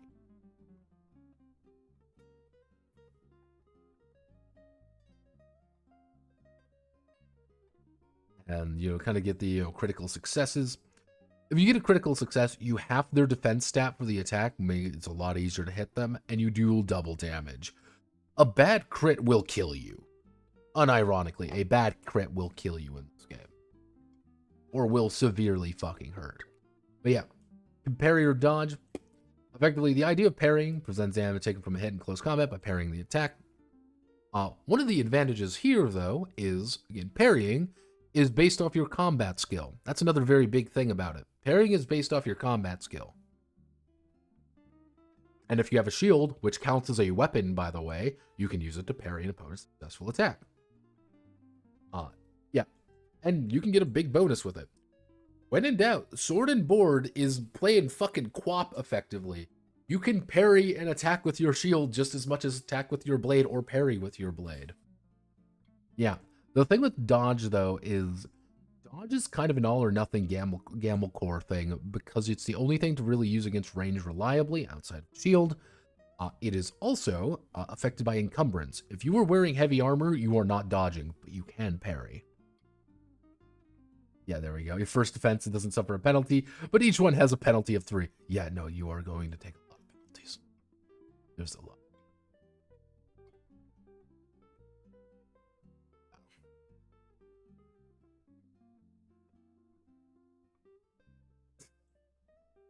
Yep. Let me see what was the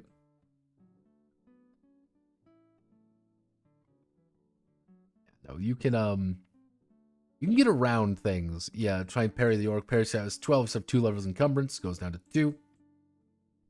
So, you know, defense has failed, so we need to defend another attack with the same combat round. It's an additional penalty. The second one attempted. Yeah, no, you can get fucked up pretty bad. Pairing with weapons and shields.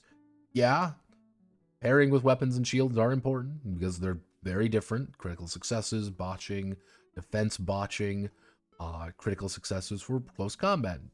Do combat techniques, knock them on their ass, kick them on the face. Sometimes they're a little bit easier to use than others. Yeah, damage threshold.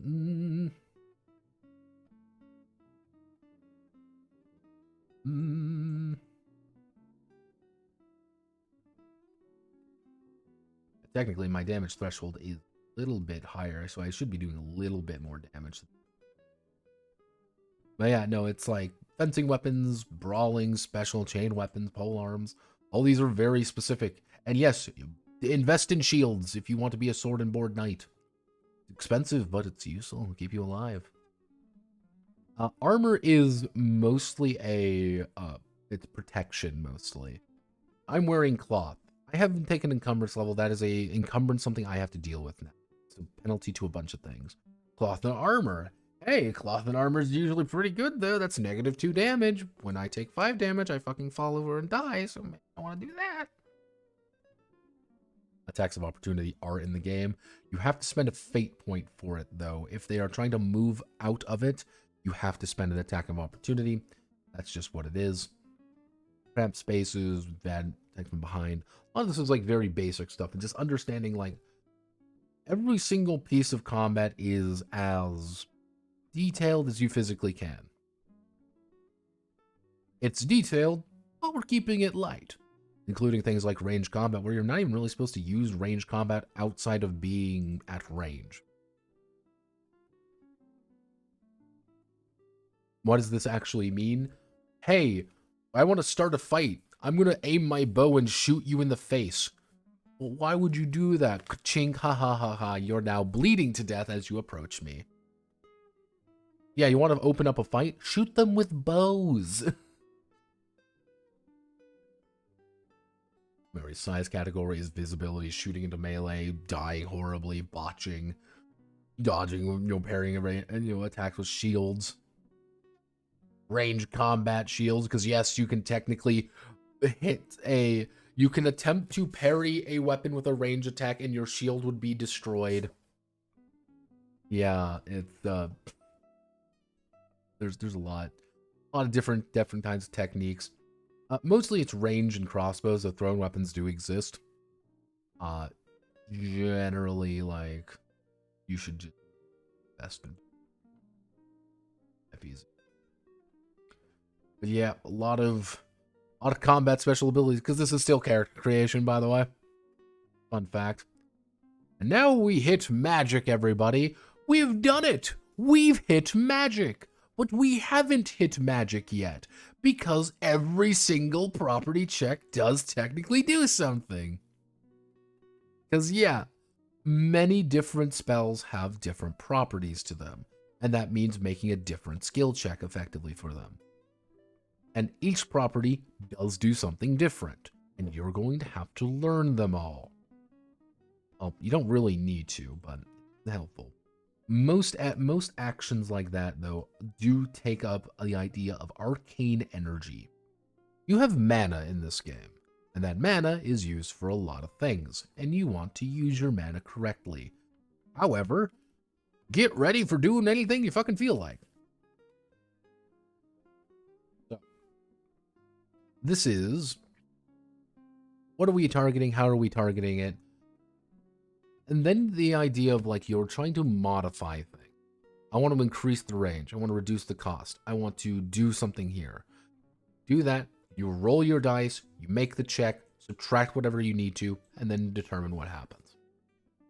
There's a lot of different things you can do with spells in Darka. It's incredibly open-ended. If you have it, you can do it. Please remember that. And if you ever see someone casting a fucking spell, throw a rock at them. You build your own spells. You magic 3x check to fat.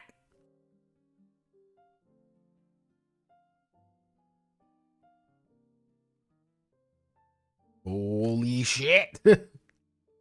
Oh yeah, baby. You do technically build your own spells.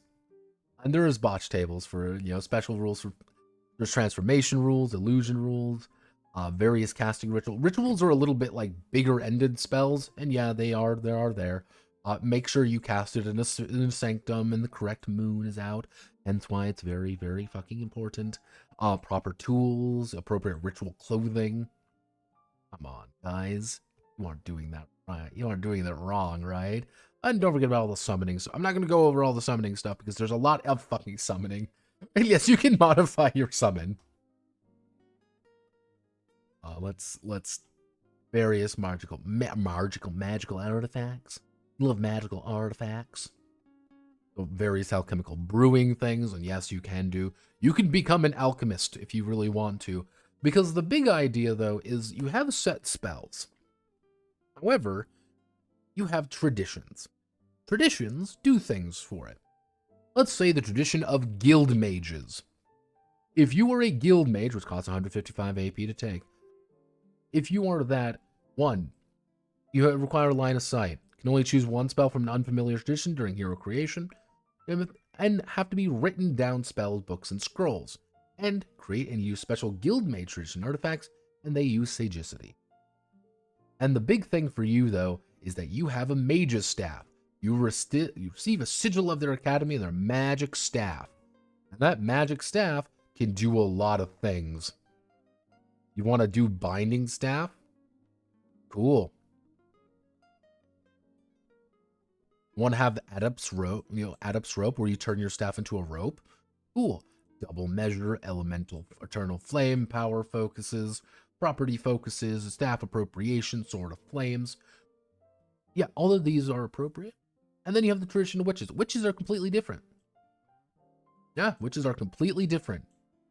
They have to work themselves up to a frenzy. They get a familiar, though. Why is that familiar important? Because that familiar will talk to you.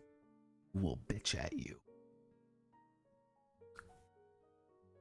And you also get a broom. Yes, you can fly in this game, starting at pretty much at level 1 if you really want to, because you are a witch. You might be 16 and barely able to do anything else, but you can fly.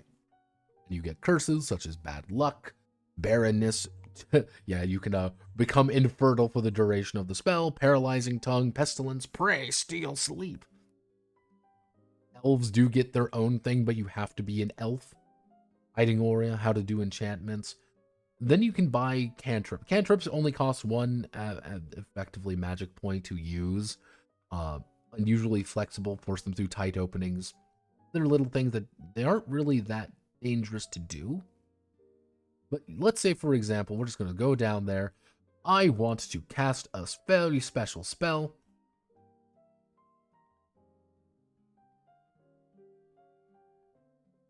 I want to cast a spell. I want to cast Fighting Stick. The spell, known mainly to witches, gives a broom or other woodsick semblance of life. You make this check, you get all of these effects, 2 actions, AE, sustain, tradition, witch, property, telekinesis, all of these different things. And yeah, this is the AE cost. All right. And mind you, you can get better at this. Because remember, it's an improvement. You may not have many spells. Remember, you may only have about 6 or 10. You may only have about 6 spells. But you can be really fucking good at casting Fighting Stick. You can be really good at casting the I'm gonna blow your fucking face up spell. Yeah. Especially when you get some of these, like, yeah, hey, these are useful. Yeah, you can modify your spells to be cheaper, to go further, to do more. Each spell has a lot more use all of a sudden. And yes, there's a book giving you more spells. And the thing is, I like the spell system. Here's the thing. I like the spells because they feel like they do a lot more than your traditional ones, and it feels like, oh, hey, hello, naked ass. Yeah. Hey, turns invisible for that much.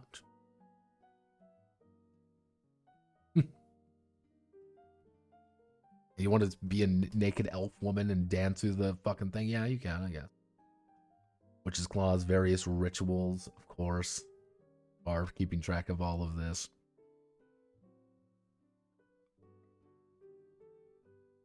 The familiar will remind you that you missed the rule. Yeah, trust me. Yes, the clothes don't turn invisible. It's elves. What can't you modify? What can't you modify in this game? That's the secret. What can't you modify? Very, very few things you can mod. There are very few things you can't modify.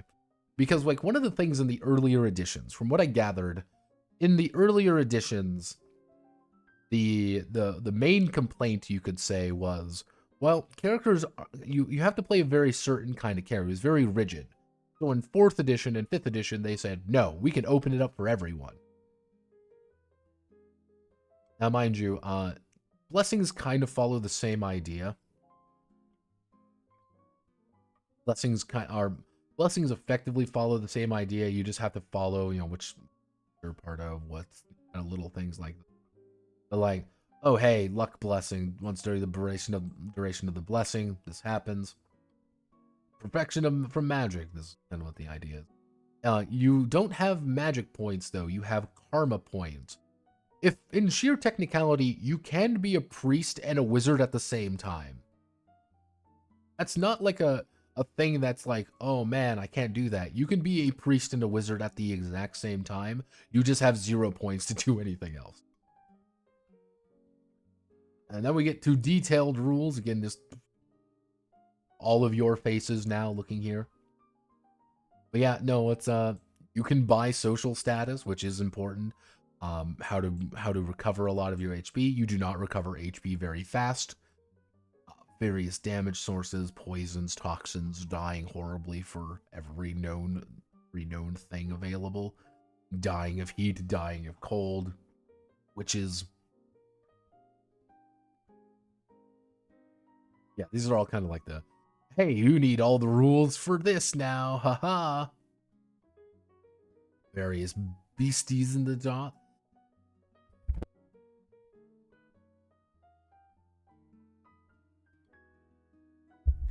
Various beasties in the dark, of course. 4 horsemen, yeah, you want to fight one of the fucking 4 horsemen of the apocalypse that will rip your dick off? Yeah, I don't want to either. You want to fight just a giant crow? Want to fight a fire spirit? Everything's here. Everything you could possibly want is here. Various weapons, various tools, a lot more in-depth weapons here. So you can get some things that are special, like a seal killer. You have to be one of the Fern Elves to get a seal killer. You want a seal killer knife? Want the barbarian sword? It's there. Various gear, various stuff, various items, everything you could possibly want, and a bunch of game tips.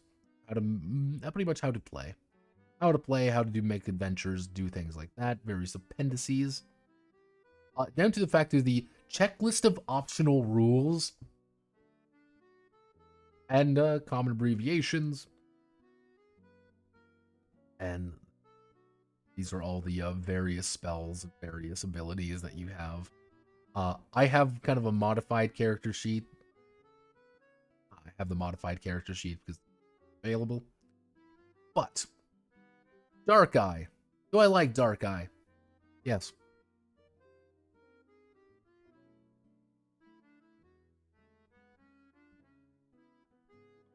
I do like it. You want to know why I like Dark Eye? I'm going to tell you a secret why I like Dark Eye. I love Dark Eye, the fact that it is as open as it is.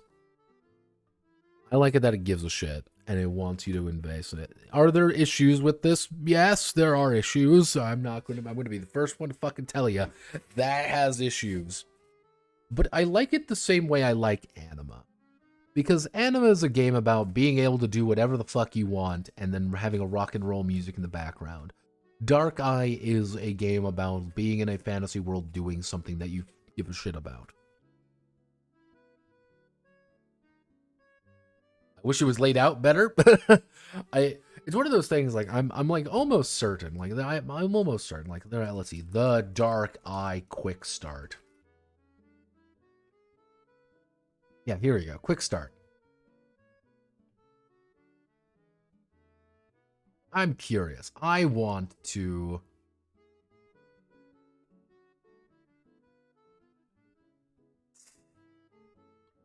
I think this, actually, you know what? This is the, I think this is the, one of the most appropriate things I've seen. I think this is one of those fascinating lines. Welcome to the Dark Eye, the RPG that tried so hard to not be D&D and developed a load of good ideas to screw them up entirely. Yeah, whether an attack, the opponent has to get a roll for block. Ridiculous good chance of getting the wrong weapons.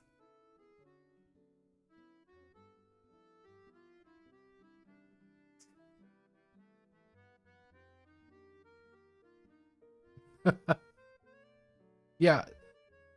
Because the thing is, like, all of that stuff I was just talking about, all of that bullshit I was just talking about, I want you to remember all of that.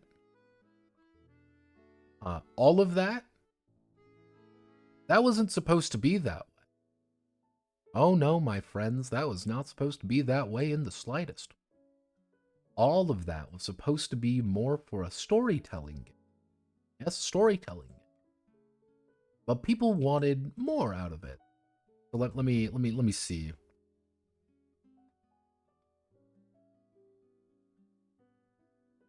Have some basic characters. Let's teach us how to play skill checks.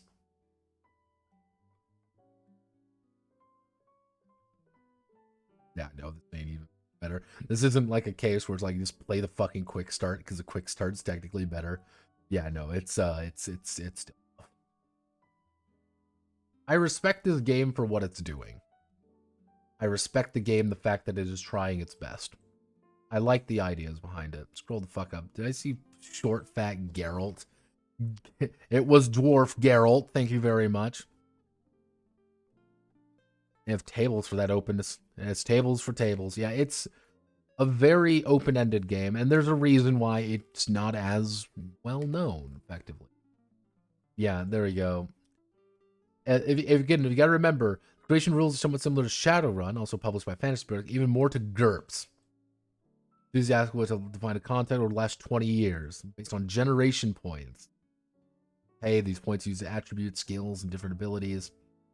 Because the first adventures were like, oh yeah, oh, it's advanced runes, divine runes. Don't you want to have some magic powers and stuff? Because everything was at D20 versus attribute, effectively. Yeah, everything was, very much broken down to much more easy to understand. Dwarf, elf, mage, it's effectively what happened was people wanted more things. Germans happened, and everything got weird. It's a great experience for everyone. Well, you know what time it is. Nothing really to talk about there. I've got a couple other European games. Germans happen. Well, I mean, it's you have a community of people who care about the game a lot, and they want to have more options to play with it. It's kind of like how you never, how do I want to word this? You should never have fans write something, because fans are going to want to make it the exact way they play it, nowhere else. And that's what happened with Dark Eye. I think a lot of people who really love Dark Eye said, man, I want to play even more Dark Eye with my autistic homebrew rules. And everyone's like, yeah, that's a genius idea. And everyone's like, yeah, that's a genius idea. And then 4th edition happened, then 5th edition happened, and now here we are. The thing is, people make fun of something like, basically the country ruined D&D, ruled D&D.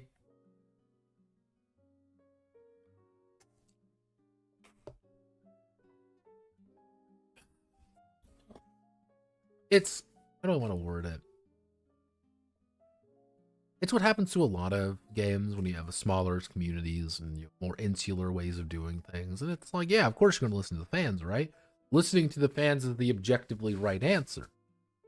But then you get things like D&D, which are easy, relatively speaking. D&D is really easy to get into. You want to know how you play D&D? Get a character set up and you roll a D20 plus your modifier and you beat a target number. That's all you have to do. It is a game about going into dungeons to kill a goblin for pocket change. Dark Eye has a lot more going on with it. It does. You can't say it doesn't. Vaesen's got a lot more going on with it because of what it is. Generally speaking, I hope we see more. I've got a few others that just didn't make the cut. We'll go over them eventually. Because I want to see more. I want to see other countries do things.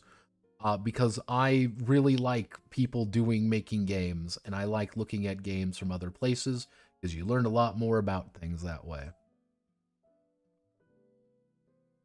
You learn more about games looking at them than you do in looking at them and knowing about them than just looking at the same 4 games and saying, how do I innovate here? All right, talking about innovation, let's talk about Kickstarter.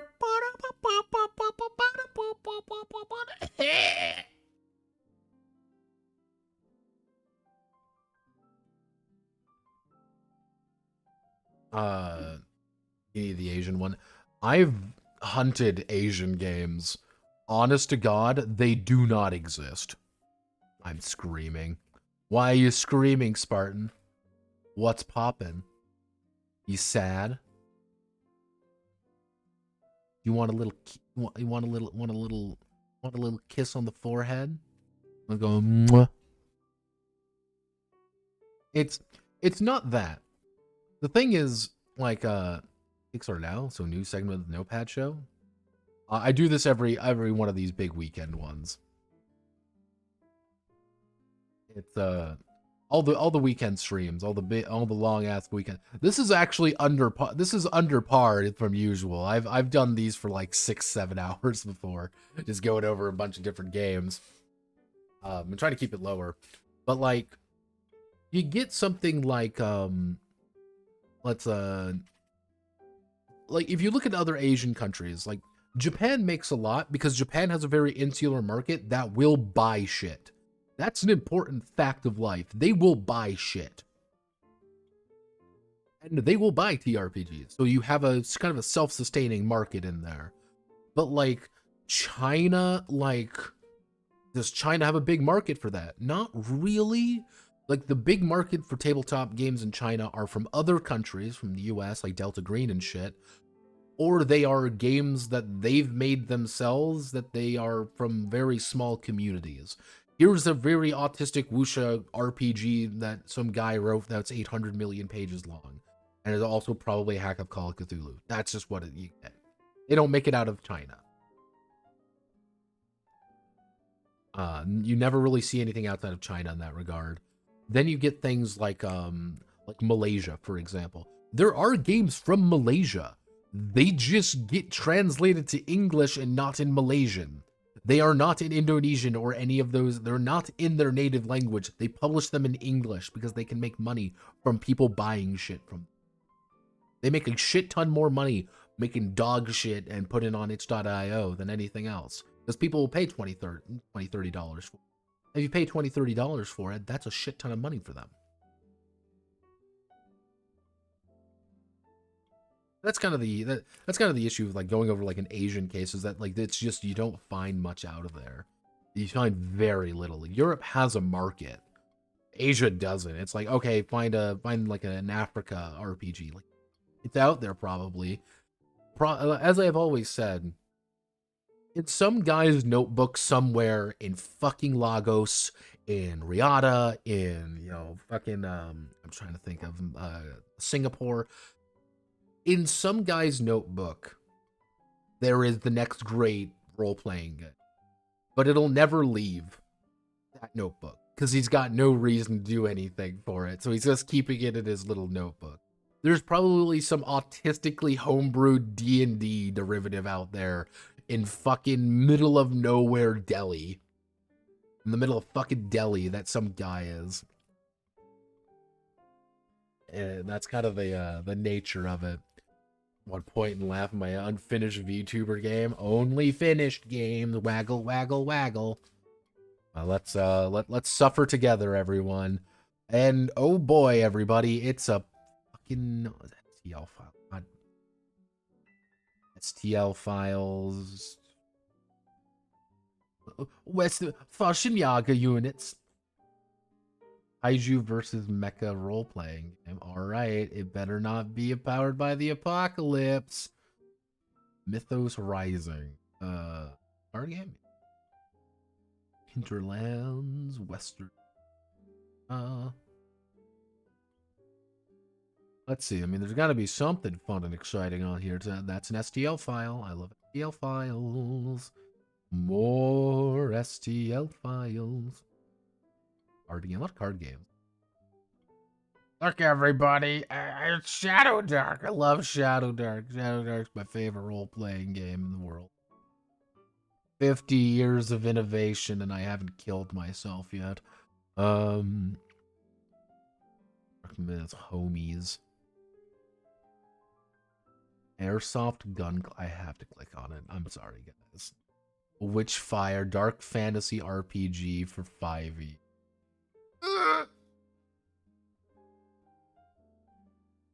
I mean, TRPG. Oh.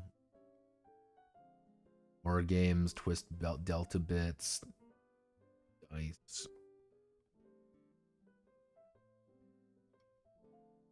Fantasy female characters, Conan Hyborian Age. Let me take a look at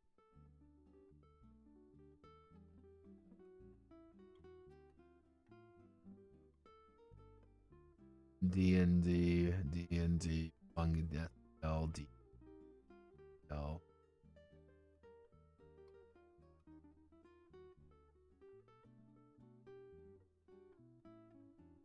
I'm gonna click on this because I fucking hate myself. I want you to remember. I fucking hate myself. Everyone involved in that creep. Okay. There's got to be more here going, right? There's got to be more. You wouldn't be. You wouldn't be hurting me anymore, right? I wouldn't be feeling agony going through going through Kickstarter. A card game. A lot of board and card games. Kind of cool. I'm not a big into board card games. Right. Play them when offered. Adventures in teaching and learning.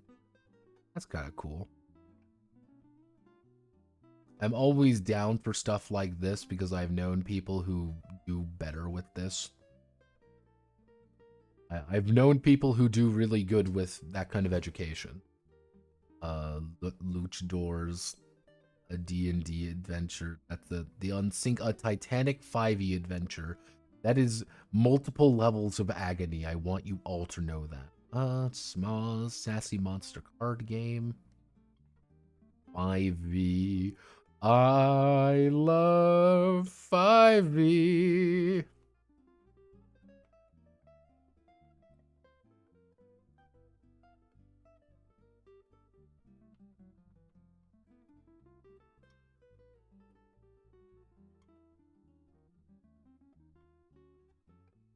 Yeah, no, send it to me on DM it to me. I don't want to do it.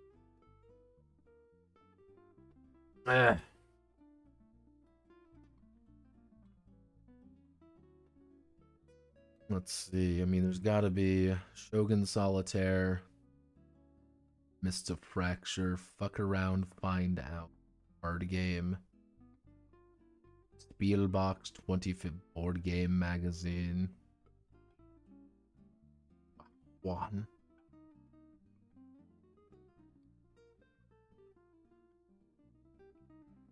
I'm the President of the United States of America. Why would I ever want to do that to myself? Tiny tabletop RPG by Don't Panic. Alphapalooza, a reindeer game. Let's see. Keeping myself sane. Era, okay. Era's the thing that exists. I think I have Era on my to-do list. Animaria, anime role-playing in 5th edition. Oh, we're getting closer to sadness. Human Warrior TM, Heaven and Hell, 3D pinup girls. Oh boy, I love tabletop game. I love tabletop games. Woo! I love tabletop games. I love tabletop games. I love tabletop games.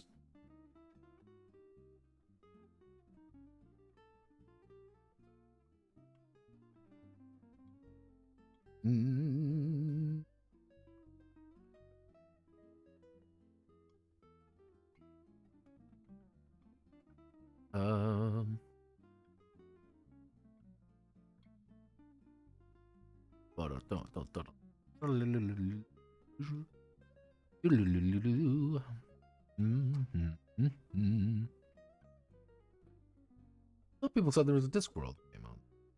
Seen it. Also, I'm just blind. Both are very likely.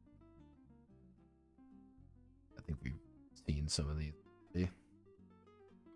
Here's Curseborn. I'll talk about Curseborn for a bit. I've learned more about Curseborn. Let's see. Yeah, I believe someone said there was a... There's a Discworld game.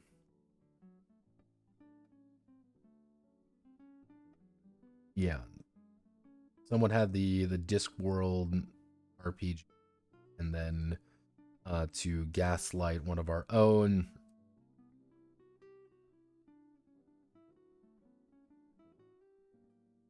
Oh, gaslight. Okay, so this is the Discworld game. Made pretty good money, all things considering. Who's doing this? Oh, Ultimate. Yeah, no, let me guess. It's D2 2d20? No, it's the yeah, no. It is. It's not 2d20. It's their it's a new system. The Navarium. There, yeah. That's the I will go over this game when it comes out. I am not actually fun fact, I'm not a Terry Pratchett guy. Never read any of Terry Pratchett's book. I respect the guy, don't really did anything with the books or anything. Just never was my thing. Titans of Fallen Earth, a kaiju versus mecha role-playing game.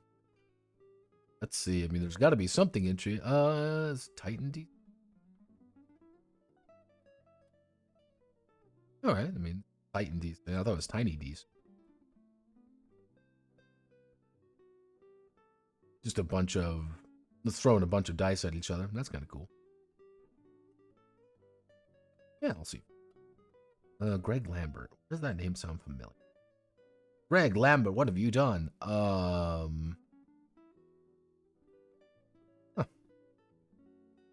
Interesting enough. Airsoft Gun Club, the board game. It is exactly what you think it is. Yep, it is exactly what you think it is. It's just an Airsoft Gun Club, the board game, new beach-themed girls. Alright, fuck it. Fuck it.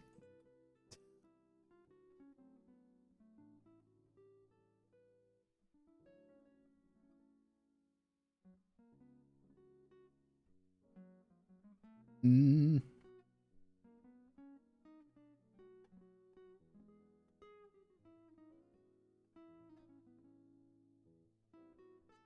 Mm.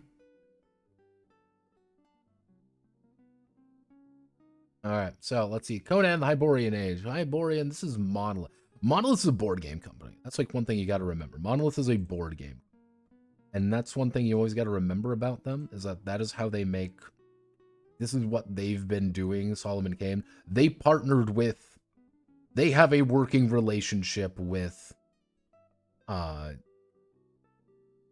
Heroic Signatures. Let's just say that. They're the ones who published the original board game long-ass time ago.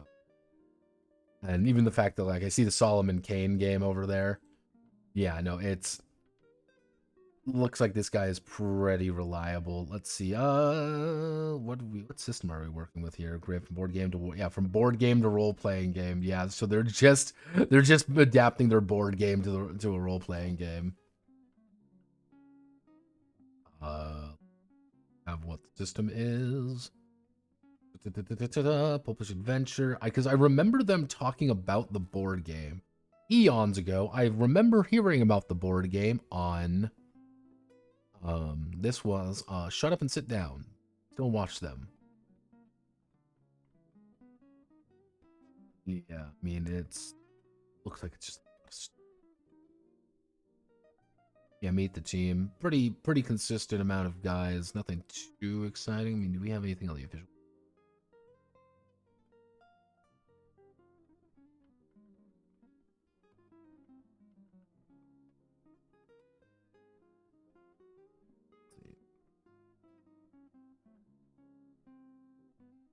Yeah, actually, oh yeah, I forgot they have the Batman RPG. Yeah, don't forget, there's an actual full Batman RPG, by the way. Like, Batman, the role-playing game, does exist. Like, you gotta remember that. Like, there's a full Batman RPG that no one ever talks about because it's from Monolith. And, yeah, so it seems pretty... I have a feeling I know what the game's going to be when it comes out. I might go over it. I might do a couple Conan. I might do a Conan case. That sounds interesting. Vellum, a GM's workbench. Observant Agony. So they want to remake Obsidian. AI exec. Okay, where's that? Yeah, okay. Elegant design uses smart workflow and AI adapts to your need, whether it's non-generative AI functions, structured or generative AI for inspiration to your needs. Vellum is built for every GM. Use of AI. Vellum will be using 2 binary wire core software. Okay. AI come. Trash the treasure. I hate this all. Oh yeah, not that.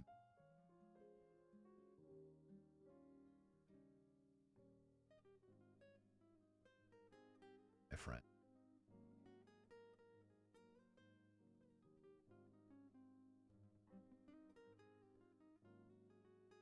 Okay, it looks like you don't even make a character. Looks like it's a... Yeah, it doesn't look like you actually make lightweight D6 dice pools. Wow.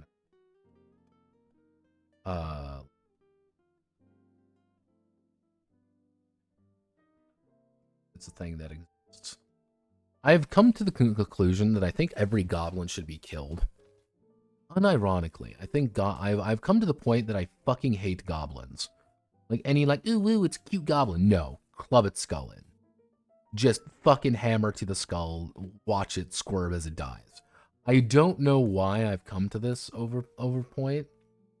It's very fascinating that I've come to loathe fucking goblins. Goblin with a fat ass is not. Goblin with a fat ass is not an actual role-playing game. It's Abaddon wanting to masturbate on public again. Pericle 2, yeah, there is a Batman RPG. It just exists. Why do you hate Goblin? It's one of those things where you begin to gradually see, like, it's a cute little goblin. It's a cute little goblin doing cute little goblin thing. Ooh, ooh. You see that so much, you just begin to hate them. It's just like I fucking hate these little green short stack fuckers. Because every single time, I know it's a fucking masturbation thing to all these people, they fucking grab their dick and just start fucking masturbating in front of me like a fucking monkey. Being like, stop it! Stop! Stop wanking! We live in an honest society. But they don't. That's the thing. And it's like, oh man, nah man, you don't understand. This is why I have a permanent, I have like a visceral reaction at this point. Anytime you're like, ooh, woo, cute little fuck you. Goblins deserve the fucking steak. Like a fucking, kill goblins, shoot goblins, dismember goblins for breakfast.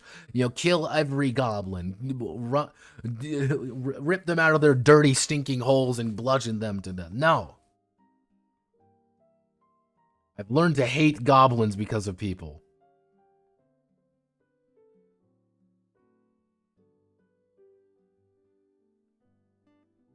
Oh, the Nobi Nobi games. I remember seeing this on one of the Japanese.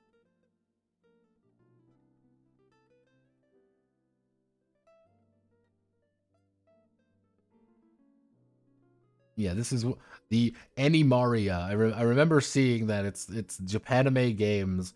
It's a 5e game. It's anime 5e, but it's anime 5e, but we're going to add in a bunch of options and say it's going to be anime TM. Anime-inspired classes for our very favorite games. The Titan Barbarian, the Limit Breaker Barbarian. It's like... we all rot.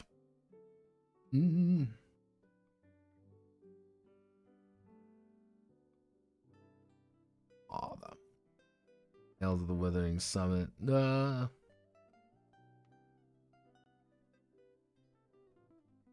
Is this Morkborg?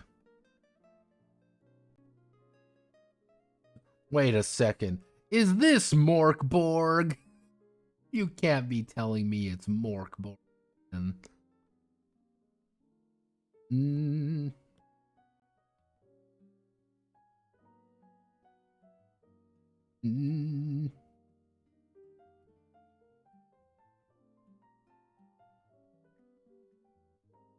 Wait a second. I know what's going on. It's fucking Made in Abyss. It's Made in Abyss with guns. Yeah, what's the... Gonna tell me what the... Let's learn what the name and allegiance, a forgotten thing, the backstory, mental health, hunger, blah blah blah, boost bones.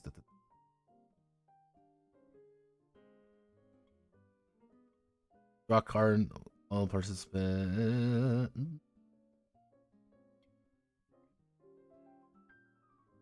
D20 plus modifier versus the target's hit number. I think it's. See, the thing is, Lone Wolf Events in Magma Mode. I actually have the other Lone Wolf. I actually have a full Lone Wolf version. They made an RPG not too long ago, a couple of years ago. They made an RPG for it. It wasn't Dragonbane. It was its own system. So I'm curious, who's doing? Who's using Dragonbane? Oh, Swedish. Yeah, no, it's a Swedish company. Curseborn, we got Broken Empires, 375, doing pretty well for ourselves. Let's see, do we have our stretch goal is that currently? Oh, 380, we get new player race expansion. Oh boy, are you ready, everybody?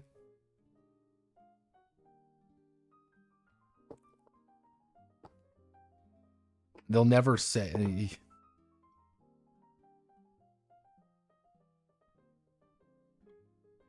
These goblins are not cute. They literally live in mounds of gore, shit, piss, and mud.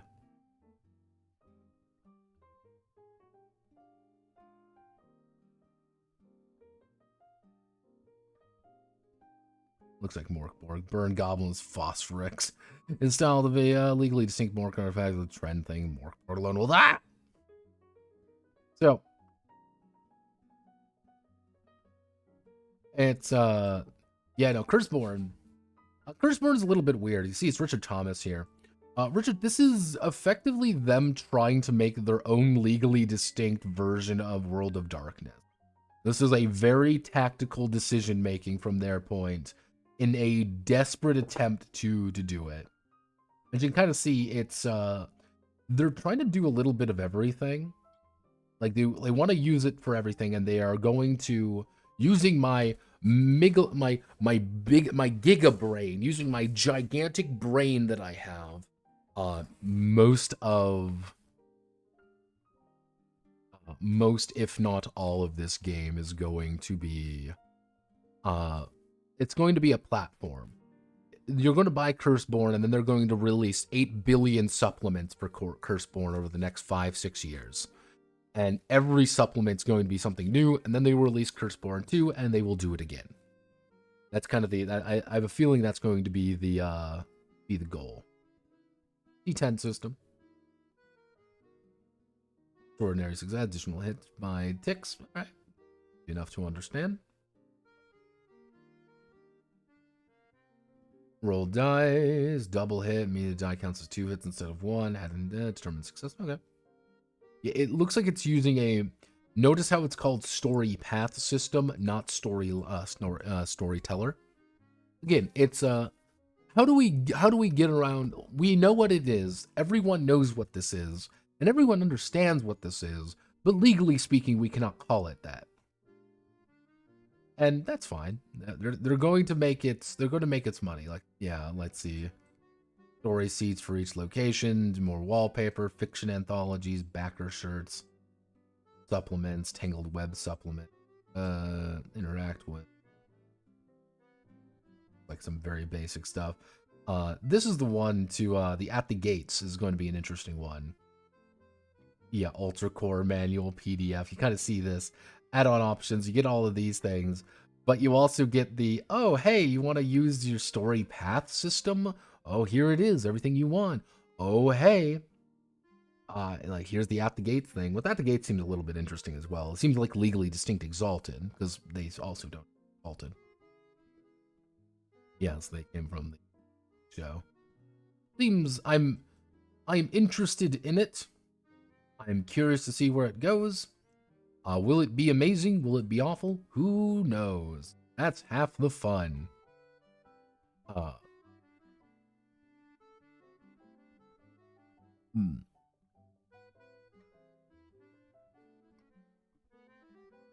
This setting is like Cult Divinity Lost, more like Vampire Werewolf. Nice, more like Vamp. It is. what if you combined the entirety of the World of Darkness, but applied like a... Yeah, that's the best way to think about it. It's World of Darkness. We just shave off all the problems real fast. It's legally distinct.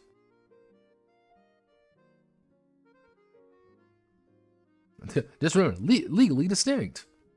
That's Curse more in a nutshell. At the Gate seemed interesting because At the Gate seems like more like a legally distinct Exalted, and I'm okay with that because I like Exalted. Even though Exalted does not like me. Let's do Itch. Do we have anything funny in Itch right now? Cryptid cozy horror game. Okay. Kill the Necromancer from Morkborg, Mork Souls, Mork Shell, it's Morkborg, I love Morkborg, Morkborg is the greatest fuck game ever created by man, I love Morkborg, I love everything. Every day I wake up.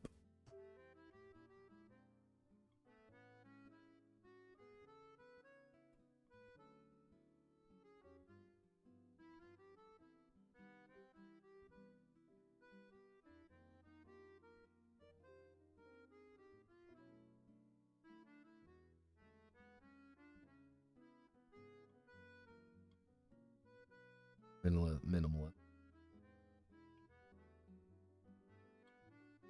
I want a game that's maximalist. You ever thought about that?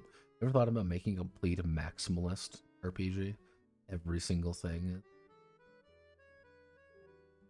I want to read.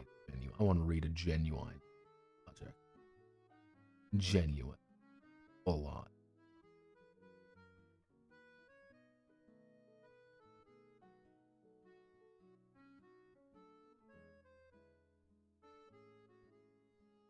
Mario Mercenaries and Technical. You know what?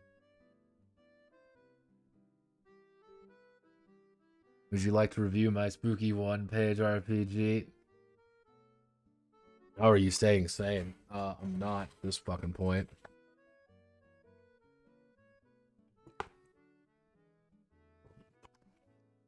I think I'm gonna call it there, though. My throat's fucking up. Alright. Thank you all for watching. My name is Notepad Anon. Hope you have a wonderful rest of your day. Godspeed. Good luck. Tomorrow we will probably not...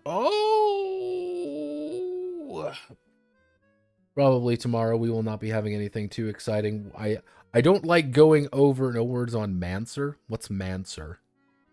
Huh? I don't know anything about that. Let's see. Oh, this one. This one came out. Yeah, you were posting about this earlier. It's Year Zero and Lancer combined together. It's a D6 dice pool system, and it is going to be like every single other one. There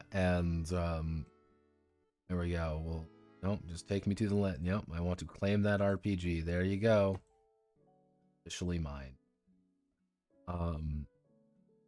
It's a thing that exists, and it will make its money. Everyone will cheer, and you will never see it on Itch, and it will be buried beneath every other supplement.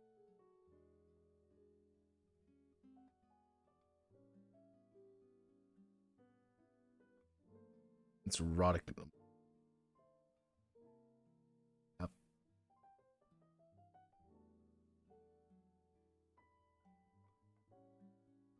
All right.